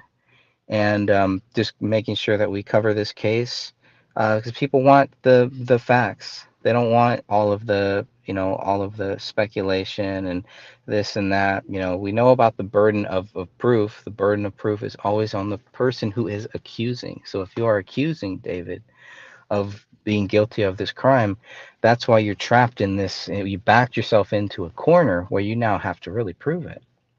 And we know you can't. So that, thank you, Rick. I appreciate that. So because people cannot prove David Crowley is guilty, we remain the winners, victorious in this, and justice lives on. Justice will continue to live on. Now, obviously, the ultimate justice is to keep pushing this forward in many different ways, which we are doing. But as long as we don't give up, as long as we keep on it, that's it. Justice remains. And that's what we're going to continue to do going forward, as always. But the show on Wednesday was really fun. We went over a lot of the crime scene photos, and we were just going to play them in the background. And all of a sudden, everybody just kind of started talking about some of those crime scene photos. We listened to the 911 call by Judy Prochnow. We compared that a little bit to Colin Prochnow's 911 transcript, and you can see that they are very, very different. You know, one of them is what you don't do when you contact the police. What Judy Prochnow did, you do not want to do. It's one of the worst things you could ever do in any type of case, is to assume there was a murder or a suicide, to assume that the dog had eaten anything. All this stuff just makes absolutely no sense at all. And then to try to kind of, you know, try to explain away those actions, just like, wow, you'd be better off just keeping your mouth shut. But you'd have to be a smart person, you know, you'd have to be a person who has some intelligence in order to do that. So we're not dealing with a very bright person there. So that's why not too much attention is really paid on Judy Prochnow, on my fan club. Every now and then it's fun to kind of joke about it and everything, but it's really not that much to offer. Not that much attention is going to be paid on them, because they don't bring anything to the table, you know. And it's very, very simple. Again, the burden of proof is on the ones who are accusing David of this crime. And time again, many people have given them chances to produce something that shows David Crowley did this. The thing is, it's a losing battle for these people. So you can't be the brightest person. You really have to be dumb. You have to be stupid to even go there, because you can't prove it. The police couldn't do it. So these armchair quarterbackers or researchers or whatever they are, weirdos, retards, they are not going to be able to do it. So it's better for them to just keep their mouth shut and not even go there. They're fighting a losing battle. They're never going to win, because they cannot prove David Crowley did any of these crimes. And we know that, as we talked about on Wednesday. They can't prove he wrote anything on the wall. He wrote anything, really. So anyways, that's the whole thing, you know, the whole gun. Easier to connect David Crowley to his own gun. But how do you prove that? How do you say, oh yeah, David Crowley shot himself when none of the bullets have blood on it? You know, how do you prove that David Crowley shot his wife and shot his daughter, 5-year-old daughter? And if you can't do that, it's better to not speculate, because it's a serious accusation, and it's unfortunate that, you know, the family has not chosen to sue some of these people who are accusing David of this, have not gone after them. I would, if that was my family. But everybody's different. Everybody has their own path, their own journey, and, you know, what they consider is important, worth researching, and what is not worth researching. So, and like I was kind of explaining, is, you know, I really don't spend, I know it may seem like to some people I spend a lot of time with this case, but I really don't. It's just such a slam dunk case. So very easy to just say, look, he did not do this, and to keep saying it. And that's what we're going to continue to do, is to continue to keep saying he didn't do it, because he didn't, because there's no proof of it. If there was, boom, that's all we've been asking for 7 years now, and it's the one thing that people cannot do. Can't produce it. You can't produce evidence that is not there. That's just the way it is. Some things will never change. So we did have a great show on Wednesday. I think Sophie went about 3 hours, I believe, about 3 hours, which seems to be typical. So I'm not exactly sure what we're going to fully cover on part 2 this coming Wednesday. But I mean, doesn't matter. There's so much that we could cover, so much that we didn't get to as well. But I always try to cover some of the more basic things, just the basics. For people who are kind of new to the case. A lot of people on that channel had heard of David Crowley, but I'm sure some hadn't, and some people that have gone back and watched the replay may not have heard about it. But they may have some very strong opinions about it too, which is always interesting to see all of the different views on David Crowley and what people think, right, wrong, indifferent, I mean, it's not, to me at this point, you know, unless there's some solid evidence David did it, it's, in my mind, is not going to change. And the more information that we get, the more data that we get, it just reinforces what I thought years ago. So that's been interesting to kind of see how everything has just continued. The more documents that we get, we would think the more we would understand why the police were so quick to assume David Crowley did this within 24 hours, and it's just not there. So that'll be fun.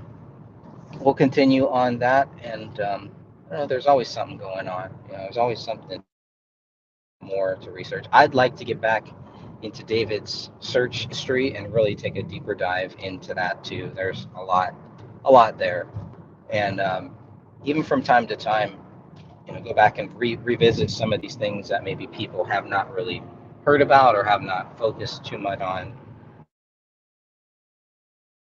But there is so much data that we have, and all of it points to David Crowley being innocent, right? So if the question comes up, how do you prove David Crowley is innocent? You just say, well, because you can't prove he's guilty. Case solved. Boom, done. Another victory, another win in the win column. And even though it's not about winning or losing truth, but that's what makes us winners and other people losers, because the truth is on our side. David Crowley did not do this. So if you believe that, you are a winner.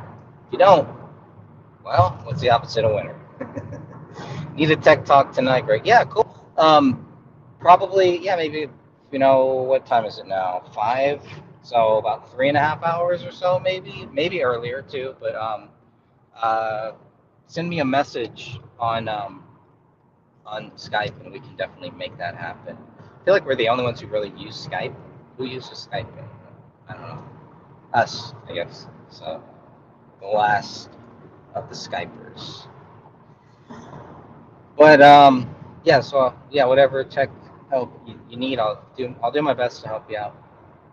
No problem there. Been really enjoying doing the shows on StreamYard. I'm obviously just have it on my phone right now, but I really enjoy StreamYard. It's really, I like it better than Zoom too, because what I like about StreamYard, I don't mind the little duck in the corner either. I haven't checked the prices on it. I was just messing around with the free version. Does the free version allow, Rick, you may know this, you may not know this, does the free version allow you to take the comments that you see and then put them on screen, or is that part of the paid version feature? I'm kind of curious about that. I saw that you can have banners and things like that. It looks like you can have that on the free version too. The paid version, you get high quality, you get 1080p, so I do like that. 720 is not too bad either, but 1080p is what you really want. I do enjoy StreamYard better because you can choose what screens that it shows, and it doesn't show like, you know, the tabs at the very bottom or anything where you see the time and all the tabs you have. It doesn't show that. It literally just shows the screen that you want it to show. So even the 720p is really good quality. Audio is really good. I haven't had too many drops doing it, but definitely I think that's going to be the way to go. Zoom, I just can't justify paying that much for Zoom, and I don't know if I could justify paying for the StreamYard, but we'll try it. Maybe, you know, every now and then I'll do the paid version for StreamYard, maybe a month here, a month there, or something. Special occasions, I guess. But quietly, the latest podcast also dropped, where we did, I know a lot of people already saw it live because we recorded it live before May 1st. But May 1st, I did put out, and even they say drop, does a podcast really drop? It doesn't drop. It goes online, it gets uploaded, so it should be up. It doesn't drop, it doesn't go down, it goes up into the sky, into the cloud, into everything. Whoop, that just dropped. But that's just my phone. So you can tell I don't have a stand or anything. I'm literally tilting my phone here in a weird way. So do what you do what you can. but just another interesting thing to do. But yeah, so the podcast, the latest podcast. Hey, Will, how are you, man? Good to see you. Hope everything is good with you, my friend. William Moreo of Strange Investigations. Find him on Twitch. He's working on Murder of the Gray State series, which is awesome. I've been loving it. He's got a new trailer out on TikTok that got flagged, and then he got it back on, I guess. So that's cool. Always good for that.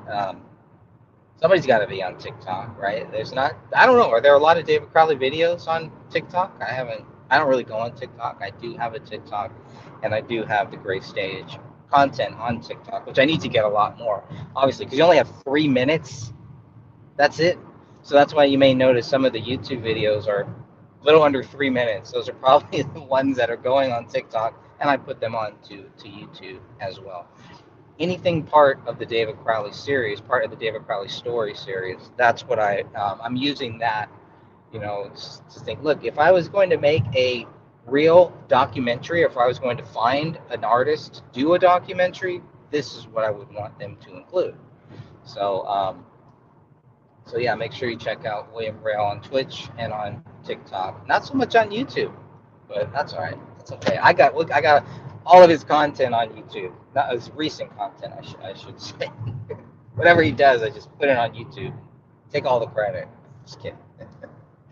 But yeah, so Will and I and Sophia did the timeline show on Sunday, timeline number 3. We got pretty far, right? We got to like page 9 or page 10, so that's pretty far. So I have a lot to go, but we're getting into the summer of 2014, which is some of the most important stuff here. It's going to get pretty crazy as we go on here. Literally, I mean, one of the big BCA PDFs that we have is literally all of David's like Facebook posts and things like that. So about 20, 30, 40 pages of just his posts. I don't know if they're still on there, if they're still online or anything like that now. I'm assuming they are. I don't know. But the police downloaded all that stuff, and it's very interesting what the police downloaded too, and who they were looking at. Interesting stuff there. So all of that is good stuff for this timeline, and we could probably, once we hit September, David does a lot of questions and answers for September. I have a lot of screenshots too, so if we need that, we can always put those up on the screen. I haven't been as prepared as I should have been, as concise as I should have been with with the timeline stuff. But for me, it's kind of like a refresher to go back through this timeline. And just because there's there's no time for the timeline. There's not enough time to look at everything in the timeline. So, but yeah, so increasing amount on TikTok now. Oh, interesting. Okay, that's good to know. Did not know that. I think that's good. The more content, the more places we get. We got Rumble too. I never talked about the Rumble. I did the Day One Journal stuff on Rumble, and this summer I'm looking forward to doing more stuff on Rumble, exclusively on Rumble, or at least, first premiering on Rumble. So once the weather gets better and I can just sit outside and kind of chill. That is another goal. So I had just working on some other projects too, some pet projects with my music, doing a whole lyric book, and then the Kyle Rittenhouse book. I got the first draft there. So, but it's just been, there's just not enough hours. There's just not enough time to get to everything. And slowly but surely, we get to it. We get to all this stuff, and we will continue to. Today is the 5th of May, and apparently it's a big day for some people. I don't know what it is. It's a American holiday celebrating Mexicans or something. I don't know. I have no idea. I don't really pay that much attention to it, but whatever. To me, it's Thursday, and as closest to Friday I can get, the happier I am. So bring it on. I'll take it.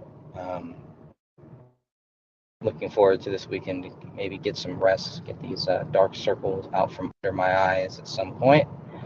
That'll be nice. But I'm actually headed to the grocery store right now to do some grocery shopping, long awaited, and I've almost reached my destination here. So my rambling will probably stop at that point. And like I said, I may premiere or replay. I may replay the premiere the replay of the show we did on Wednesday, but Catherine is premiering it tomorrow on her channel at 6 p.m. Pacific, I believe. So that's cool. Friday nights are always good. You know, it's always good to really, and I never do it, obviously, but I should. Friday night is a really good night to put out some new content, to do some premieres with live chat rooms, things like that. So, and we'll see. We got some other content, I'm sure, coming out, and some surprises that are on the way. More things to talk about. There's always something new going on with this case. Sophia, I still need to get that document that you sent me. I have not added it to my website yet, but I would definitely will do that in the very near future here, because I need to. So, having arrived at my destination safely and securely, just want to say God bless you all. Thank you all again for jumping in here for a couple minutes. Always nice chatting with all of you. All of your continual help with this case, keeping the case going. It means a lot to me. I know it means a lot to a lot of people who knew David, who cared for David, who cared about this project, or who just care about people in general, children in general, women, men being falsely accused of things, as we've seen in this case and in many other cases. David Crowley being labeled a domestic abuser, a child killer, things like that. And it doesn't get too much worse than that. You can be accused of a lot of things. As a Christian, he's accused of killing himself. I mean, these are hardcore things that are not taken lightly. Not taken lightly, even by somebody like me who is not a fan of David or David's work. Like I said, it's a slam dunk case. So I did not know David. I was not a fan of David's work. I would not have supported his work, most likely. Maybe. I doubt it, but it's possible. And which is weird because I was an Alex Jones fan at that time when David was on Alex Jones back in 2012, I believe. But I was not a fan of David's 2012 trailer. And sometimes I feel like I'm the only one, but I think Dan Hannon too, he was not really a fan of David Crowley. So we're not fanboys in this, because David, it's just such an easy case. It's a common sense case. And it really does frustrate me and bother me when there are people who are so adamant that David Crowley did it, but can't give you any reasons, can't give you any factual data. And I pray for those people because they're either mentally ill or there's something wrong with them. It's not the way that a normal person would act, especially a case like this. And then some people have so much hatred towards David, which is a bias, I think, And the bias that I have is that I just was not a fan of his work. So that's my bias. That's the way that I came into this case, with a bias, but not a hateful bias. For me, you have to know somebody to hate them. It's hard for me to hate anybody that I don't know. It doesn't make any sense. And why would I put so much energy, so much into hating somebody? Because hatred it requires a lot of work, and it takes a lot out of you. So don't hate people. It's not worth it. There's no reason to. Now, sometimes there's going to be reasons to hate people, and sometimes you're going to have certain people that you do hate, but be cautious with it, and be careful about who you hate, because it drains your energy, it drains you, and it's just not worth it. It's not necessary. They'd have to do something really bad to me for me to hate them. So I don't hate my fan club. I love my fan club. Come on. The Hot Gray Club is still in action. So, good people, God bless you all. And until next time, thank you. George Orwell once said that in a time of deceit, telling the truth is a revolutionary act. Oh, how those words were only whispered when he first said it, but it's a trumpet blaring through a megaphone today. So are you ready to take a journey down a labyrinth of twists, turns, and dead ends as we seek out Wonderland? Join me every weekend for investigative live streams at twitch.tv/Strange Investigations. Interested in more organized and detailed content about the hard truths of the world? Then check out my content on YouTube by searching out William Rail or Strange Investigations, on Rumble, BitChute, and Odyssey by searching Strange Investigations. Lastly, the quick and easily digestible content is more your speed. You just can't get enough of my content. Check out my content on TikTok at Strange Investigations 1. Welcome back, everyone, for another episode of Murder of the Grey State. So tonight, it's going to be me working. I didn't really want to go and shut down the stream. I was going to because I had some footage grab opportunities tonight, but I decided against that because of the new direction I'm taking with the video. When I say the video, I mean the Death of the Family video. I figured the video would be about 3 hours, 4 hours long-ish, if we went over every little individual thing, and I feel it needs to be cut down. So I'm actually going to be going through, and there will be videos about every single thing, but they're going to be individualized videos to kind of cover, so that way the big Death of the Family video, you can basically just view the segments, which will be discussed throughout the video. There will be specific spots throughout the video where I actually will reference said segments. I'll have links to all the videos in the description of YouTube, or of the YouTube video itself once it's completed. And anybody else involved with the videos will also be in there as well. So, including, Greg, I think Sophia is going to be a part of it as well. I think Catherine is. Hopefully Dan, maybe a few others, but that's basically how this is going to go. So there'll be some little narration points, areas where they've, where we both feel like they've got a very strong knowledge base on the topic. I feel like this is something that should be a kind of a group type activity. So, oh, and look, it's dropping frames already. I love it. Just love that crap. So. Tonight we're just going to be kind of going over some things, so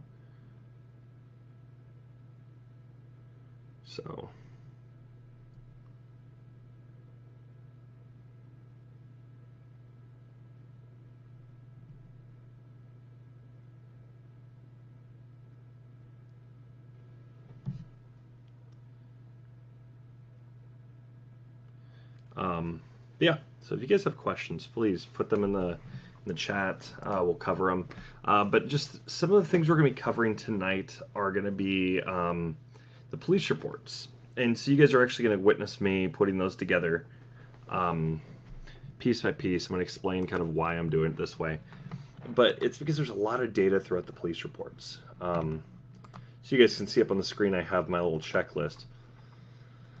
I had to push this all the way back. I'm actually going to go and uncheck this because I don't need to go and actually, that's why I forgot to uncheck. I unchecked all the way down from right about here. This is where I was on the script. I had to go and delete it all. And I know that sounds probably stupid. Well, why would you do that? Because I felt like this area here, there are some chunks in here that need to be cut down.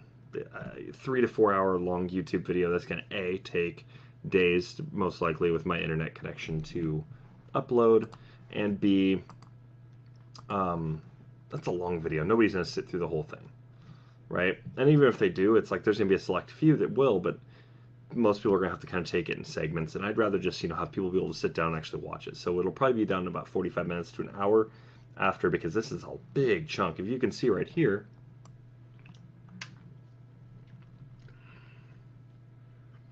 this is a total of,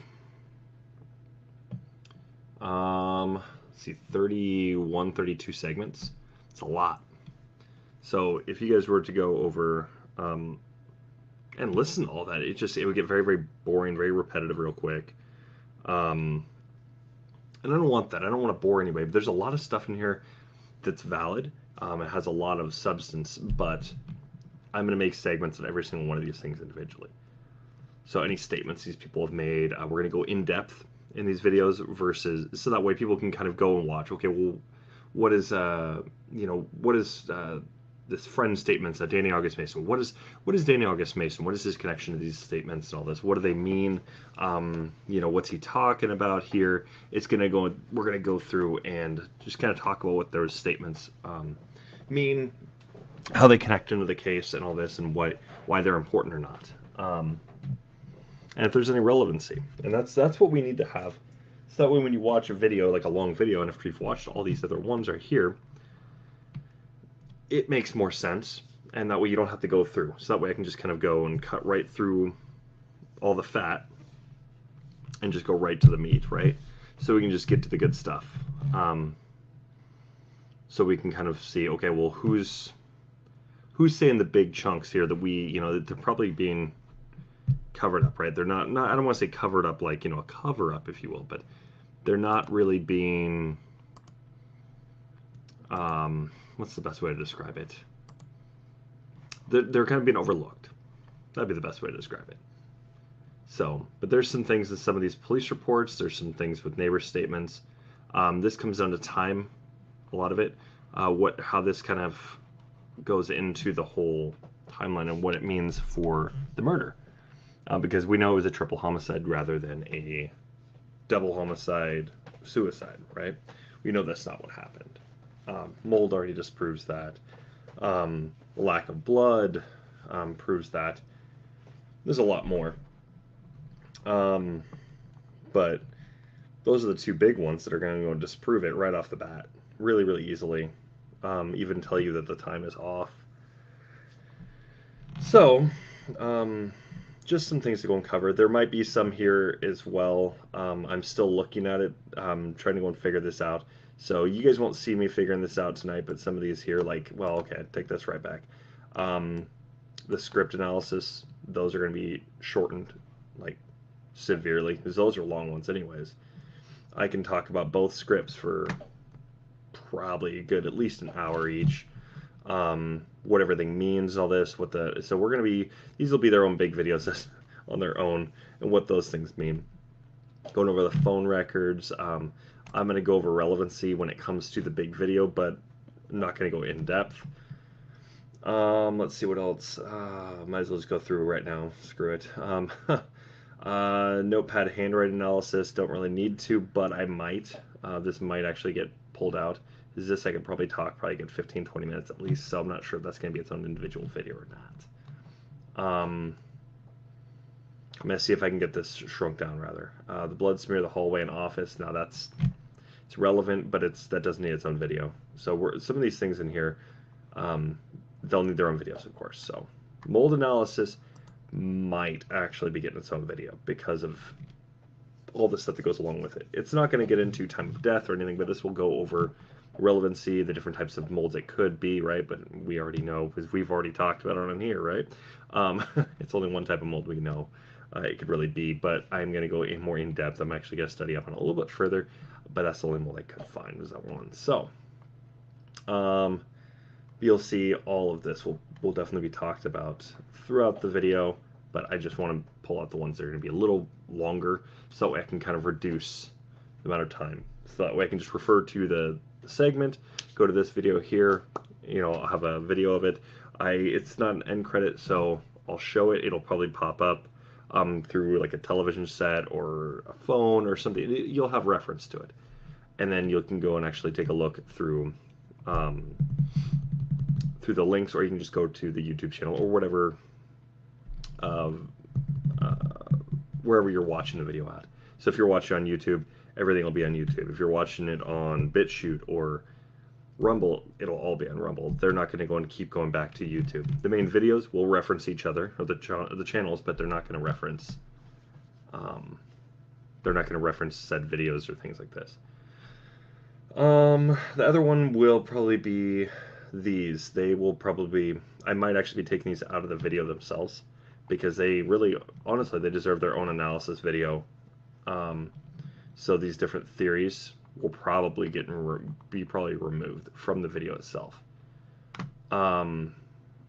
Because could I potentially put anything in likely scenarios? Yes. So I'm gonna, I'm gonna leave that up to that. So could it go in likely scenarios? Yes, it could. So it's gonna be kind of combined, condensed, and then combined. But everything else, yeah, it's most likely just gonna get its own. All these things right here, the reports, statements, all that, they're all gonna get condensed throughout the big video. Just briefly touched on. So police reports starting relevance, bam, we're going to go and just notate every single report that we need to, things like that. So people can go and quickly just grab the info and look, or they can go and just study up by watching those videos, or somebody else's videos if they want to go and study those individually, or read the documents themselves. So yeah. Any questions so far?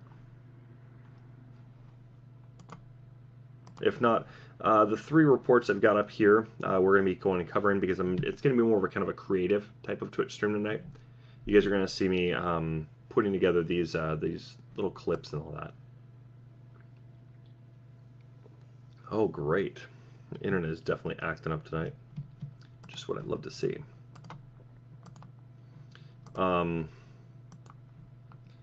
Yeah, so without further ado, let's get right into that. So you can see a corkboard here. A lot of these videos are going to reference this corkboard. This is actually what I use when I'm looking at other, well, what I've been starting to use, that's what I should be saying. So I needed a corkboard, but I didn't want to go out and actually have to go and get this big corkboard and put it up and all this. I wanted something digital. I'm going to make it so it's available to other people if anybody is interested in using this. It's not going to be like well, yeah, it'll probably be free to use, but I don't know yet, but I'm going to be having this this corkboard be used for other cases, so that way you can see how everything connects and how it connects and why. So that way I don't have to keep referencing. I don't have to keep going back and going turning through my notes. I can just see it directly through this corkboard, how it's connected. Put a little information there, and bam, I can always refresh. And plus, it's great for yeah. So yeah. So the first one we're going to be doing is going to be Officer Becker. Now you might be wondering, why Officer Becker? Is there anything there? There's some things. There's definitely some things there, because she spoke with some people, some of the neighbors. If I'm not mistaken, I could have sworn she was like the first officer there. Her and Broughton were. So, but we want to go and notate what they're covering and why it is relevant, and then we're of course going to have anything that's tied directly to these reports. Then we can start tying in other things. For instance, you see up on the screen. Well, you won't see it on the screen yet. Hang on one second. You see on the screen right here. I'm going to zoom in so you guys can see this. Is it zoomed in enough? I'll zoom in 2 more times. There we go. Perfect. You should be able to see it now. On the screen, you'll see highlighted right here the caller, Judy Prochnow. Okay.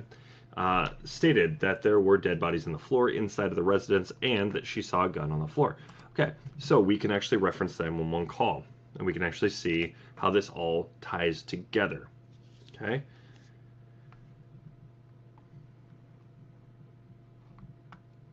And you can see some other things here. 3 deceased parties that could be seen from the large picture window at the front of the residence. Okay, so these are things we need to go and talk about, because how do these tie in? And then you've also got this, of course, the rear sliding glass door that was ajar, ties into Luray Tuppy. So now we can have that connection here. So now you can see who everybody has talked to. And you can just kind of go down the line and see what it all means. Or you can start making some connections here. Okay, well, this person talked to this person. This is what they had said. This is the time they had talked. All right. So now you get a timeline for everything. And it's really crucial when you're investigating cases, as you guys have seen me do through Hunt a Killer. Building that timeline is a really, really strong, effective means to solving a case. Not always is it, but it's it's usually at least a very, very useful tool. It's never not helpful, but there's times where, for instance, maybe time is of the essence. So like, you know, if you're dealing with a murder, then you can start seeing patterns. Is this a serial killer? Then you can start seeing if, you know, let's say this person's got, there's 2 dead people, right, in the same vicinity, or even not in the same vicinity, but you're seeing the same pattern. You notice this person was killed with this type of means, and then this person right here was killed with the same type of means. Now you're seeing a pattern here, and you can start figuring things out from there. Okay, what type of person are they singly? Now, serial killers usually have a type things like this, but we're not necessarily looking at a serial killer here.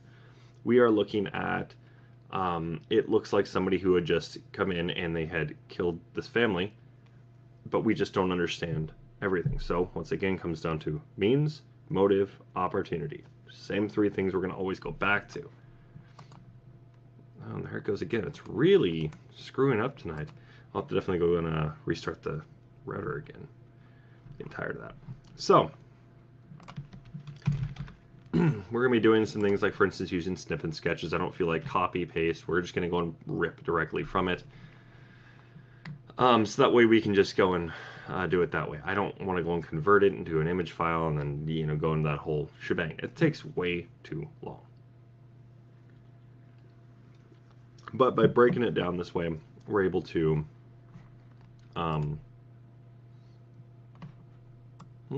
let's see. Should be good enough. Let's go ahead and let me go and copy this one real quick, this little quick snip.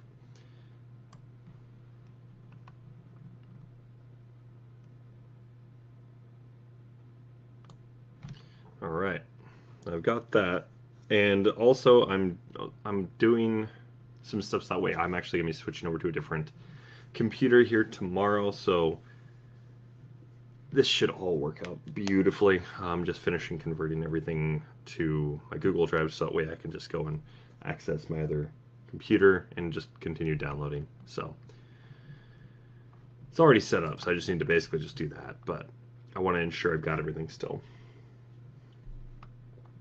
Alrighty, let's go over here. Did I copy it? I think I did. All right. So first thing we're going to do is we're going to go and copy this. Now we can go and zoom in.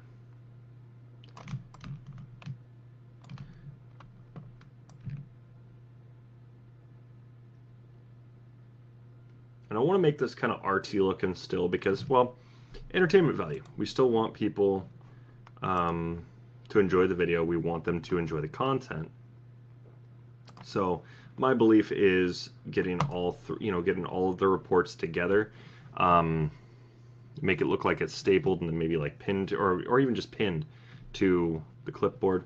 Gives it that nice little look, so people can go and be like, oh, okay, that's kind of cool looking. It's just like a clipboard. We're actually viewing, the quote, the stranger, his clipboard. Okay. So we're gonna do the same thing here. Whoops. Oh, I forgot to go and do it on this one. There's 3 sheets. I forgot about that.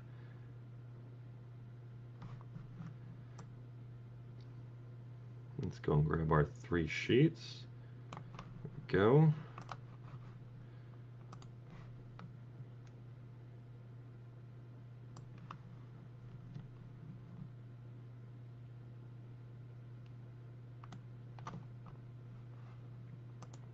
Copy that. Copy that.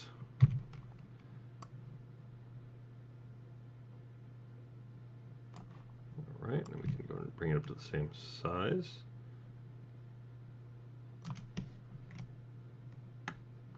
This gets a little bigger. Should we get it right about there? All right. What we're gonna do is we're gonna go and layer this just like that.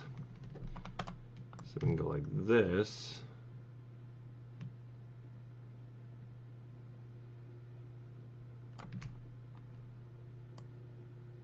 Just slightly cock it a little bit.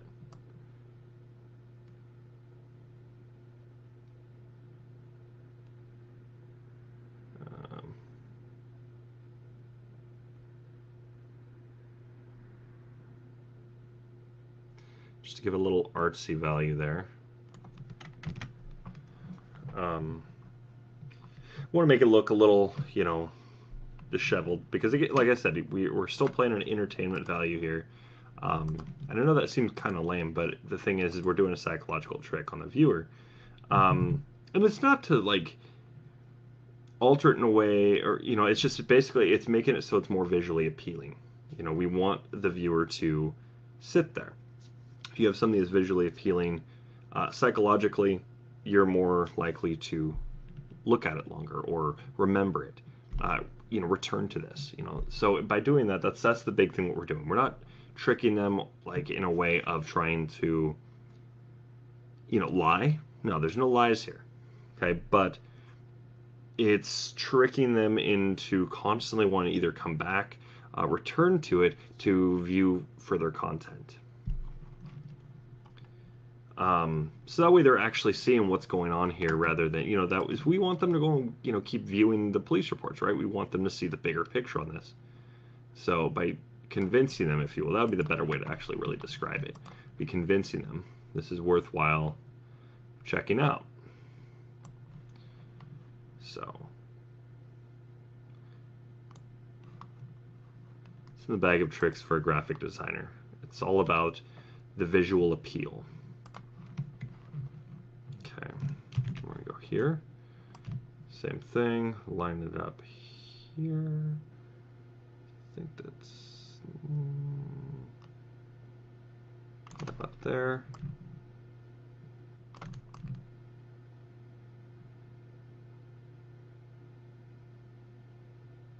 Right there, it looks like.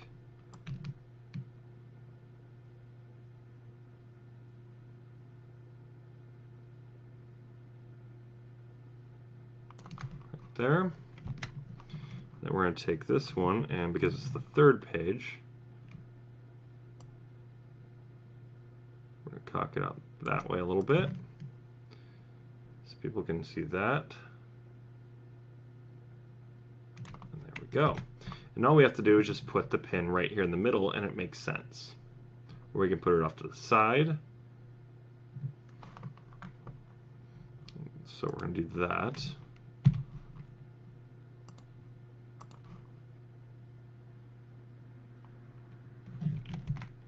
Zoom in here so I can go drag it around.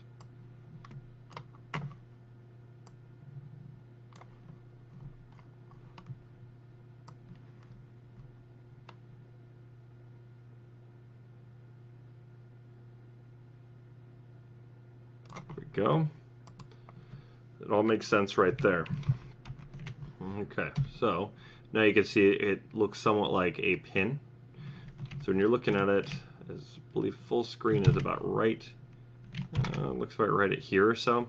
If you're to go and do full screen, then we're looking at something like at this view here. So looks pretty decent. So that way people can see this is what we have to look at when we're looking at Officer Becker and her reports. Alrighty. Don't need this one now. No,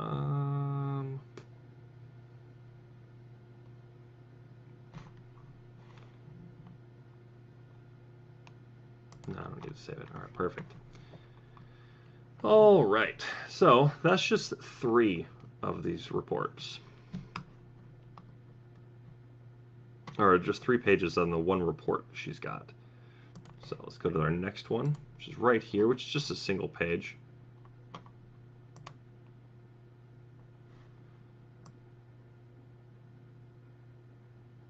Let's go and zoom out right there. Go and get this one. Like I said, we want to go and analyze every single one for the reason of, is there relevancy? So like I said, I'm not trying to go and trick anybody. You know, I'm not trying to say this isn't, you know, this is not a value at all. No, there's some ones in here you want to pay close attention to because of what they're tied to, because then it gives some grounding on some things, right? Because now we can see flow. Flow is nice to see when it comes to cases like this. All right, so next one is going to be this one. Same thing. We're going to bring this up. We want to make it look like it's an actual sheet of paper. And I've got more we're going to do to touch up with this. I want to give it that texture.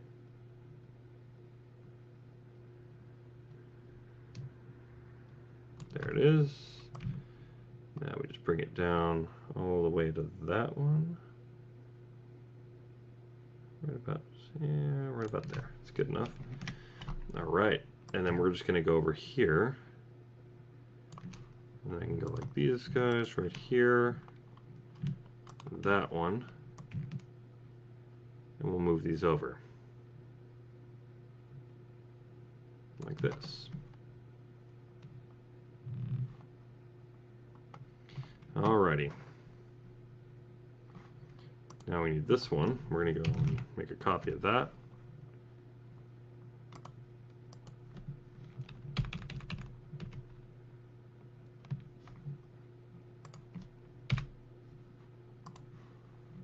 Change this name to, it says pin, not pins.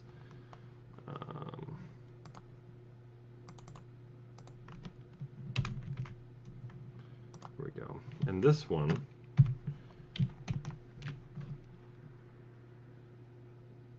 it's going to make me zoom in even further than that. Yep. Oops. We're going to go right up here. Which, because it's going to be a little off, should have accounted for that too. Whoopsies. We'll go like this. We're going to center it a little bit. Makes sense why it's sitting straight. This one, I'm going to center that as well, so it makes sense. Alrighty. Does that make sense why these other ones are a little off kilter? Because they're just slightly off.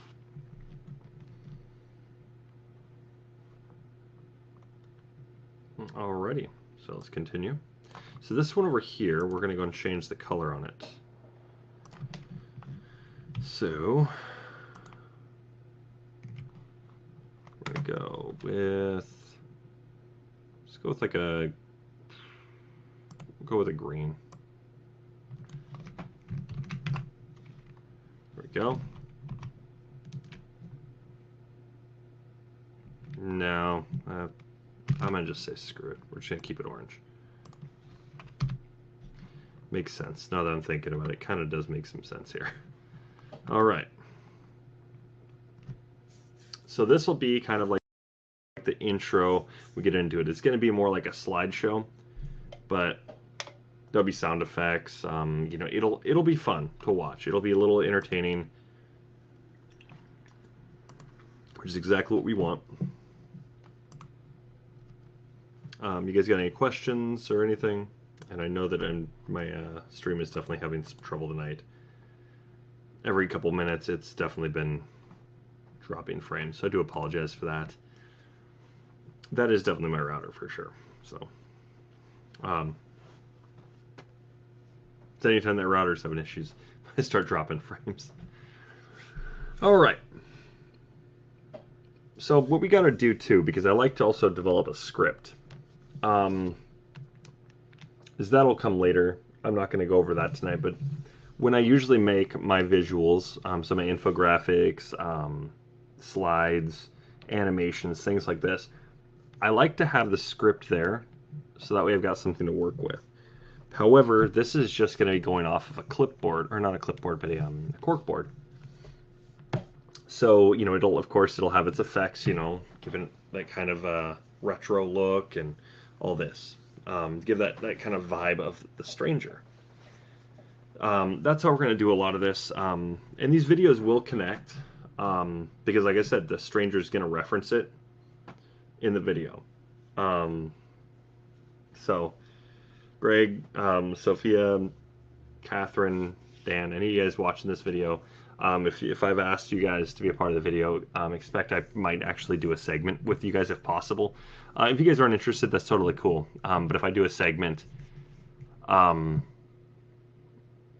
you know, over a section you guys might be, you know, we might be talking about you guys covering, then that might be something I might want to go and do, especially if that's how we might have to cut that out, the main video, just for length. But like, you know, things like item 57, no, that won't. For sure that will not have to. But like mold, I mean, that's going to be something I'm going to be covering. There's that is going to be me covering that. So, but there's certain sections, like I said, I might ask some of you guys to, you know, cover, you know, join in the video. If there's other people that I might have asked, we might record. You know, maybe it could be other people that aren't even going to be in the main video. I might ask them, see if they want to do a collab on it and jump in the video and be a part of that. You know, just because I think getting the people involved from the community, the Justice for David Crowley and family, any of their YouTubers or TikTokers, streamers, you know, whatever, getting you guys involved, probably be the best. Isn't it really? It starts bringing more people in. We want people to be viewing these videos. There is entertainment value, yes. There is trying to get more and more attention on this case, but the thing is, enough people already have. I mean, I would argue there's been enough people to, you know, they should have been reopening this case entirely.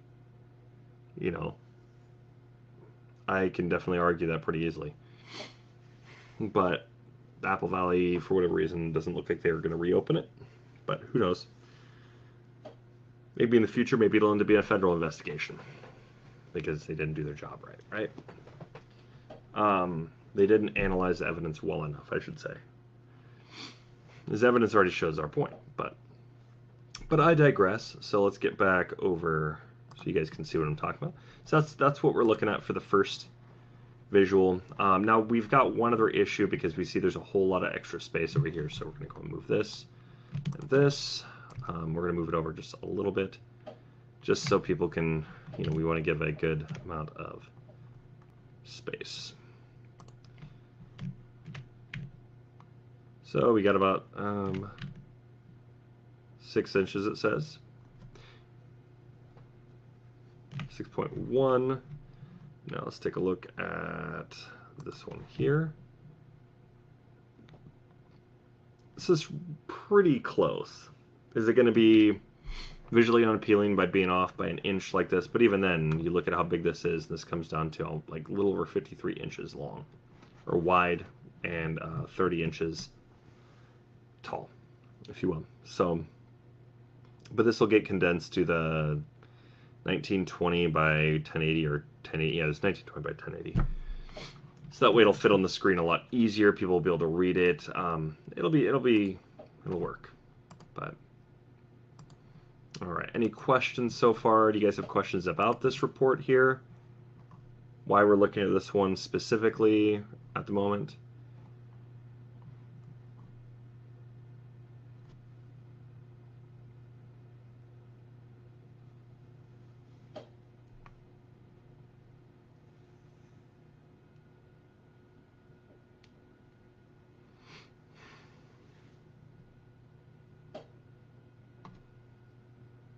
Okay, so after we show that initial thing, then we need to break it down individually.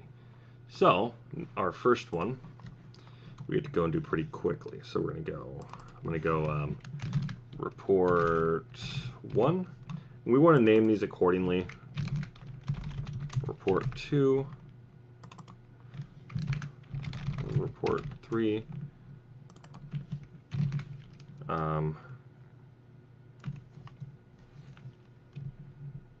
Report. Actually, this would be report 2. So we're going to do 1. I'm going to do it by 1-1,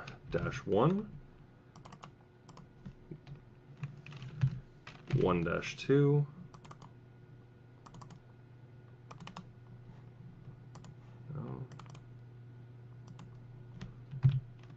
1-3, and then just 2 by itself because, well, doesn't make any sense to go and say 2-1 when there's only 1 page. Okay, and we're going to put these in a group. This is Becker All right. So now we can go and I'm going to save this.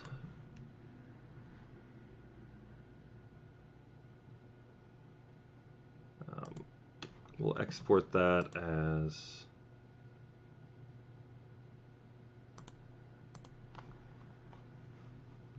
a JPEG.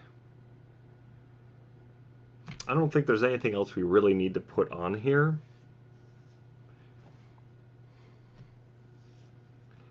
Because I'm also not for like doxing officers and things like this, but I almost kind of want to put the picture of this officer.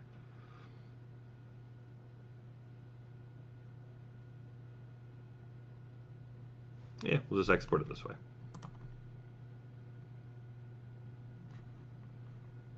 No, cancel that. We want to go on canvas size. It's going to be 1920 by 1080. Ah, okay. I see. That's an issue. You want to export that again? That's not good. But that's fine. I can export it at a later time.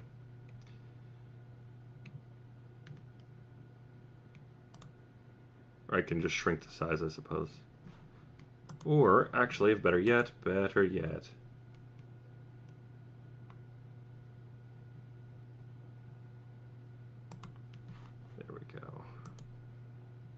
And we'll just do it by pixels. 1980. Oh, wait.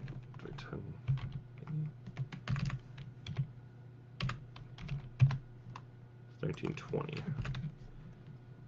Okay.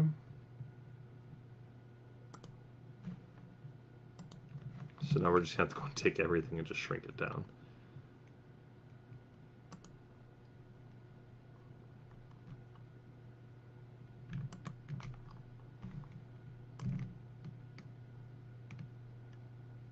Which isn't too big of an issue, really, but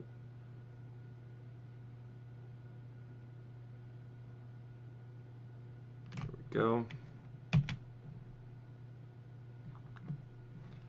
All right. So now I can go and just export it as is. And I'll export that, and that's going to go and be in here. Cases. Can you guys see this? No? Okay.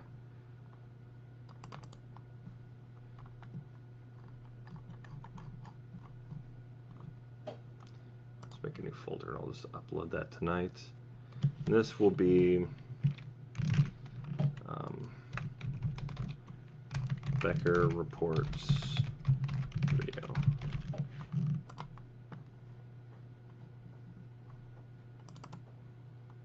This will be 1. All right, that makes this easy, as this covers everything real quick. All right. So far, so good, everybody? Okay. So next, now we're just going to go over each individual one. So let's go over this one, and we're just going to go and this is going to be a big file, so I don't really care too much. I'm actually going to go and just, I don't want to have to move everything around.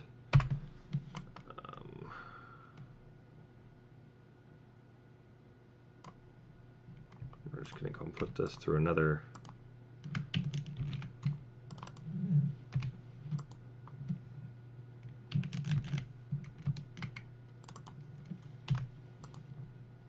So we don't have to keep shuffling through. All right. Ah, okay. Let's see what's going on here.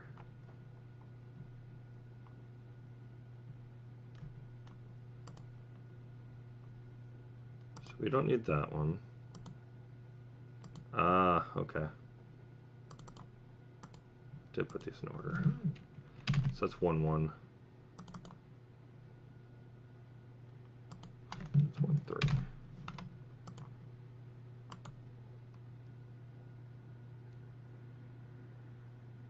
Yep, that was right. Perfect. All right. Now we can go make that copy and put that in slide 2. Alrighty. So this next one is going to be relatively easy because now we're going to show connections. So we're going to have yarn. We're going to make yarn to kind of show the connections here. So we won't need pin 2 quite yet, but we do have to make yarn. All right.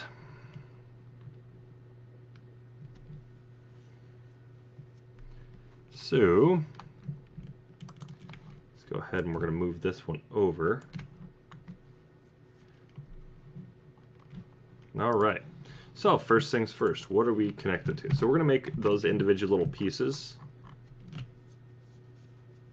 I forgot to give texture to the pages. Dang. Whoops. No biggie. All right.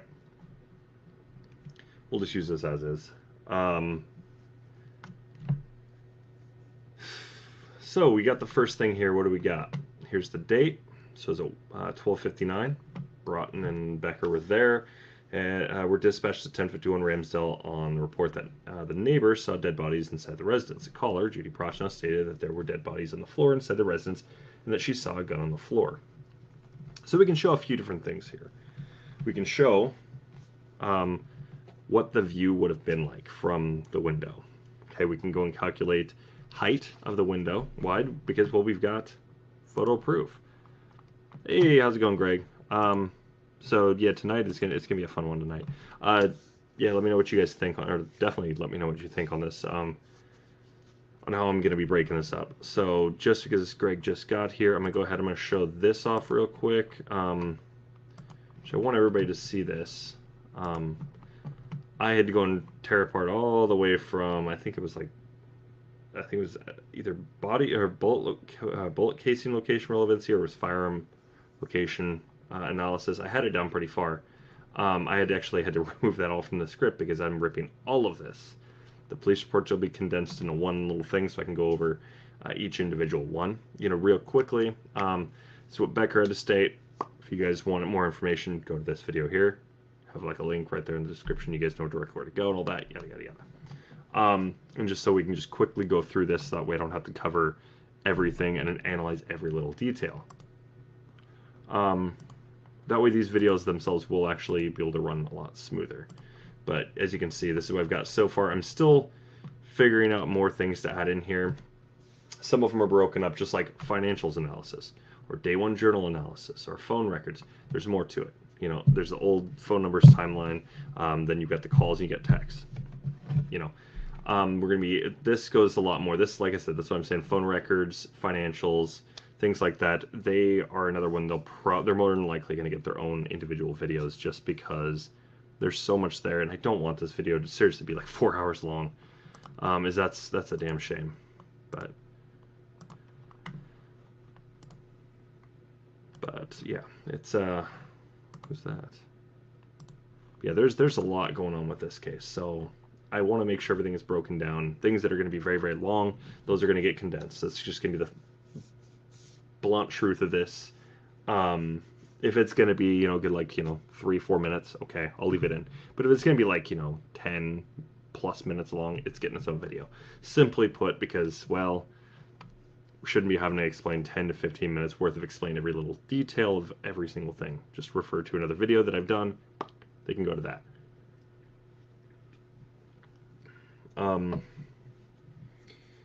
Like I said, I will link to other people's channels, but individual videos about said things, probably not, unless they are covering the topic and we can quickly go over it in a video. And there's not, like, if they'd like a little extra info, then we might just shoot over to somebody else's. But for the most part, it's going to be like, here's their channel, go check out their stuff. But, refer to these videos I've got on the playlist over here. So, but yeah, so this is a production.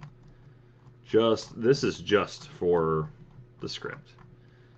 So I've still got a video list of things I need to go and still put in. I'm still inputting things, which ones I have completed, which ones I don't, which ones I do need to complete still, which visuals I still need to slap together. So But all right, so we got this first. We got the Judy Prochnow stated there were dead bodies on the floor inside the residence and that she saw a gun. So having the residence is going to be very crucial. Plus, on top of that, having a visual of the home, which I've got right here. So you guys can see this. I put this together here. This will definitely be over on this one over here. So you'll see this will get referenced a lot. But I'm also going to be having things, for instance, like dimensions on some of them. Why does this matter? Some might wonder. Well, position of people. Like, for instance, with this case here. When looking at the report, I'll bring that up right now. When you look at this report here, it says Judy Prochnow stated that there were dead bodies on the floor inside of the residence and that she saw a gun on the floor. So this is where we would go over... whoopsies, you guys didn't get to see the image of the Crowley case, or the residence, the one I put together myself. So there's that one. I do apologize for that. But all right, so let's get right back in, and we're going to take a look over here, because now we're going to go ahead and we're going to go and start going through all the other little things in here. So you can see in my Google Drive, I've got everything broken up by the detective or officer or whatnot. They did their police reports, so we've got that. I do need to do the same thing for the people.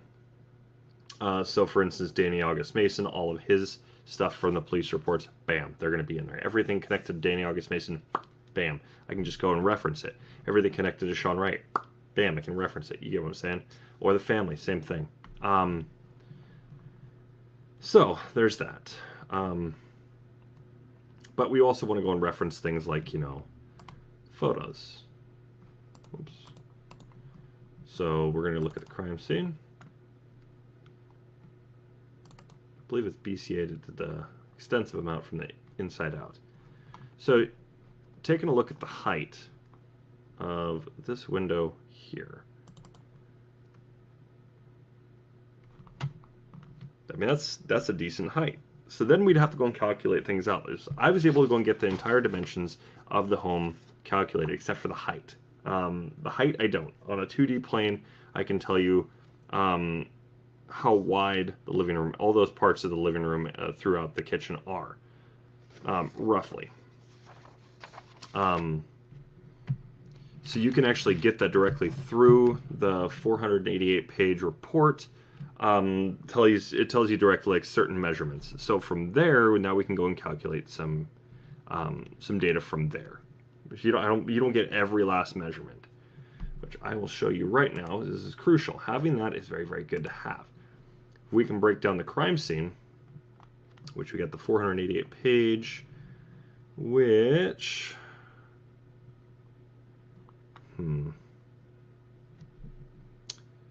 let's see. Is this the one they had that? No. It was, yeah, okay, so I have to go through the 488-page one.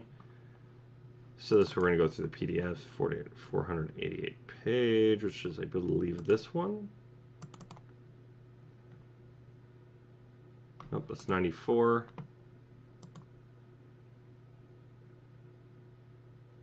If only this thing would just, load properly.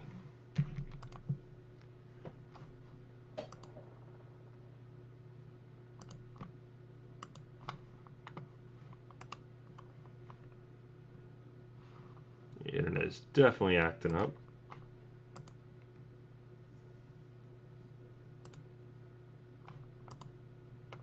Whoops.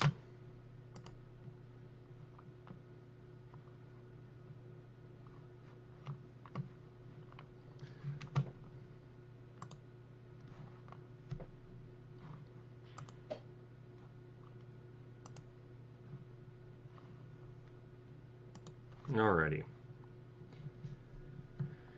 Let's find the 488-page one, because having that, it gives you a lot of details about the size of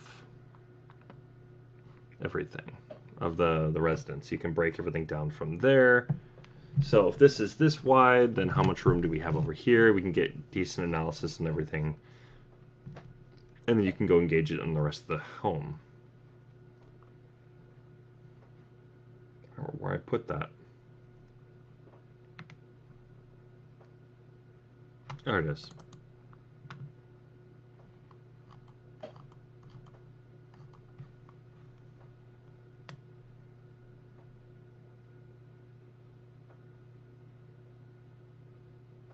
All right, so we're looking at 116. Screw it, I'm just gonna go like this. I'm gonna just bring it back up. And then I can just quickly search through.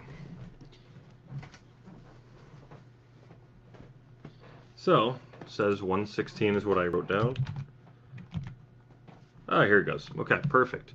So now you can start seeing these dimensions here. There we go. So now you got 7.5. Well, I've got that over here. Or 7.2, something like this. So they've got it down so it's a specific, like you got 23 feet 6 inches. So then you can break everything down. So it breaks it all down here. You got 3 feet 8.5 inches, so 3.85 inches. So I broke mine down by decimals. They broke theirs down by like individual things. So 3.5 feet, 3 feet even, 20 1/4 or 1/4 inch. So 20 feet by or 20 feet 0.25 inches. So I break it all this all the way down. They got the whole house cataloged like this. So this way, when we go over all of this, then we can start cataloging everything. Now we've got all of this. Now, does it say how tall the ceilings are? Does it say how tall everything is? No. But by getting that, we can start calculating, okay, roughly it's going to be about this much off. And then how tall is the attic? We can give a guesstimate. So if we've got, you know, like let's say it's like 7 feet in the living room, and then you've got another, it looks about half of that. So you're looking at what, like 10.5 feet tall to the tip of the house, something like this. Then you start breaking it down like this. Some of the stuff is going to have to be kind of rough guesstimate. But having this is crucial because then you can figure out, okay, well, how tall is this person roughly, right? And you can gauge, could they have possibly seen this? Could they have seen over this? And yeah, everybody technically should be able to see over. I'll just show it again so everybody can see. It's not super tall, but seeing in through that window, that's going to be crucial. And I'm proving some things here. So then at that point, then we bring that person up. This is roughly their stats, about how tall they are. Okay, who's seen, yada yada yada. So you can break it down. Is this a valid point? Okay. You see, there's a tree here. Okay, so it's looking at that too. Saw a tree here. It's also analyzing the footprints. I mean, there's a lot we can analyze just by going into each and every scene. That's why I want to break it down step by step. So all these pieces are broken down so people don't get too messed up. When I look at this, there's so many different things I can look at from this scene alone. It sucks. I don't want to have to do. So having a photo of this home and then showing, okay, this is about roughly how tall this is here. So how much could they actually get in here? Plus they have this little tree here. So a little math behind it is essentially how this breaks down. Having a little math there, it shows a little more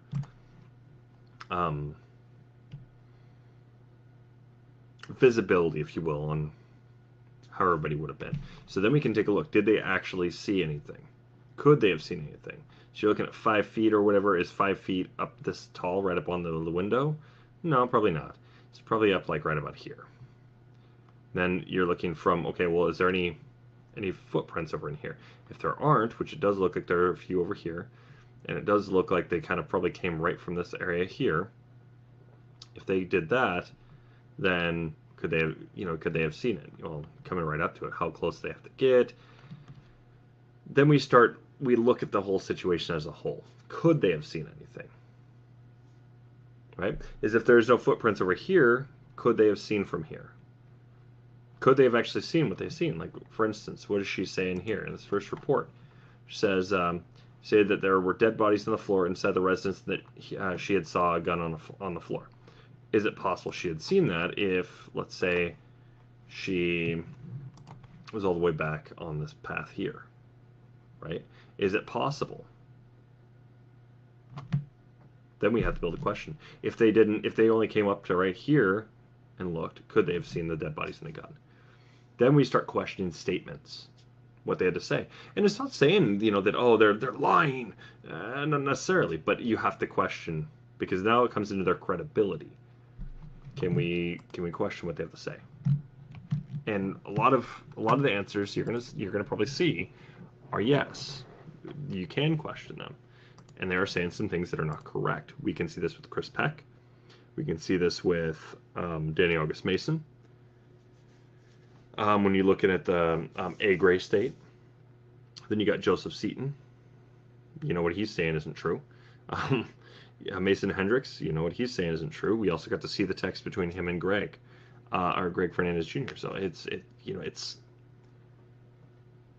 you get to see these things that are just like, okay, well, this doesn't line up, dude. This is what you're saying here, but we know this isn't true. How good of a friend are you if you're not really speaking to them a whole lot?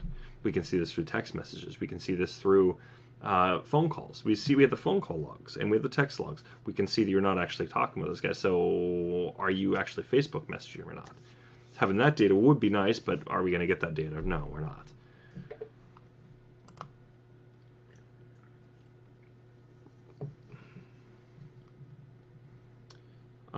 Well, that's why I want to make sure it's going over everybody's statements. Just because then does it prove them? Does it prove credibility? Right. That's the big thing. We need to go and look at it from that standpoint too. Could they have seen things? And it's just proven. Okay, well they could have. This is where they stood, and you can actually start going perusing through the.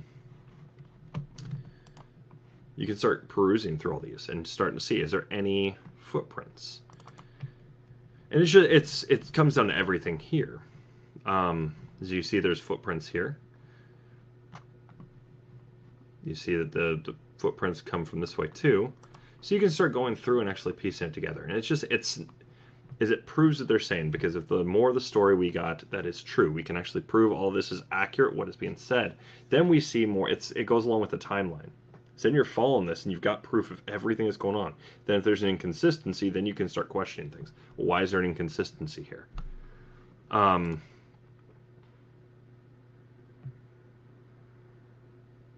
Right. And that's the other part is, well, how wasn't that? I mean, if she couldn't see it, then why? If it was really there, I mean, which we got the proof that there was the blood on the wall. We got this through the crime scene photos, but we still have the question, okay, well, how could she not see the blood on the wall? And that's the big thing here, because is this window tinted? No. It's not a tinted window. Just a standard window. How do we know? Well, because you can see that the light, the light would be faint if anything, if there's any light in there. You can see this is what it looks like. Now this is right up on the window, so you can see the color. This looks like it has some screens here. In fact, you can actually confirm those are screens. Let me bring this up. These are screens right here. So you can look at the discoloration here. And look, there's no discoloration here, which means, and that's why these look like they're darker than they really are. So then you can just go over here. You can see screen, no screen, and this is right up on it. So is this.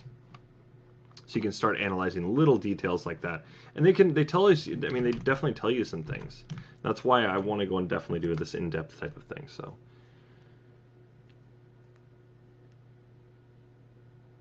Well, that's definitely possible. But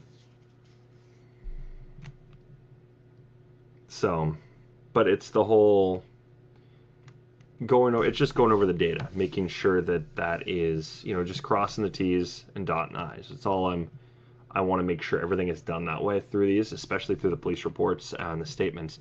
Those are the most crucial, in my opinion, to really make sure everything is gone over, because math can disprove the rest of the stuff. But some of these things Did this actually occur? Can we actually see this through phone records? Can we see this through any hard proof? And if there's no hard proof, then we have no reason to actually fully support that person's credibility if they're consistently lying. You know, there's definitely a lot of questions I have about a lot of people in this case. They may or may not actually be involved with the murder, but there's some suspicion I have because they're lying or because their story is inconsistent. Like reason I consider Joseph Seaton a person of interest, which there's a TikTok of that coming out here real soon. So for those that are on TikTok, you'll be able to see that real shortly, within hopefully in the next 2 days or so. There is you can see the conversation between the journal and the phone records. Same type of thing. So it's like I said, it comes down to, can we take this person's word at face value?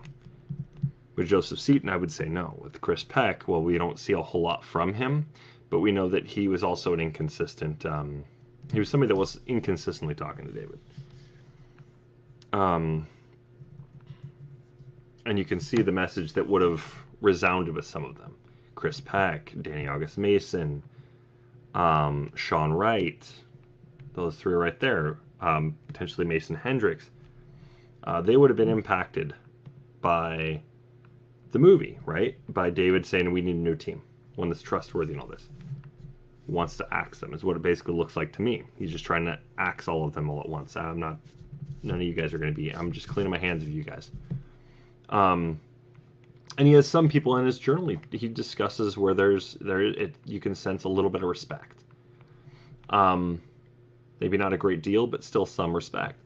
So it's covering everything to making sure we can see who is not credible, who is credible, and then really analyze everything. So when it comes down to conclusion, when we start looking at scenario, if any of those said people, you see very, very low credibility type of score, if you will.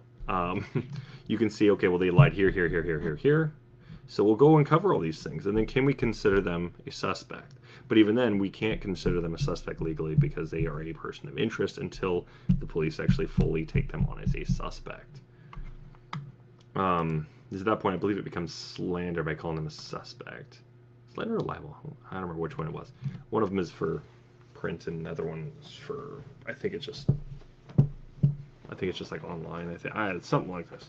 But it's one of those, yeah. But want to avoid all legal repercussions of looking into this case, right? I want to make it so that way people can't really come after you for saying what you're saying, but just stating some things that, okay, well, this is interesting, right? But how it all comes together. So that's why we have this right here. So you can see, okay, well, which information has been correct, which hasn't. You're going to see some of those officers here. There's going to be some issues you'll see in some of what they're saying. It's nothing that's going to really show credibility necessarily. Just a little weird. Some of the information they're providing is a little weird. You'll see statements here that aren't going to really go along with the narrative. You'll see they don't line up at all with what we can find through the actual stuff going on. Through journals and all this, you'll see that there's a lot of issues there.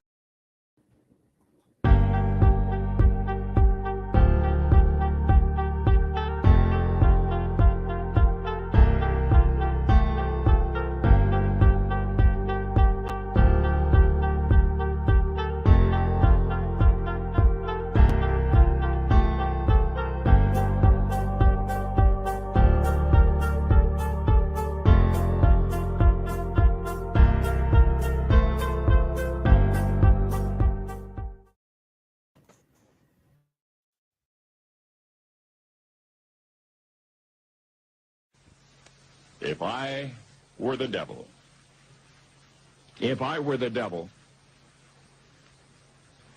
if I were the prince of darkness, I'd want to engulf the whole world in darkness, and I'd have 1/3 of its real estate and 4/5 of its population, but I wouldn't be happy until I had seized the ripest apple on the tree, the So I'd set about, however necessary, to take over the United States. I'd subvert the churches first. I'd begin with a campaign of whispers. With the wisdom of a serpent, I would whisper to you as I whispered to Eve, do as you please. To the young, I would whisper that the Bible is a myth. I would convince them that man created God instead of the other way around. I would confide that what's bad is good and what's good is square. And the old I would teach to pray after me, Our Father, which art in Washington. And then I'd get organized. I'd educate authors in how to make lurid literature exciting so that anything else would appear dull and uninteresting. I'd threaten TV with dirtier movies and vice versa. I'd peddle narcotics to whom I could. I'd sell alcohol to ladies and gentlemen of distinction. I'd tranquilize the rest with pills. If I were the devil, I'd soon have families at war with themselves, churches at war with themselves, and nations at war with themselves, until each in its turn was consumed. And with promises of higher ratings, I'd have mesmerizing media fanning the flames. If I were the devil, I would encourage schools to refine young intellects, but neglect to discipline emotions, just let those run wild. Until before you knew it, you'd have to have drug-sniffing dogs and metal detectors at every schoolhouse door. Within a decade, I'd have prisons overflowing. I'd have judges promoting pornography. Soon I could evict God from the courthouse, then from the schoolhouse, and then from the houses of Congress. And in his own churches, I would substitute psychology for religion and deify science. I would lure priests and pastors into misusing boys and girls and church money. If I were the devil, I'd make the symbol of Easter an egg and the symbol of Christmas a bottle. If I were the devil, I'd take from those who have and give to those who wanted until I had killed the incentive of the ambitious. And what'll you bet? I couldn't get whole states to promote gambling as the way to get rich. I would caution against extremes in hard work, in patriotism, in moral conduct. I would convince the young that marriage is old-fashioned, that swinging is more fun, that what you see on TV is the way to be. And thus I could undress you in public, and I could lure you into bed with diseases for which there is no cure. In other words, if I were the devil, I'd just keep right on doing what he's doing. Paul Harvey. Good day. Good morning, good afternoon, good evening, everybody, and welcome to Rise of the New World Order. My name is Lori Swan, and I'm joined tonight by our esteemed panel that was from last week as well.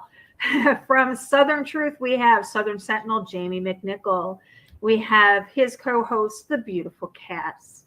And we have the three lovely, well, I'm going to say hot Greg over here, Mr. Big Daddy, Greg Fernandez. We've got Sophia and Catherine Michelle from from Justice for David Crowley Facebook group and YouTube channel. Welcome all to the panel. We are hoping that Eric can join us in just a little bit. He's running a little bit late along with Jeff. So welcome, everybody. Thanks. Part two. Thanks for having us back. We had a really good response last week from the talk that we had. You know, this is definitely something that a lot of people know about and have heard about and are talking about still this day. I thought it was pretty interesting because one of the comments that was left underneath last week's video was from, you know, the neighbor. I believe this is the neighbor, right?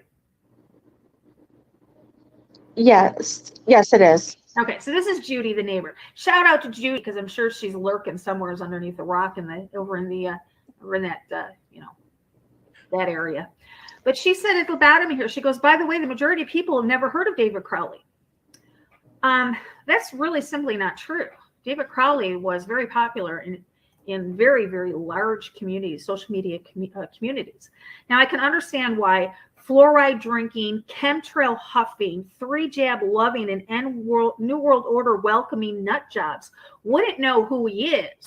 But to the rest of us in the world, we know exactly who he was. We supported him 1,000% on the, you know, even based on a dream.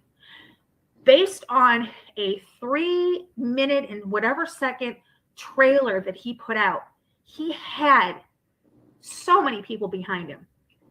I'm gonna say this because she had mentioned something else. She had said that I had said that he was in a mental decline at the time of this tragedy, and I know that I said several times that I believe that, you know, because the facts show that he was making plans for his future, for his family. So, you know, I just want to put that out there because she was misquoting me on that. But so we're going to take up, I'm going to pass it over to Sophia. You've got a bunch of stuff that you wanted to start with tonight. Why don't we start there? Oh, okay. What did you want me to pull up? Can we wait on that for a little bit? Sure, no problem. No Okay, problem. thank you. Okay. So last week we stopped. You're teasing us. I know. No, not really. Last week, we let off with talking and discussing the crime scene photos, and we had discussed the fact that a lot of things. There was a lot of things that were discrepancies as far as with the investigation. Do one of either Catherine, Sophia, or Greg want to pick up and let us know what were some of the discrepancies that you guys, because let's face it, you guys are, you've done this every day for how long now? Well, for me, it's been 5 years, over 5 years. Greg from the beginning. Okay. So, yeah. I sent you some photos, and I don't know if you have those handy or not, but yes, the discrepancies, you know, David's hand, the body positions, the skull piece on the Quran that's on the floor. There's all show movement, you know, and then they describe it one way, and then it's described another way. A photo shows it one way, another photo shows it. It's ridiculous. Yeah. Okay. Let me get, now, what do you want? Because Catherine sent me photos of his hand. Yes, let's start with the hand. I think I have them labeled, and one is if we can do the hand, the initial hand. It's a little grainier photo and really bright. So, or you can pull up. But if you can pull up both of them at the same time, that might even help. I could pull up both at the same time. Yeah, is this the one? Well, that's the one that was taken later, and I zoomed in. There's the initial photo. Okay. Let's talk about this one. Mm-hmm. You can clearly see all 4 fingers, and I'm pointing at the screen, not realizing people can't see what I'm doing. This thumb, you can actually see the thumbnail, and but you see all 4 fingers going up. The thumb and the ring finger are not touching. And this was from the initial photo when they first walked in and they took a picture of the bodies on the floor. Okay. I'm kind of having a hard time. Okay, so yes, that's one. That's the index finger, correct? Okay, and that's the index. There's the middle. There's the ring. There's the pinky. So it's not. Okay, so you can't even really see his thumb on this one. Well, if you go real slow, and I'll tell you where to stop. Keep going up to the left, but up like you're going up toward the index finger, and stop right there. Right where your cursor's at is the thumbnail. Okay. So that's where the thumb is. And then you see the index finger sticking up above that. Absolutely. And this picture is very clear that the index finger and the thumb are not touching. We go to the other photo, and do you see the difference? And this is what I'm talking about. So who positioned that hand in that right like that? The only people in the house at this time were BCA and the police officers. Yeah. And again, this is just one example.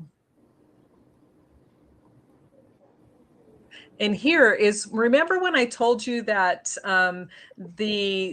whatever those marks are on the floor, if it's blood or if it's decomp fluid, whatever was used, I told you it kind of makes like the Mason compass. Yeah, I see it. Yeah. Now when you go to the next picture, I have it outlined. Oh yeah. Yeah. So if you go back and forth, you can, and the other one is kind of where David's head was located in that one spot, and then his legs down and his arms out. So you can see it's not those marks are not where his body was located, so it doesn't make sense. Yep, I can see it. There it is, right there, and then the upper piece goes like that. Yep, I see it. Yeah. Yep.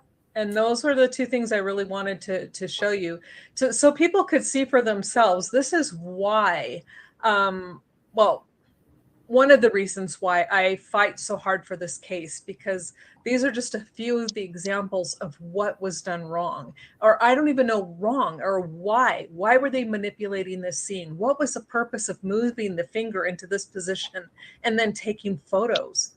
Who does that? Right. Yeah, exactly. An inexperienced operator, an inexperienced tech, or somebody who's deliberately trying to malign the scene and disturb the evidence. One of the two. Yeah, and that's what it looks like. And then they wonder why we don't believe them. And it's like, hello, what you are sending us is telling us what you were doing at that scene, and then you wonder why we're questioning you. Well, and we questioned this last week, guys. We had said, because, and I had drawn, and I still, okay, so 7 days have gone by. I said at the end of last week's show that this is the first time I've been left with more questions and answers at the end of an interview, at the end of a show. I still maintain that.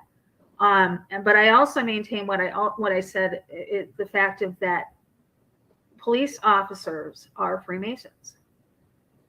And if this was motivated by the powers that be that didn't want him to do this, then that could be the reason for the discrepancies. Because it really seems, now, one of you guys gave me, you had compared this investigation with other investigations. And that was probably Sophia. Okay. Yeah, I think it was. Sophia, you had sent me something where you had compared the Crowley investigation with other homicide investigations in the area. Yes, I did. And you had come up with, that these other homicide investigations were impeccable compared to this one, right? Yeah, it had the same team on there, and almost the exact same team. And everything pretty much lined up.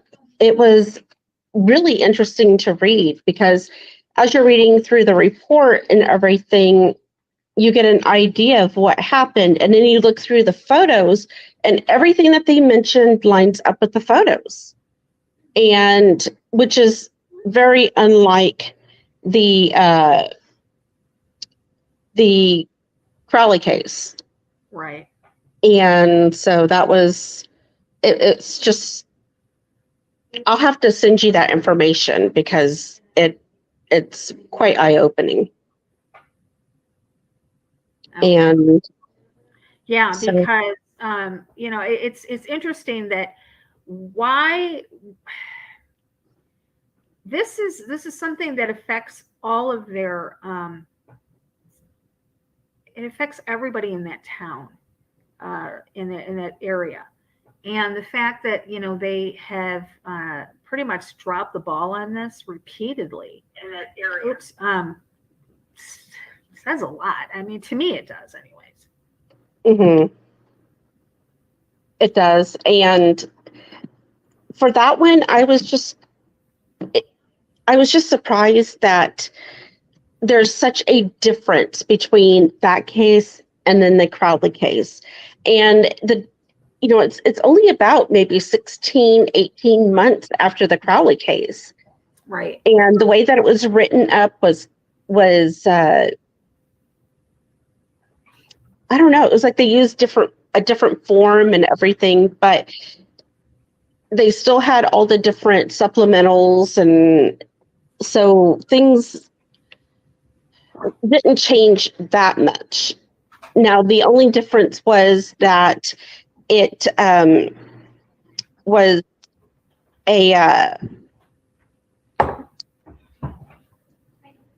I'm sorry. The only difference was that the BCA did not come to this case. It was just the Apple Valley PD and they didn't take samples or anything like that. So they didn't have autopsies available and they didn't have any DNA samples. And that's basically it. I have a question. Yes. How would the finger be moved? Because we had talked about this, and I already know the answer to it. We had talked about this last week when I had brought up the fact about rigor mortis. Yes. And I said, how could they move the finger with rigor mortis? What was the answer to that? Rigor had already passed. Right. Rigor doesn't stay very long. No. Jamie, can you take over for a minute? Yeah, rigor only stays for a short amount of time. And then after that, Yeah, depending on the temperature, it can last anywhere from 8 to 12 hours or a little bit longer. But with the temperature in the house being 68 degrees, that's pretty much the normal temperature in which a lot of these, I don't know if you want to call them tests, when they figure out all this stuff. So the rigor would have lasted roughly around 12 hours after it had full on. And then at 12-hour mark, it would probably 8 to 12 hours, it would begin then to subside and be completed. So last year, Catherine and Sophia and Greg, there was a question last year mentioning about the bugs or the worms that could be coming out of the body. Can you just elaborate to the new audience about that with the temperature that we're just talking about? Would that create bugs or worms coming out of the body? Okay, so people are talking about the maggots, and that is generally what happens when it's warmer temperatures. But it's in the middle of winter in Minnesota, so the flies aren't alive outside. So that is more than likely the reason why there were no fly larvae within that house and there were no maggots, because the temperature was just simply too cold. And that's the best answer. Now, if this had happened in warmer climates, or, say springtime, fall, something, well, yeah, there would have been maggots. But in the dead of winter, flies don't live in the cold. No, they don't. And there's another question that some new audience is saying. At any particular time, did David Crowley had a bit of a setback? Not mentally, like if people saying he had a mental illness or something, like he was going through a mental state. But at any given time, how was the relationship going with his wife and his daughter? Because there's been some rumors that there could have been some type of falling out and that, but more so, there was more to do with the work, with this new movie, getting a contract or getting things organized that were putting pressure on his personal life. Right. And so many people keep going to, back, the journal, the day one journal. He was, it is clear that he is expressing emotions and feelings and frustrations that I don't know any parent has not experienced, especially someone in his shoes. But people say he was declining. Well, when the journal ends, he's felt the best he ever could. He said he finally connects with his daughter and life is great. The movie, his scripts are finally done. He's gotten it all finished. And now he's looking forward to starting the other projects he has listed, the other movies. He can put Gray State to bed. That's not someone who's declined mentally. No, not at all. Not at all. And he did not have any physical ailments. There was no diagnosis of PTSD. He didn't present as anyone with PTSD. And that is not to say that the war did not affect him, because it affects every soldier that went over there without exception. But it does not equate to him, losing control and snapping. He's this great guy. They can't, I don't know if he's a great guy. How long was he back? I mean, it's usually, the decline is usually evident when you first get back, because we know 22 veterans a day commit suicide and have that decline, but you see it. I mean, it's not something that they just, have some normal, appear normal or portray themselves as normal and then all of a sudden snap. Correct. That doesn't happen. Yeah. I mean, he'd been back for years. Maybe Greg or Sophia might know exactly how long, but it had been years. And yeah, he was out. David got out in 2009. 9. So we're talking year. Okay. Yeah, 5 or 6 years. So, yeah, 5 over 5. Let's just cut it and say 5.5 because this was the beginning of 2015. So, you know, or 6, yeah, 6.5, whatever, 5.5, 6.5 years. Yeah, yeah. But yeah, I mean, when you see soldiers who have true PTSD, anything sets them off. Guns, fireworks. You would think if he had true PTSD, he wouldn't have been able to even participate in the scenarios that he was putting out there. There was guns, there was violence, there was. I mean, that watching that trailer is pretty traumatic for somebody who wasn't involved in all of that. Correct, and that right there, you know, should be telling a lot of people it's not what some others are trying to put out there. When the police themselves say they can find no motive, if they felt PTSD was a motive, they would have said so. They said they found no motive.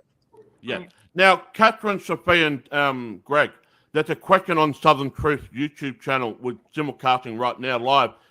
The family of David Crowley agreed not to have a full autopsy on that. What was the purpose behind that? Okay, I have my volume down. I'm sorry, I didn't hear you. They had an autopsy. They had a there's full autopsy on the body. Yeah, there was someone in the chat room on Southern Truth that Yeah, people can actually go and they can go to my website. You can download the actual final autopsies. Now, obviously, we didn't get the notes, the recordings, and everything, but we got the final autopsy. Apparently, the family said agreed that there shouldn't be an autopsy done. I mean, wasn't there? Yeah, there wasn't. Yeah, that's simply not true. Yeah, no, that's not true. There wasn't autopsy. Yeah, so just to clarify, Jamie, yes, they were done on all 3 people. Yeah, there was. Yeah, we got that. Someone just asking a question. Yeah. These are all great questions too. I mean, these are all of the things that we need to be asking. The thing is, a lot of these questions that I'm still hearing 7 years later from people, or people are keep bringing up, are some of the same things that they've been saying since the very, very start. Oh, David was crazy. David snapped. He didn't have money. He would, the whole deal was dead. His wife was actually leaving him. He didn't love his daughter. We heard all of this stuff very, very early on. And as you can see, as we get more data, and the more data that we've gotten about this case, it clearly shows that stuff is not true. So what are they basing it on? Now, they can base it on feelings, but it's not based on facts. We're looking at the actual facts here. So when I started this, and I know when everybody starts this, you need to start with that. Okay, this is what they say about David. They say David is guilty. Within 24 hours, they are already telling you the public is not in any danger. David is guilty. And everything they do from that point on is to try to prove David Crowley guilty. So 1 year later, we were hoping that they would be able to prove David Crowley guilty. 1 year later, or actually 8 months later, they were unable to. And 7 years later, they have been unable to. There's none of that has ever changed. The only thing that has changed is that we have more evidence to back up the fact that David Crowley cannot be proven guilty. Why do you think people are? If you want to believe he's guilty, you can. Right. Why do you think people are so hell bent on believing he's guilty? I think it's different for every person. I think every person is different, right? So there are some people that really probably honestly think that. And I think that there are some people that actually know better. The problem with that is looking at the evidence, if you really truly do look at the evidence and you come to the same conclusions that Greg has come to, Sophia's come to, Catherine's come to, I've come to, Jamie, Dave, Eric, we've all come to the same conclusions that, if the evidence points to the fact that somebody else did this. I said last week that I didn't even think that they were killed in the house. And, so it just leads me to ask the question of, why are people so hell bent on trying to make this guy out that he's guilty? And I asked that same question, and not only just that, it's like, why do they want to believe it, but why are people downright getting nasty and belligerent just because we believe in his innocence? Right. They are so, like you said, hell-bent on saying he's guilty without any proof whatsoever. Right. And then they want to attack anybody who says he's innocent. Exactly. What the hell are they gaining? Oops, I'm sorry. What are they gaining from that? Exactly. I've had that same question. Again, I offered them a platform, but when I saw the way they acted and they portrayed themselves in a private chat, I wanted no part of it, and I told them I wanted no part of it. I was not going to get involved in the what I would say, the mudslinging. Okay. The drama. Yeah, I wasn't involved Okay. in that. I wanted to actually, I wanted to come on.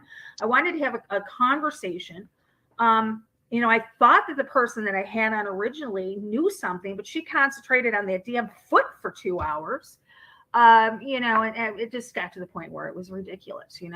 I really thought that they had something to show me to kind of prove to me that I was wrong all these years. And the thing, like you were saying before, and this is just an example for people to understand why a lot of us are so frustrated with people that do this kind of stuff. They take my videos and then they completely misquote them. They take things out of twist things around, and then prove the fact that what they're saying is a lie when they created that lie. For example, a long time ago, one of my videos, I was talking about a book that I was researching for. And it just so happened to be that my mother was married to a guy who was in prison for murder that this book was written about. Well, these guys wanted me to write from, their side of the story. So I was reading this other book. And then so I started doing research. I said, for a book I was going to write. So what did they do? They turned around and twisted this garbage and was telling everybody, I said I did research on this book, Evil Intentions. I never said that. I said the book was total garbage and I wouldn't even want to be associated with that. But see, then they made an entire video on that. And just to deflect from the case of David Crowley, they tried to tear us down to make us look like liars when I never said that. I was researching my own book. I made that very clear. And I made it very clear. I stopped when I found out these guys were dicking me around. So, and this is what I'm saying. They go to such extremes because they are so angry at David and so angry at anybody who backs this man up that they will attack on all ends. Wow. Yeah, I know. And they continue to do it. That's just it, is they continue to do it. Yes. Time after time after time, they continue to do it. Well, it was like I was saying, Lori, like I made a 2-minute video. I made a 3-minute video that nobody can debate with. Can you send that Yeah, link? I'm going to send you both of those right now. Yep.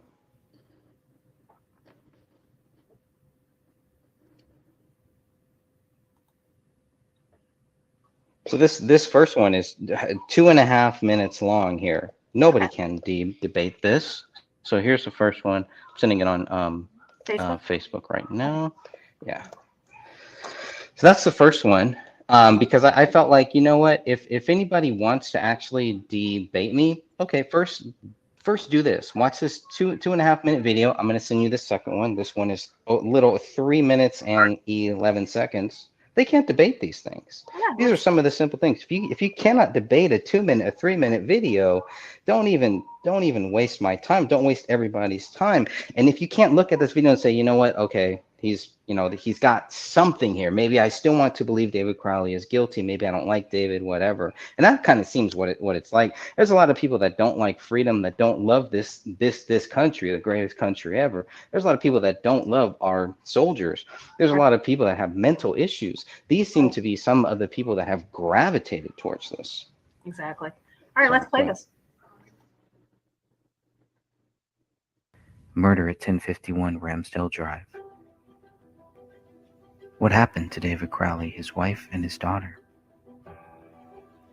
If this was truly a double murder-suicide, why did investigators fail to prove David Crowley guilty?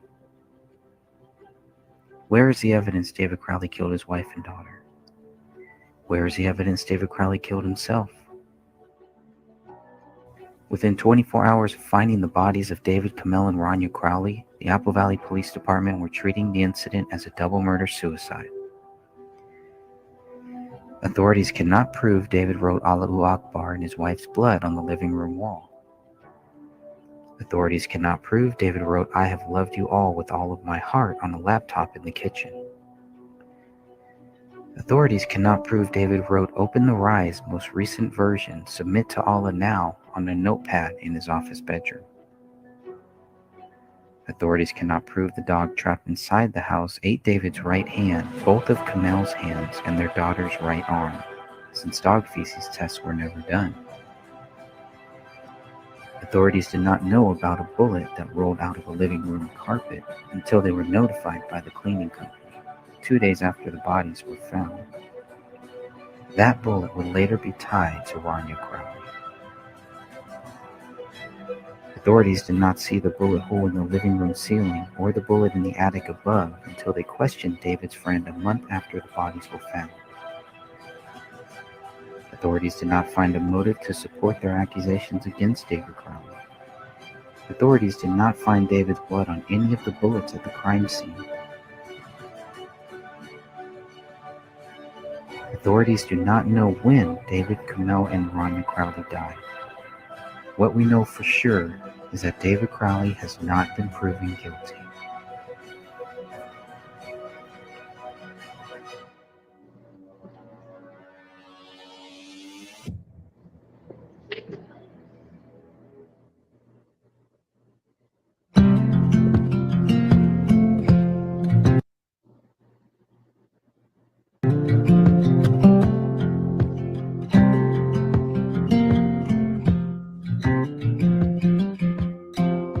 Okay, let's play the other one. And I will put all the links that we pull up tonight, everything that we show, I will make sure that the links are put in the description area below as usual for you guys. And this is the second one.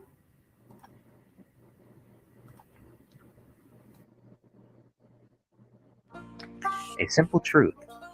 It really is this simple.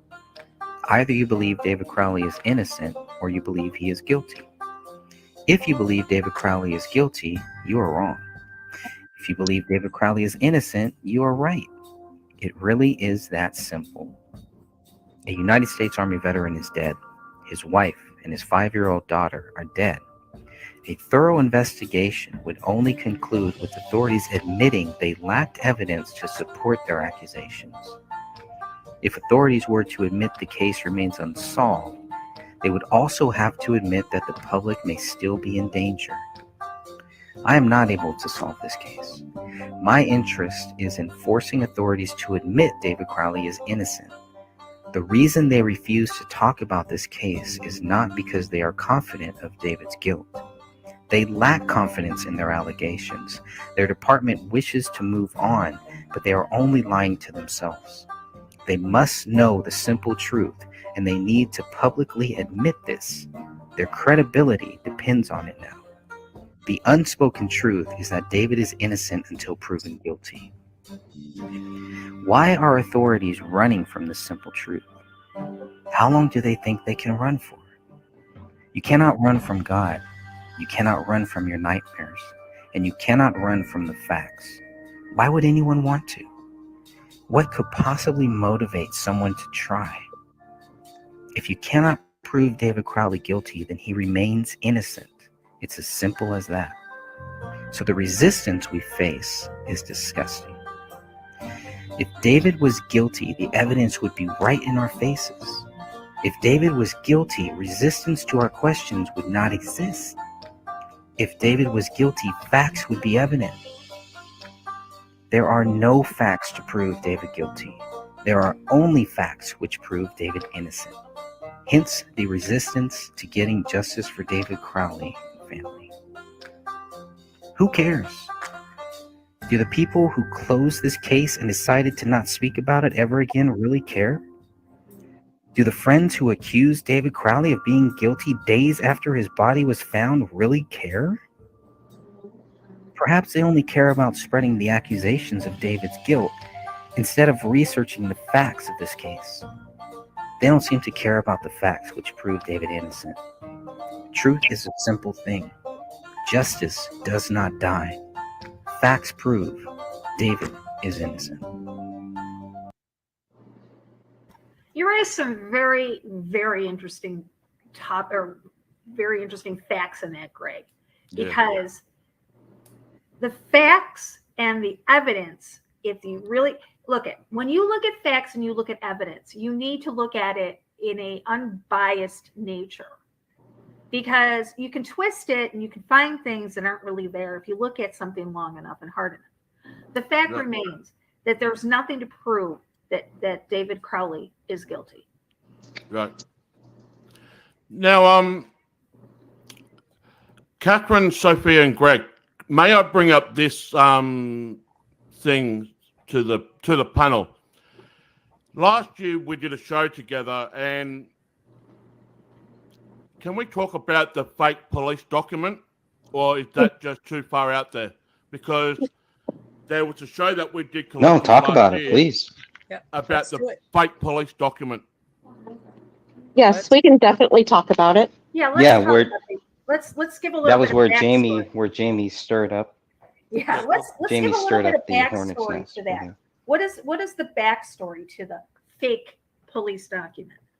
The backstory is that there was a some type of a report from the ECU, which is the Electronics Crime Unit, or it was supposed to be from the ECU.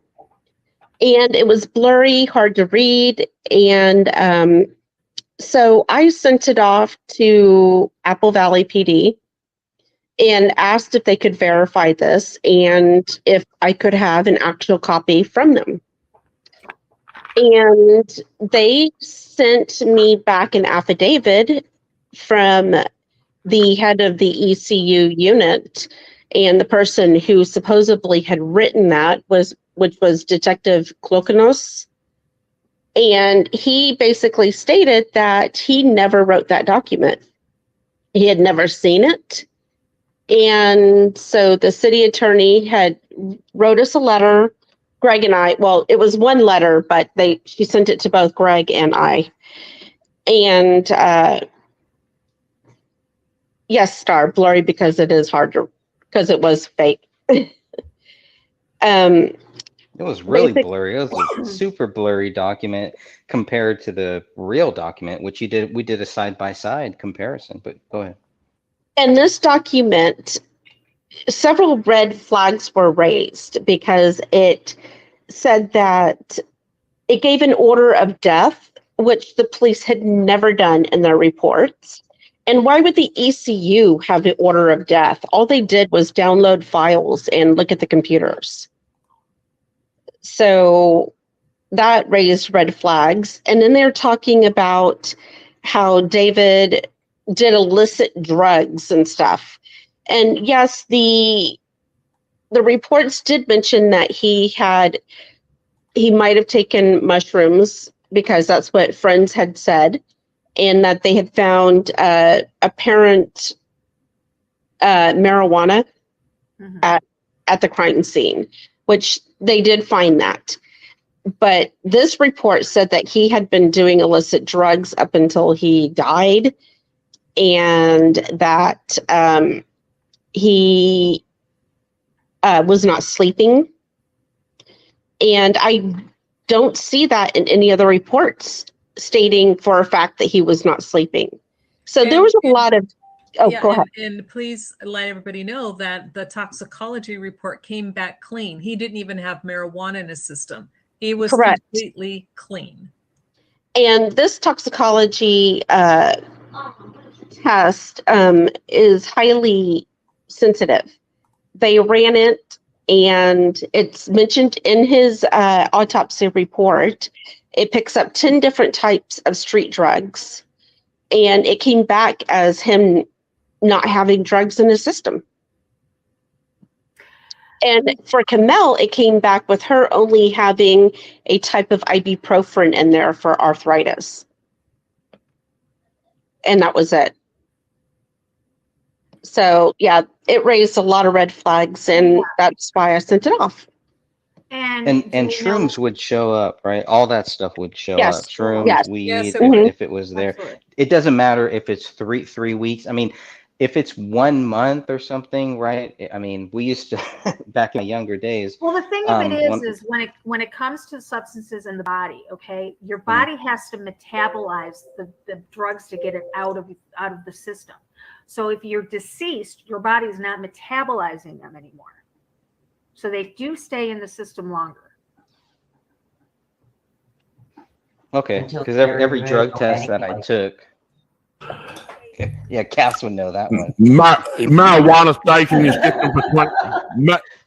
Marijuana stays in your system for 28 days. Right, but what I'm Yeah, saying is yeah. other drugs, like anything else that if they were saying he was using heavy illegal drugs, that's certain drugs stay in your system a week, 3 days, 10 days, but that is in a person whose body is metabolizing those drugs out through your liver, through your kidneys, through your bloodstream. Once your body is deceased, those cease to function. So you have it's not being metabolized. No. It'll break down organically, but it won't exit the system because it's got no way of doing anything other than dying naturally. It's got no elimination process. It will stay a lot longer. Yeah. Right. And there will also be residue. There'll be residue left in tissue as well. So exactly. Not to mention they could do a hair follicle test and get everything right there in one shot. Correct. Does it stay in here long? It stays in here longer then? Oh God, yeah. Yes, it'll stay in your hair for months. Years. It stays in your hair for years sometimes. Yeah. It usually Yes, until fall out. Okay, like we would have people come into the ER who would especially soldiers and stuff, and they know when they were doing pot and they would get sick and they'd come in, they were always trying to take all of these wives' tale concoctions to try to trick the system, right? But even our little tests in the ER, we could still, no matter what they took, no matter what they did, we could still find the marijuana in their system. And the tests that these labs use in their toxicology, when they do the toxicology tests, are way more powerful and more potent, and they can pick up anything. And they found nothing. Somebody says, unsure of mushroom shows because we make DMT naturally. That's a good point. I don't know about that. And I don't know about either. I don't know. And psychedelics, which would be mushrooms, correct? Yes. That's one of the tests that they do test for. Mm-hmm. And it's called the immunoassay test. So that's the type. I was just reading it off of David's autopsy report.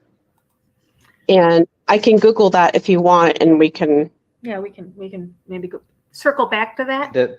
Sure. Yeah, the main thing is the cops don't credit weed or drugs or anything like that with this murder. If you look at what they really credit with this murder, it's really nothing. It's just because they couldn't find that anybody else did this, even though they didn't look for anybody else to have done that. Right. They It's a double negative. Exactly. They blamed it on somebody else, yet they never looked for somebody else. They don't have anybody else, but yet, it just seems like they took the easy way out. They just decided that, he was, and I hate to say this, but to me, it just feels like they said to themselves, you know what, this guy's just not worth investigating. Well, you see, I think at the highest level, yes.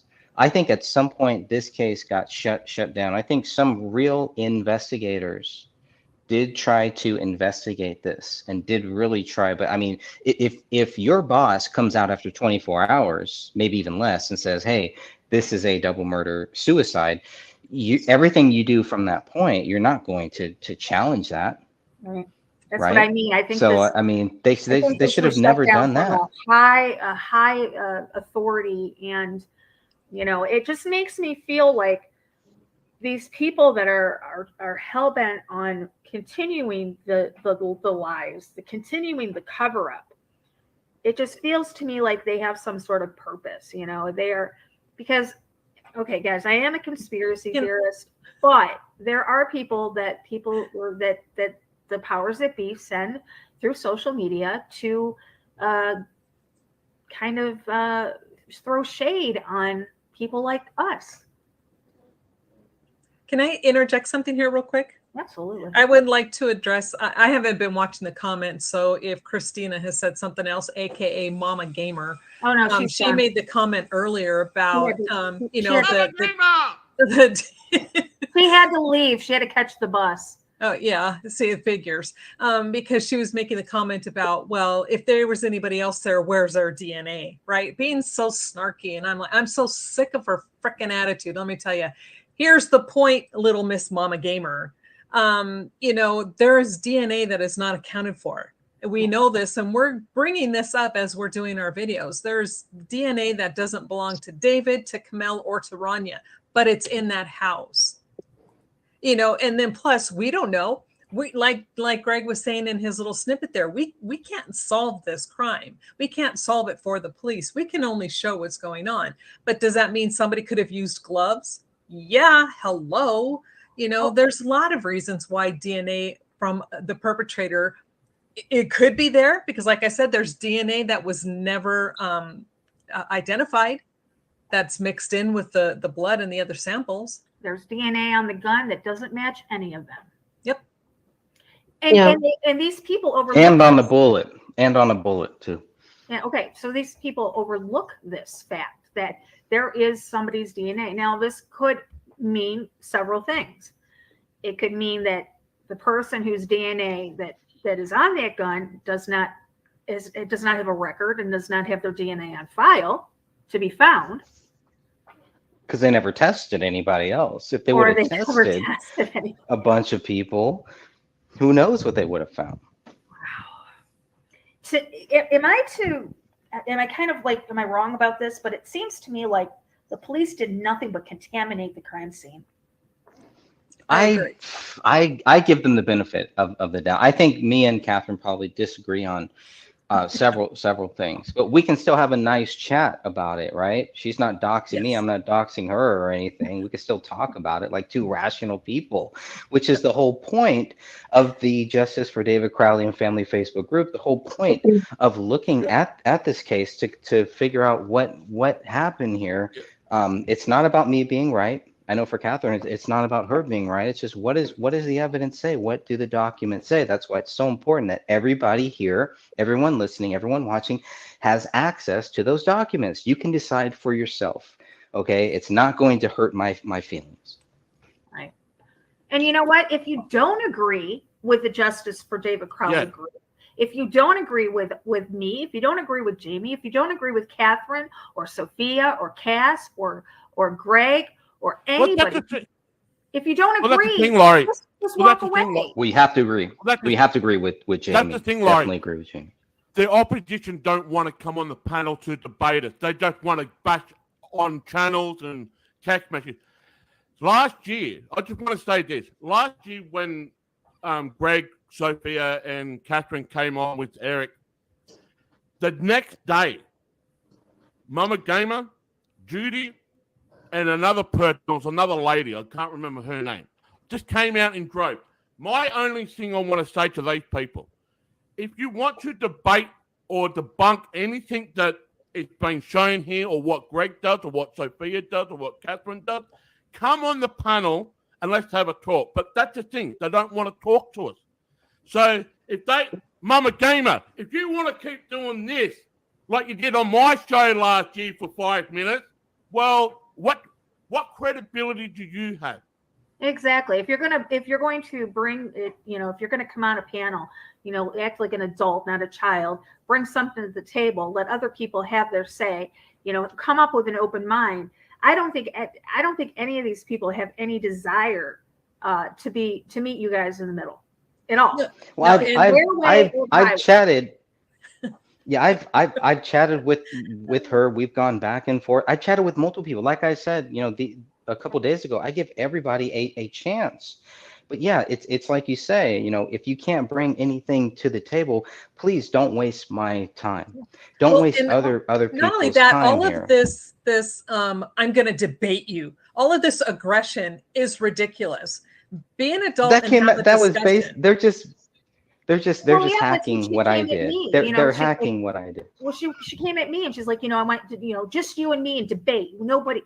I my feelings, my opinion about this is not up for debate. Exactly.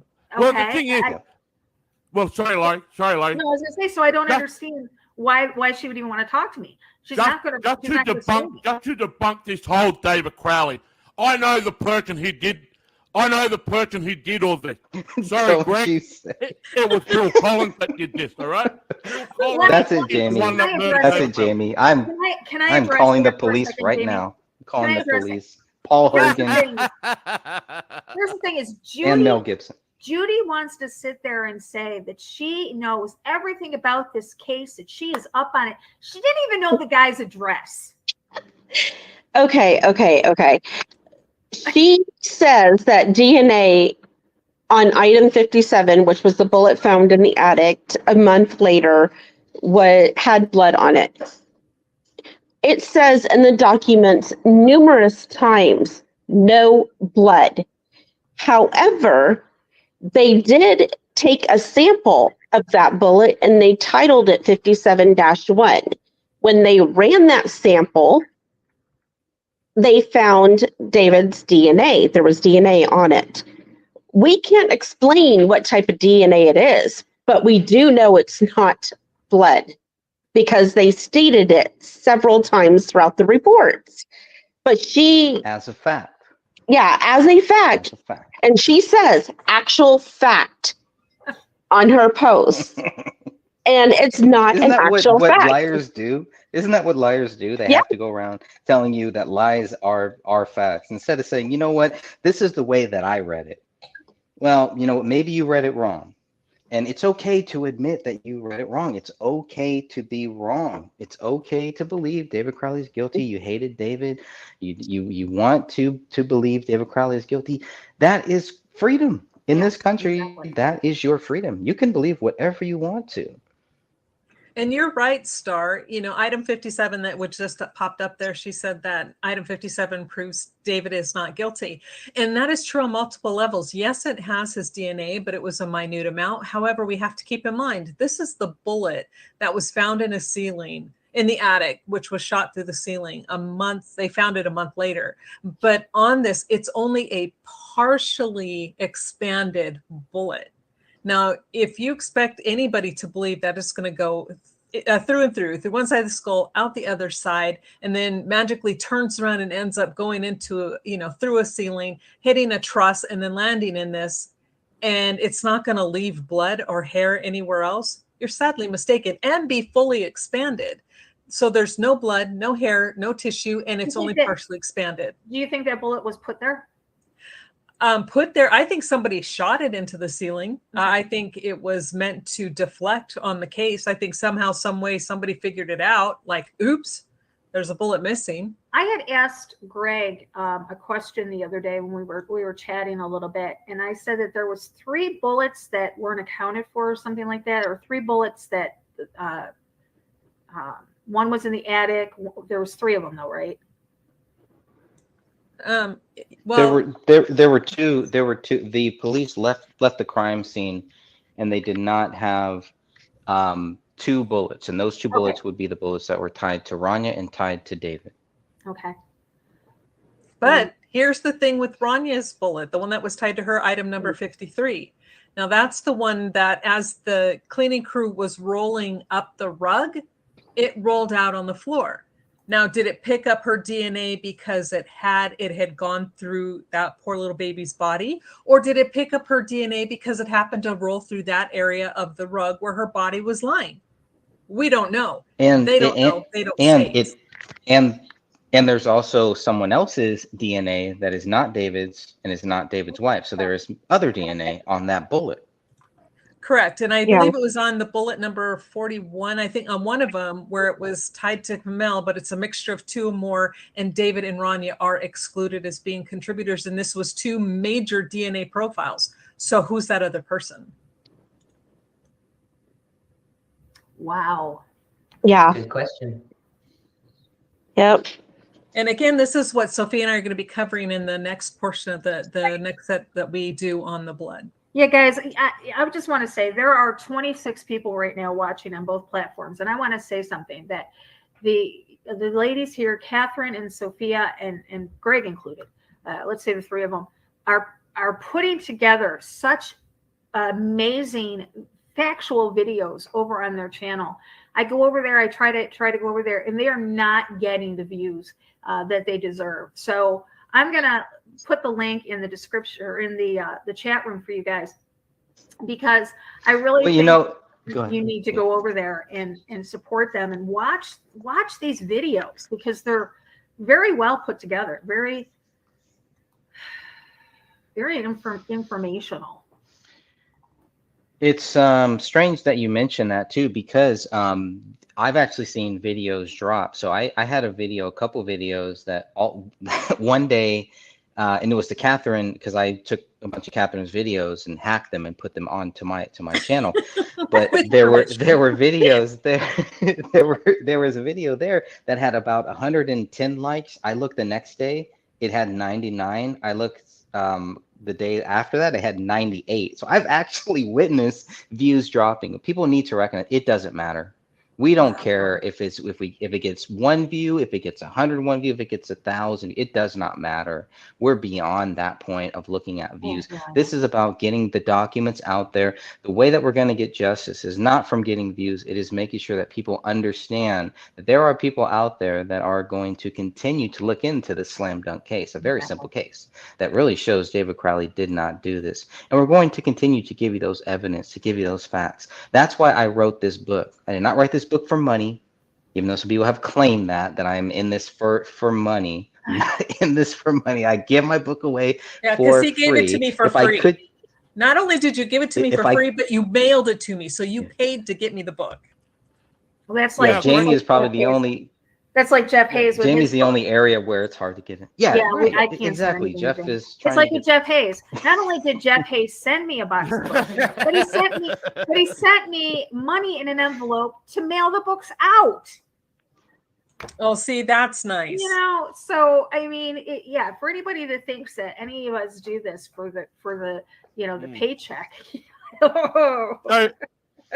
Yeah, I mean, I have a job. I have a 9 to 5 job. I don't need the money. I don't do this for the So, Greg, money. And I don't go ahead. Yeah, there's one major question that I think you guys can answer this. Sure. Last year, we were talking privately, so was Sophia, so was Catherine. Can you just address the audience that you guys were giving, well, I think it was Sophia, was giving a letter from Apple Valley Police Department stating that they would not release any more information in regard to this case. Can you just talk about this? Or Sophia? Yep, yeah, Sophia. Yep. What I had done is I had sent more information to the city attorney and to Apple Valley to be verified, and I had more questions for them. The city attorney wrote to me about 6 weeks later, and this was her second letter, where she basically said that there wasn't going to be any more information given out to anybody, that they would only give out the public information and that was it. And the reason for that, and what she stated in her letter, was that somebody could easily fake more information, like they did with the police report or the fake police report. And if they were to go to court and if they found let me backtrack a little bit, because within this letter, she is mentioning homicides. She's not mentioning murder, suicides. at all. She's mentioning homicides, and she continues to say that if they come across those who helped with the homicides, they could be charged at any time down the line. And a good defense attorney could bring this faked document into the case and get a lot of their work debunked, basically. And that is the reason for why they did the affidavit. And to me, it implies that the case is now being reopened. I can't say for sure. It just implies it to me by her wording. And Greg is going to be putting this letter up on his website along with the first letter that we received and the affidavit. That way everybody can read them and judge for yourselves. Yeah, I think I have them all up except for that last one. I'm sorry. I really need to get that last one up there onto my website. And I will get yeah, people need to read it. I will get that website. Okay, we're going to take a break. 10:05. We'll be back in 5 minutes. If everybody can mute out, and then we'll be right back.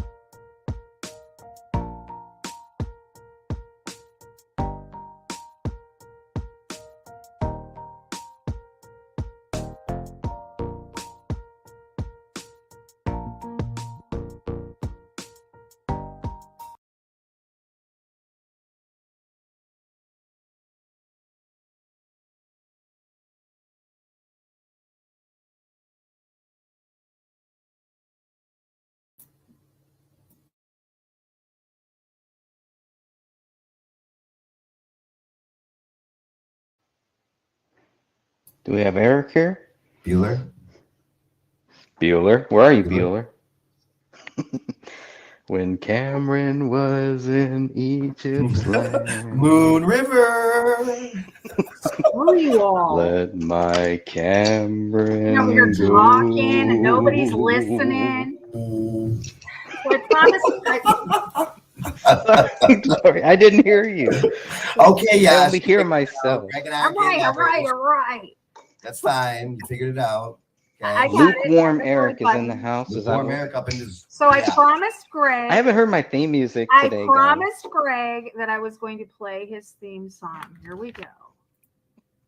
Oh, you got it?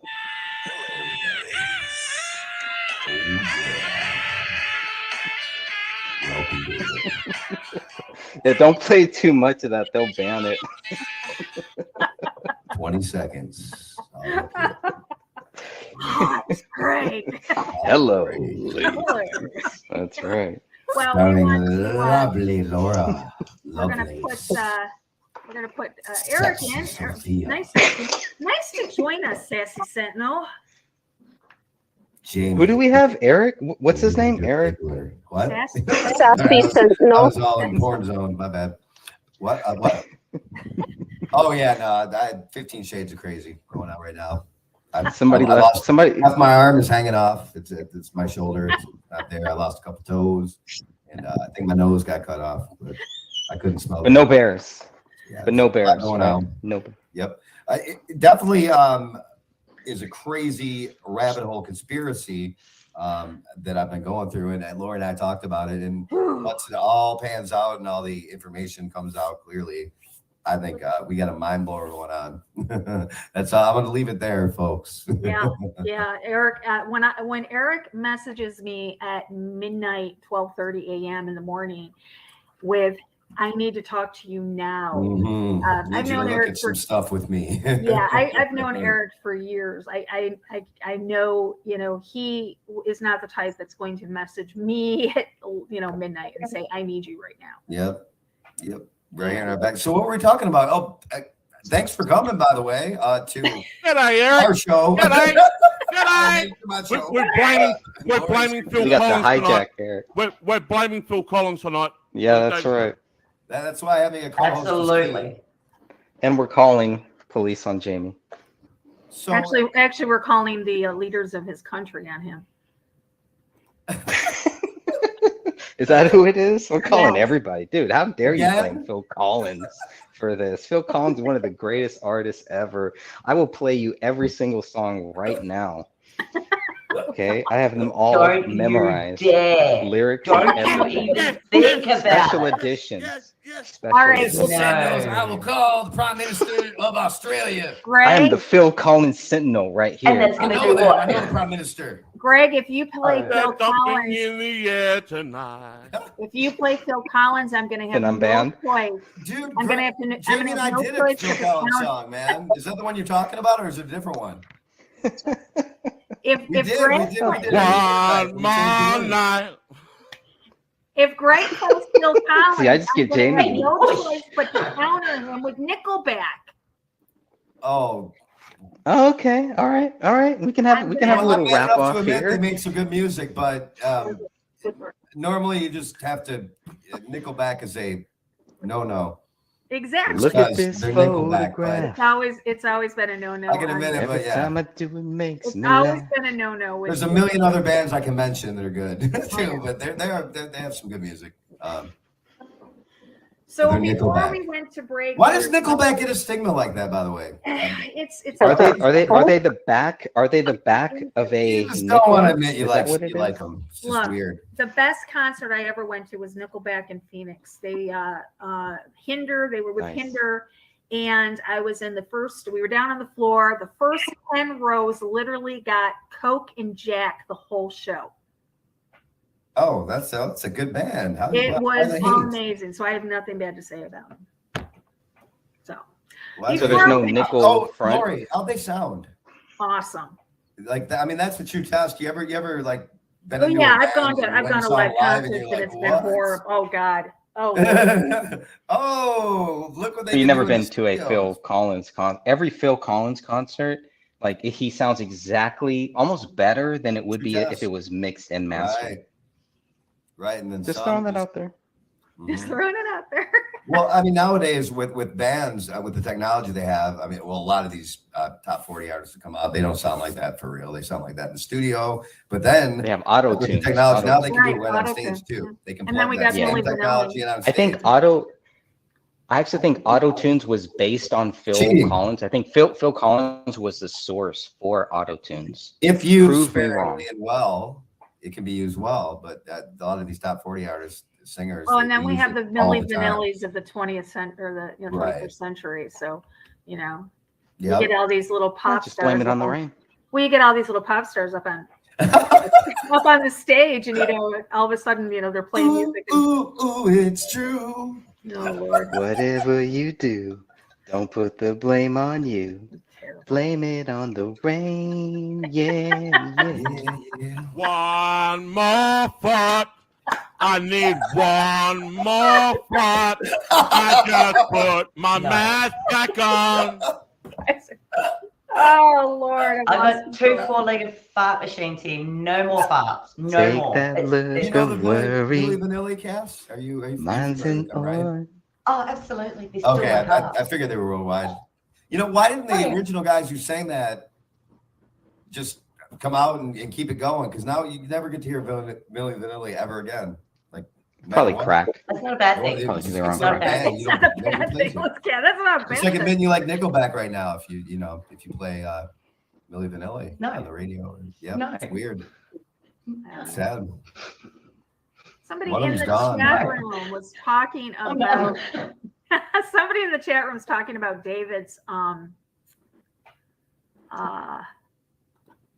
his what do I say? Right, people are like, "Oh, Spitfire's here, train wreck." Woo! Talking about Milli Vanilli now. Somebody in the chat room was talking about David's journal. We kind of touched on this last week about the journal, but can anybody put their 2 cents in on this journal?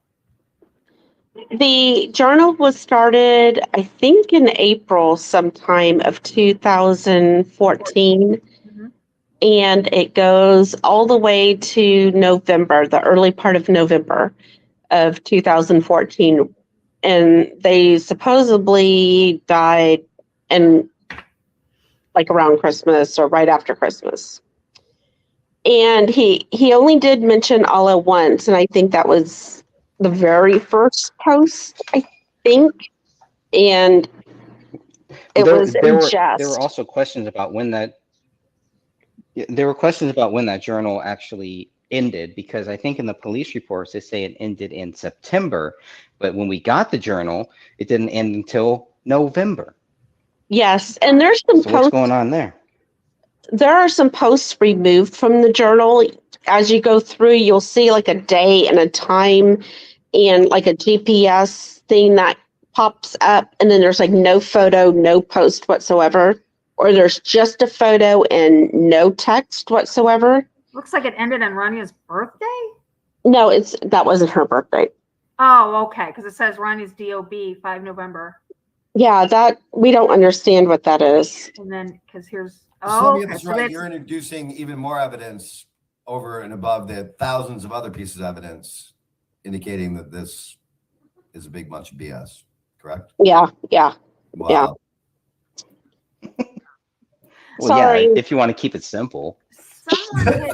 someone had put out a good, well, not a good theory, but somebody had put out a theory early on in the broadcast, and I was kind of waiting to bring it up until Spitfire had joined us a little bit. But here, somebody had posted a thing that that there recently was a Facebook post implying that this was all just another false flag, and David and his family are still alive. I'm still open to that possibility. Ditto. I am too. Yeah. I mean, I Open haven't. to all possibilities.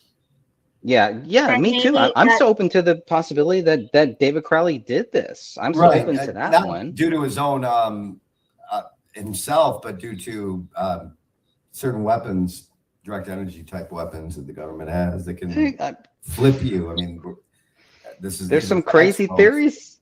Well, There's it's some a crazy fact. theories. 5%. I like to say this: 95% of these people who say they're targeted individuals and direct energy weapons and all that are just batshit crazy. But there's Right. a 5% that's not. And that that 5% is, when you think about the entire population of the United States, it's like 1 million people.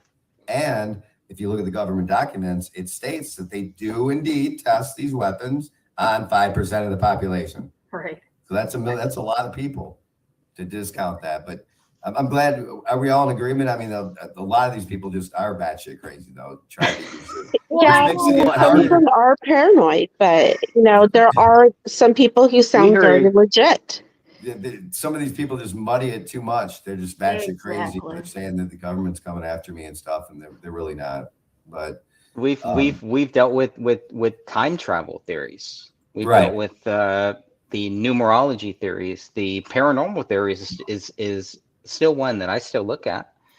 I'm still like, wow, okay, but me obviously too. but none of these theories prove David Crowley is guilty. I mean, if there was a paranormal theory, it would be something where you would probably have a lot of evidence that David did this.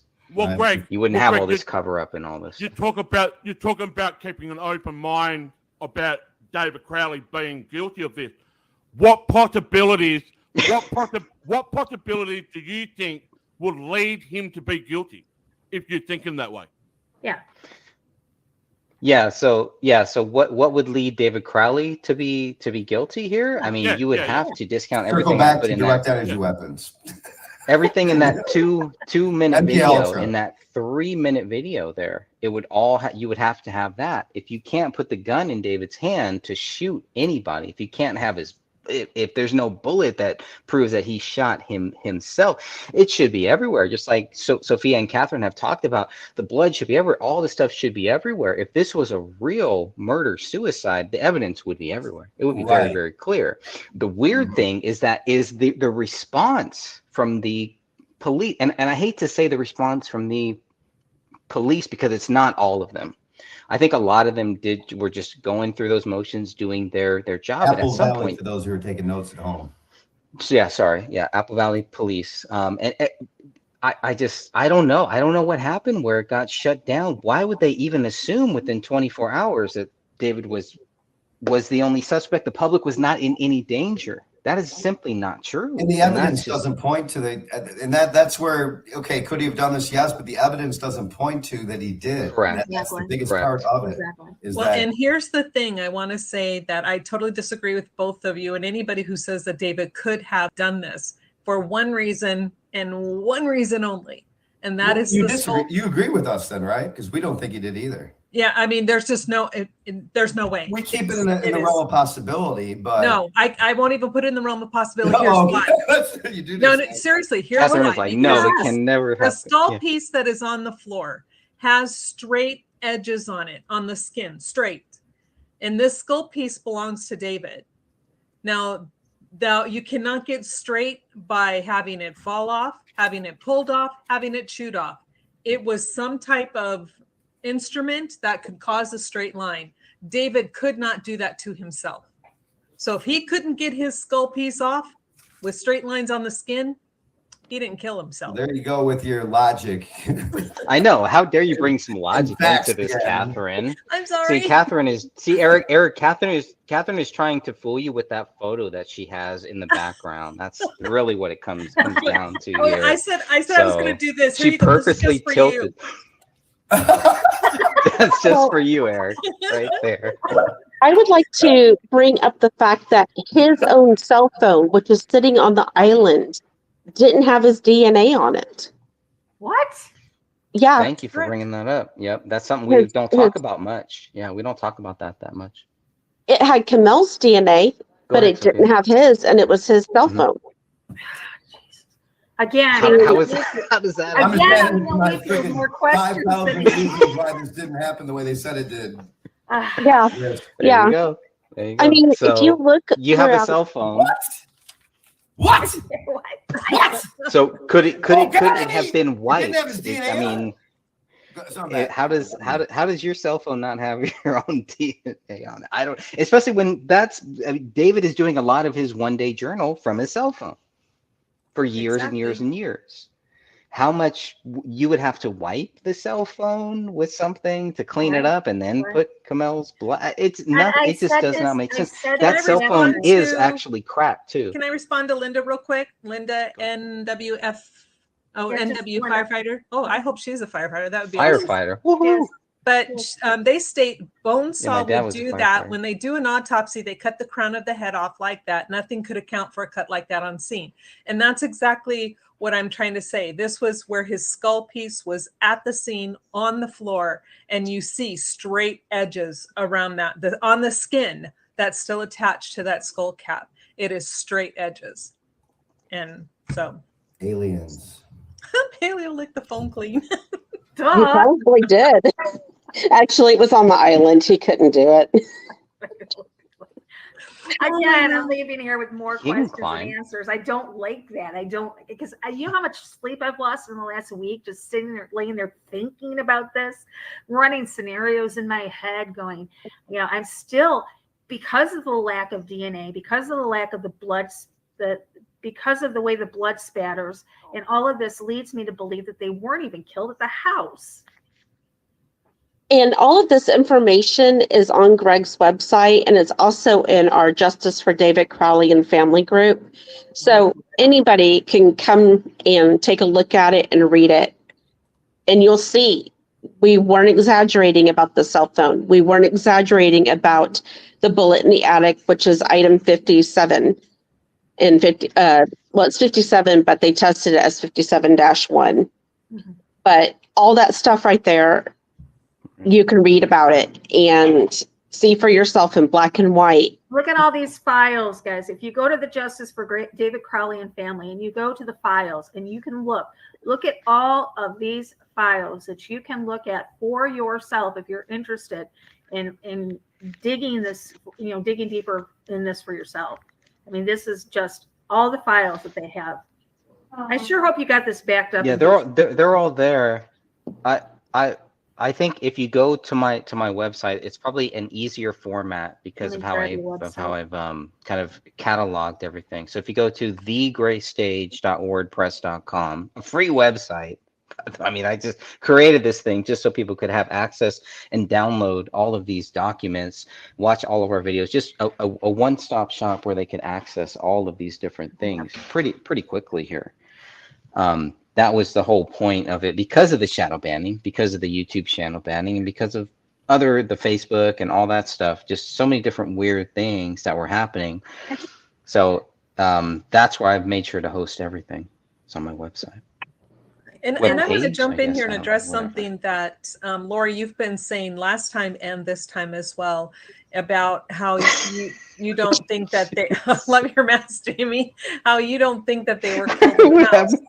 And, you know, that's the thing. That's kind of where I'm open to either or. But my question is if they were killed in that house, where is their blood? Their blood is missing from the scene. It is not. It is exactly what I can't get past, because when you think about it, we talked about this last week, head wounds, facial wounds bleed you can bleed out from a facial cut, a head laceration. You can bleed out if it hits the right artery. And it just seems to me like the lack of blood, the lack of spatter, the lack of DNA, there's something not right there.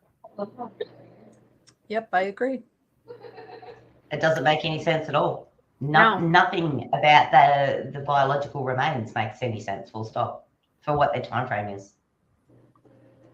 And I just wanted to add, I didn't get a chance to butt in earlier, but Greg, Catherine, and I don't always agree on every single thing. And when we come to that, we just agree to disagree and still continue to work with each other. We don't dox each other and, storm off in a huff or anything like that. We just agree to disagree and we continue to work. And we have come to the point where this case isn't about us. It is about the Crowley family and getting justice for them. Exactly. Yeah, I'm definitely gonna dox Jamie though, because he's talking. Right, about what do you how mean? Phil It's always Collins, about so. me. I don't know. Well, I mean, Eric Eric too. too. All about me. It's all about me. Don't you know? I think there was a reason why Eric showed up in the second hour. I think he was definitely planning and plotting something on us. So What you talking about, Willis? Go. Well, There's again, always something going on. Eric, he had to finish up at the precinct and had to turn it all over to the the next FBI agent that came and to replace him tonight. So Well, I mean, there's Okay. rumors out there that I'm possibly I'm autistic and have Asperger's. Oh, is that right? Okay, I thought I've heard everything about you, but no, apparently Me, not. he's got Asperger's. I definitely have Apparently not. Asperger's, but we're not going to talk about my hemorrhoids on this. No, I'm going to shut up. Why Oh, no. not? It's the second hour. That's what we're here for. I did it. I just want to say that I did it. It was me. It was me. I did it. I did it. Not All about so James. me. I did it. All about James. Oh my gosh, I have tears. Train wreck. I do. I think inside the cave, yeah, David would be proud of us looking for the truth. David was a person who wanted to put the truth out there. That was the reason for his script. That was the purpose of the movie that he was producing and creating. He wanted the truth to get out there. And you could a lot of things that David was putting out there. I understand that there was a second script that was nothing like the trailer. But the bottom line is, Lori, what? have you read the other script? No, I still need to. I have it. Greg sent me both. Yeah, you need I'll to send send it to you. Because look we've all seen. Should I play the trailer in case there's somebody here that hasn't seen it before? It wouldn't hurt because there's a few new people over on Southern Truth as well, I think. So I made I'd a play it, sweet definitely. remake to that trailer to a Nine Inch Nails song, and worked. I think I worked a week just to get everything timed right. You have Where it? it goes from this to that, and I can't And play then it all anymore. and they banned you. Yep. Oh, okay. Instant strike. Well, the Yep. reason why I was saying is if there's not, people that, you can sit there and you can say that, when we play the Secret Covenant, or when we talk about the protocols of the learned elders of Zion, you can sit there and you can say it's fake, it's not real, it's, this and that and the other thing. But the bottom line is every protocol, every aspect of the secret covenant is coming to fruition here in Happening the right world now. today. Yep. And so when I look at this trailer that David was putting out there and the truth, I actually could see why the powers that be would not want this produced. They would not want this. Because there hasn't been a movie that exposed what they did. You can point to other movies that scraped the surface, but this was straight up, boom, there's you and your honey on the couch, and we have a camera right on you. Right. I mean, he was exposing it. He even talked the best part about David Crowley was he talked about pandemics too, but I digressed. Right. So do you want me to quickly play it? Just because it's happening right now. Yeah, I'll play it. What, with the trailer? Yeah. I love the trailer. Well, Jamie I've said seen it 5 billion times. I know I've I watched have it too, 5 but Jamie billion said one that. times. Well, Jamie said there's people over in Southern Truth that haven't seen it. You yet. know, Greg and I had actually. Play it. Oh yeah, Play it. for sure. Then you should play it. Okay, I'll play Greg and it. I have actually talked about. Greg, you there? Picking it up. I want to make sure. Yep, I'm here. Well, I'm just whether picking it up or trying to gather the funds or try to in the vein of what he was trying to do. Now, Alex Jones almost picked this movie up. He almost was an investor in it too, but something spooked him off it too. Yep, something. Isn't that spooked. interesting, folks? I know, right? Yeah, let's play it real quick. Something handy and something so kind of probably spooked him a little Because bit. Alex Jones put out some pretty damn good movies back in the day. Yeah, Nobody can Endgame. deny that. Endgame was a pretty good one. His Endgame. Yeah. Let's play this.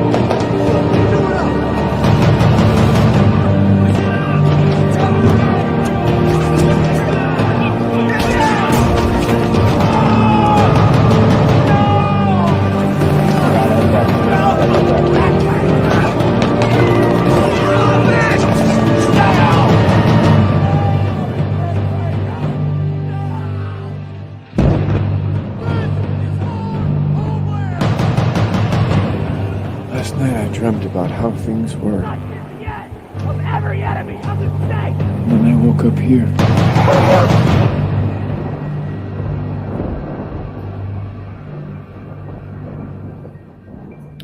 The second revolution may not be remembered.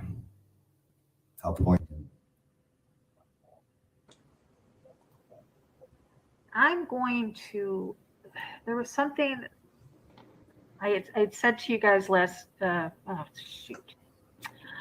to you guys last week about the executioners, about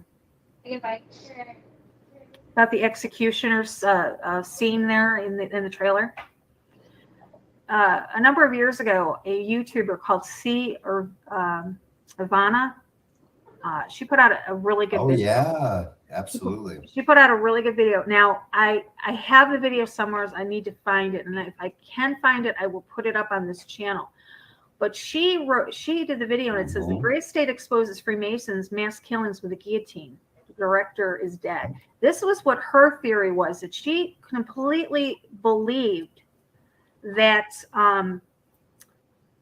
that scene had something to do with it. I agreed with that too, her assessment of that. They're not there yet, but we're getting close, aren't we, kids? And the second American Revolution may not be remembered. Let's take that and talk about it for a moment if we can. Most people's, all their information it's on a phone, all their pictures are on social media. Very few people sit down and write anymore, unlike author Greg Fernandez and Jeff Hayes, who has disappeared. Yeah, he that's was why it's here for a important to couple of get these minutes, books. and We then have something to read. book. But everything, they can completely wipe everything that's happened in the past probably 10, 15, what would you guys say, 20 years? They could wipe it. Like most of the important information would be wiped because it's all digital. It's all numbers on a screen. That's why they hate Jeff's book. That's why they hate that he's writing those books. Yes. I mean, they're very powerful. So at the end of that video, to me, that was definitely telling.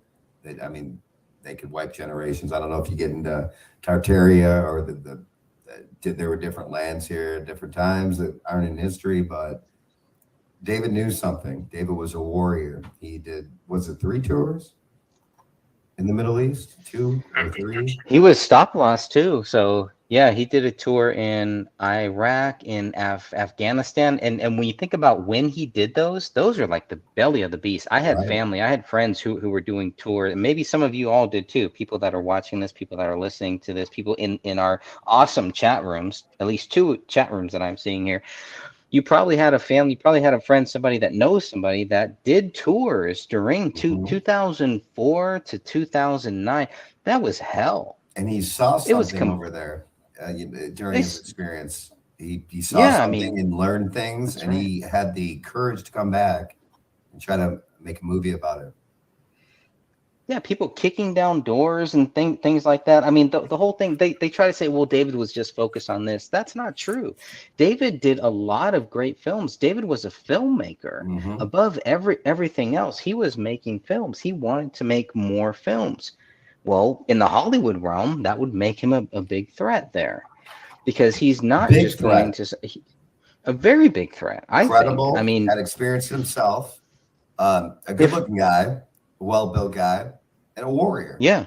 You know, I mean, right. that's. I mean, they want guys like they want to take out guys like that. Are we just saying that? Of course not. We presented, especially you, Greg, Sophia, Catherine, Michelle, Cass, the fact that there's thousands of pieces of evidence pointing towards this man was murdered, along with his daughter, along with his wife.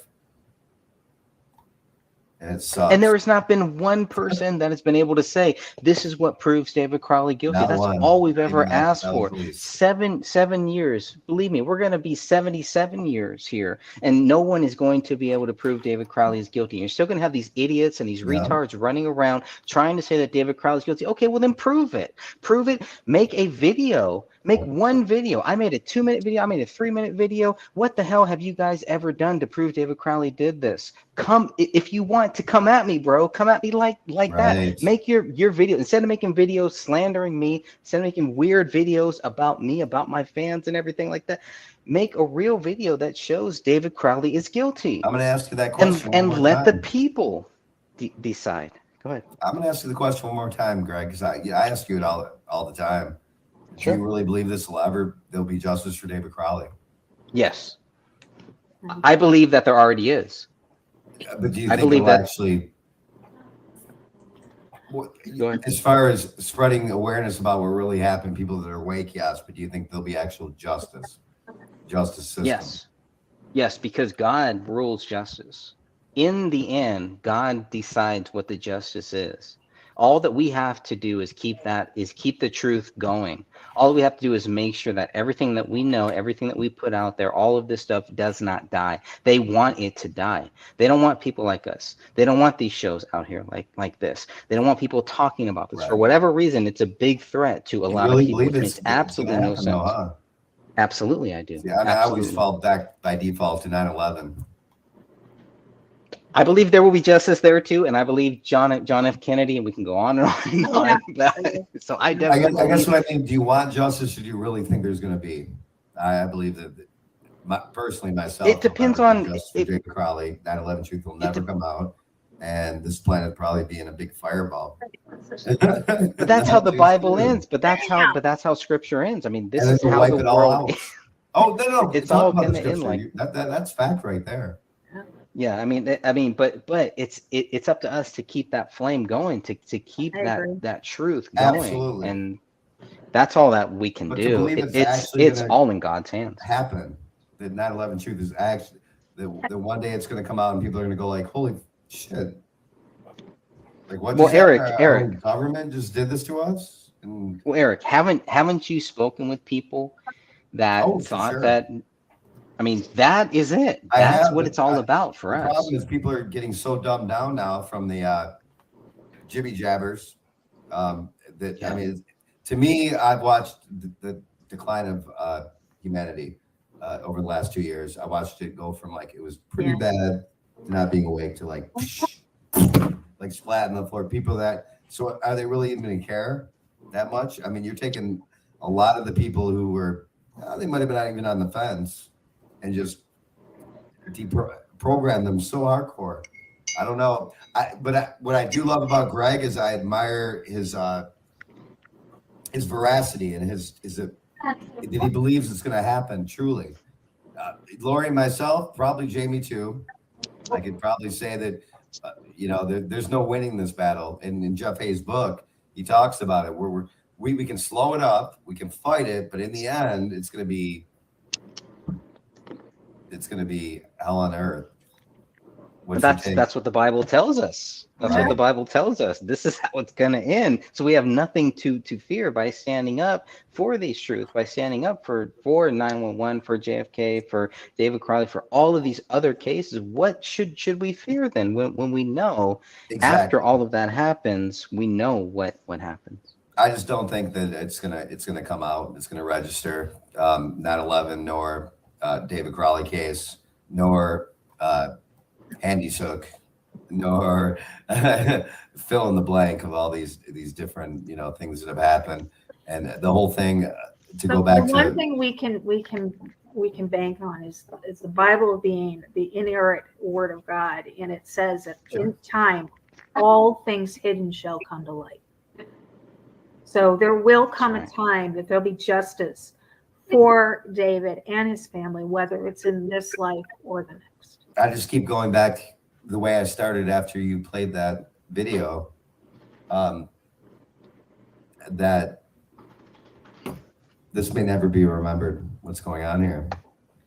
Because it's all But it already is. We are living David's nightmare. Yeah, that blew me away when you think about how most of people's memories, most of people's writings, most of people's pictures, they're digital. Right. Yeah, they're digital, and they can be wiped, and they can rewrite history, and maybe that's part of the plan. We don't know what these evil people are going to come up with next. We can make logical deductions. Yeah. My take is it's going to be a really bad. And Jeff Hayes put it in his book too, his newest update, for those of you who've read it already, that we're going to have a real live biological weapon. Not some dumbed down thing that most of the people who had the flu were diagnosed as COVID, and not if you fell off a freaking 30-story skyscraper and died, but if you had COVID, you died from COVID. Right. Not that, but the next one's going to be nasty, folks. Yeah, this was You're just You're really going to need to wear a mask, but not one of these little paper things where the holes are too small for the virus to even get through. But I digressed. You're going to need a real, at least level 4 or level 5 mask for what's going to happen next. So, and I'll end with this, and then I'll pass. I hope people in their preps have that little piece of the puzzle, because that one little piece, you might have the food, you might have the bullets, you might have the guns, you might have a water supply. You might have a bomb shelter, but you have to have that mask for what's coming next. And it's not that expensive. A lot of people are selling very, very cheap masks that don't work. Okay, so be careful which one you pick. Because the next thing's what's coming next, something nasty, folks. Something they've been cooking up in a lab for a very long time. Because this didn't work. It almost did. It worked to the point where they put, well, in my state alone, Michigan, they put over 500,000 businesses out of business. It worked to that point. It worked to the point to where, well, hyperinflation is coming. And what does that mean? When the bubble bursts, people like Robert Schiff, Robert Kiyosaki, even Tony Robbins. I love his motivational. He's even coming out and telling you what's going to happen. Yeah. He's really stuck out as someone who went for it. But that just, again, the second American Revolution may not be remembered. They're known to rewrite history. Oh, absolutely. Nothing in our history books is real. Which part of history? I'll leave it with this. 15 minutes later. No, I'll leave it with this. 5 minutes later. Mama, how many killed times a man, put a mask on my face, and I breathe in, now I'm dead. Okay. How many times throughout history have they rewritten it? And let me leave it with this. How easy would it be to rewrite history at this point in time? Easier than ever, because everything is on a screen. Yeah. Well, they're doing that when they clear out the Google, they get rid of everything on the Google search engines. I did find the video that I don't think very many people seen, because Sia has not been around for a few years. Would you care to watch it? I'd like to watch it. I haven't seen it. Me for sure. Okay. Yes, I've please. seen it. I think you guys will appreciate it. Yeah, it resonated with me when I first saw it, when she first put it out years ago. Are all of our stations that we're broadcasting Yeah, out we- right now, are they all going to get strikes? We're good on mine. Yeah. We're still online. Bueller? Raven.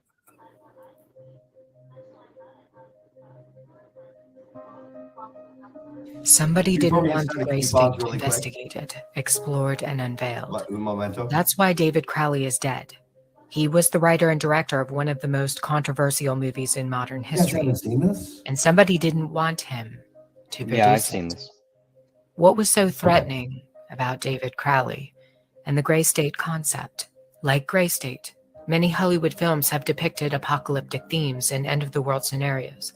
Yet the directors of these films are still alive. Roland Emmerich wasn't murdered after directing Blockbusters 2012 and A Day After Tomorrow.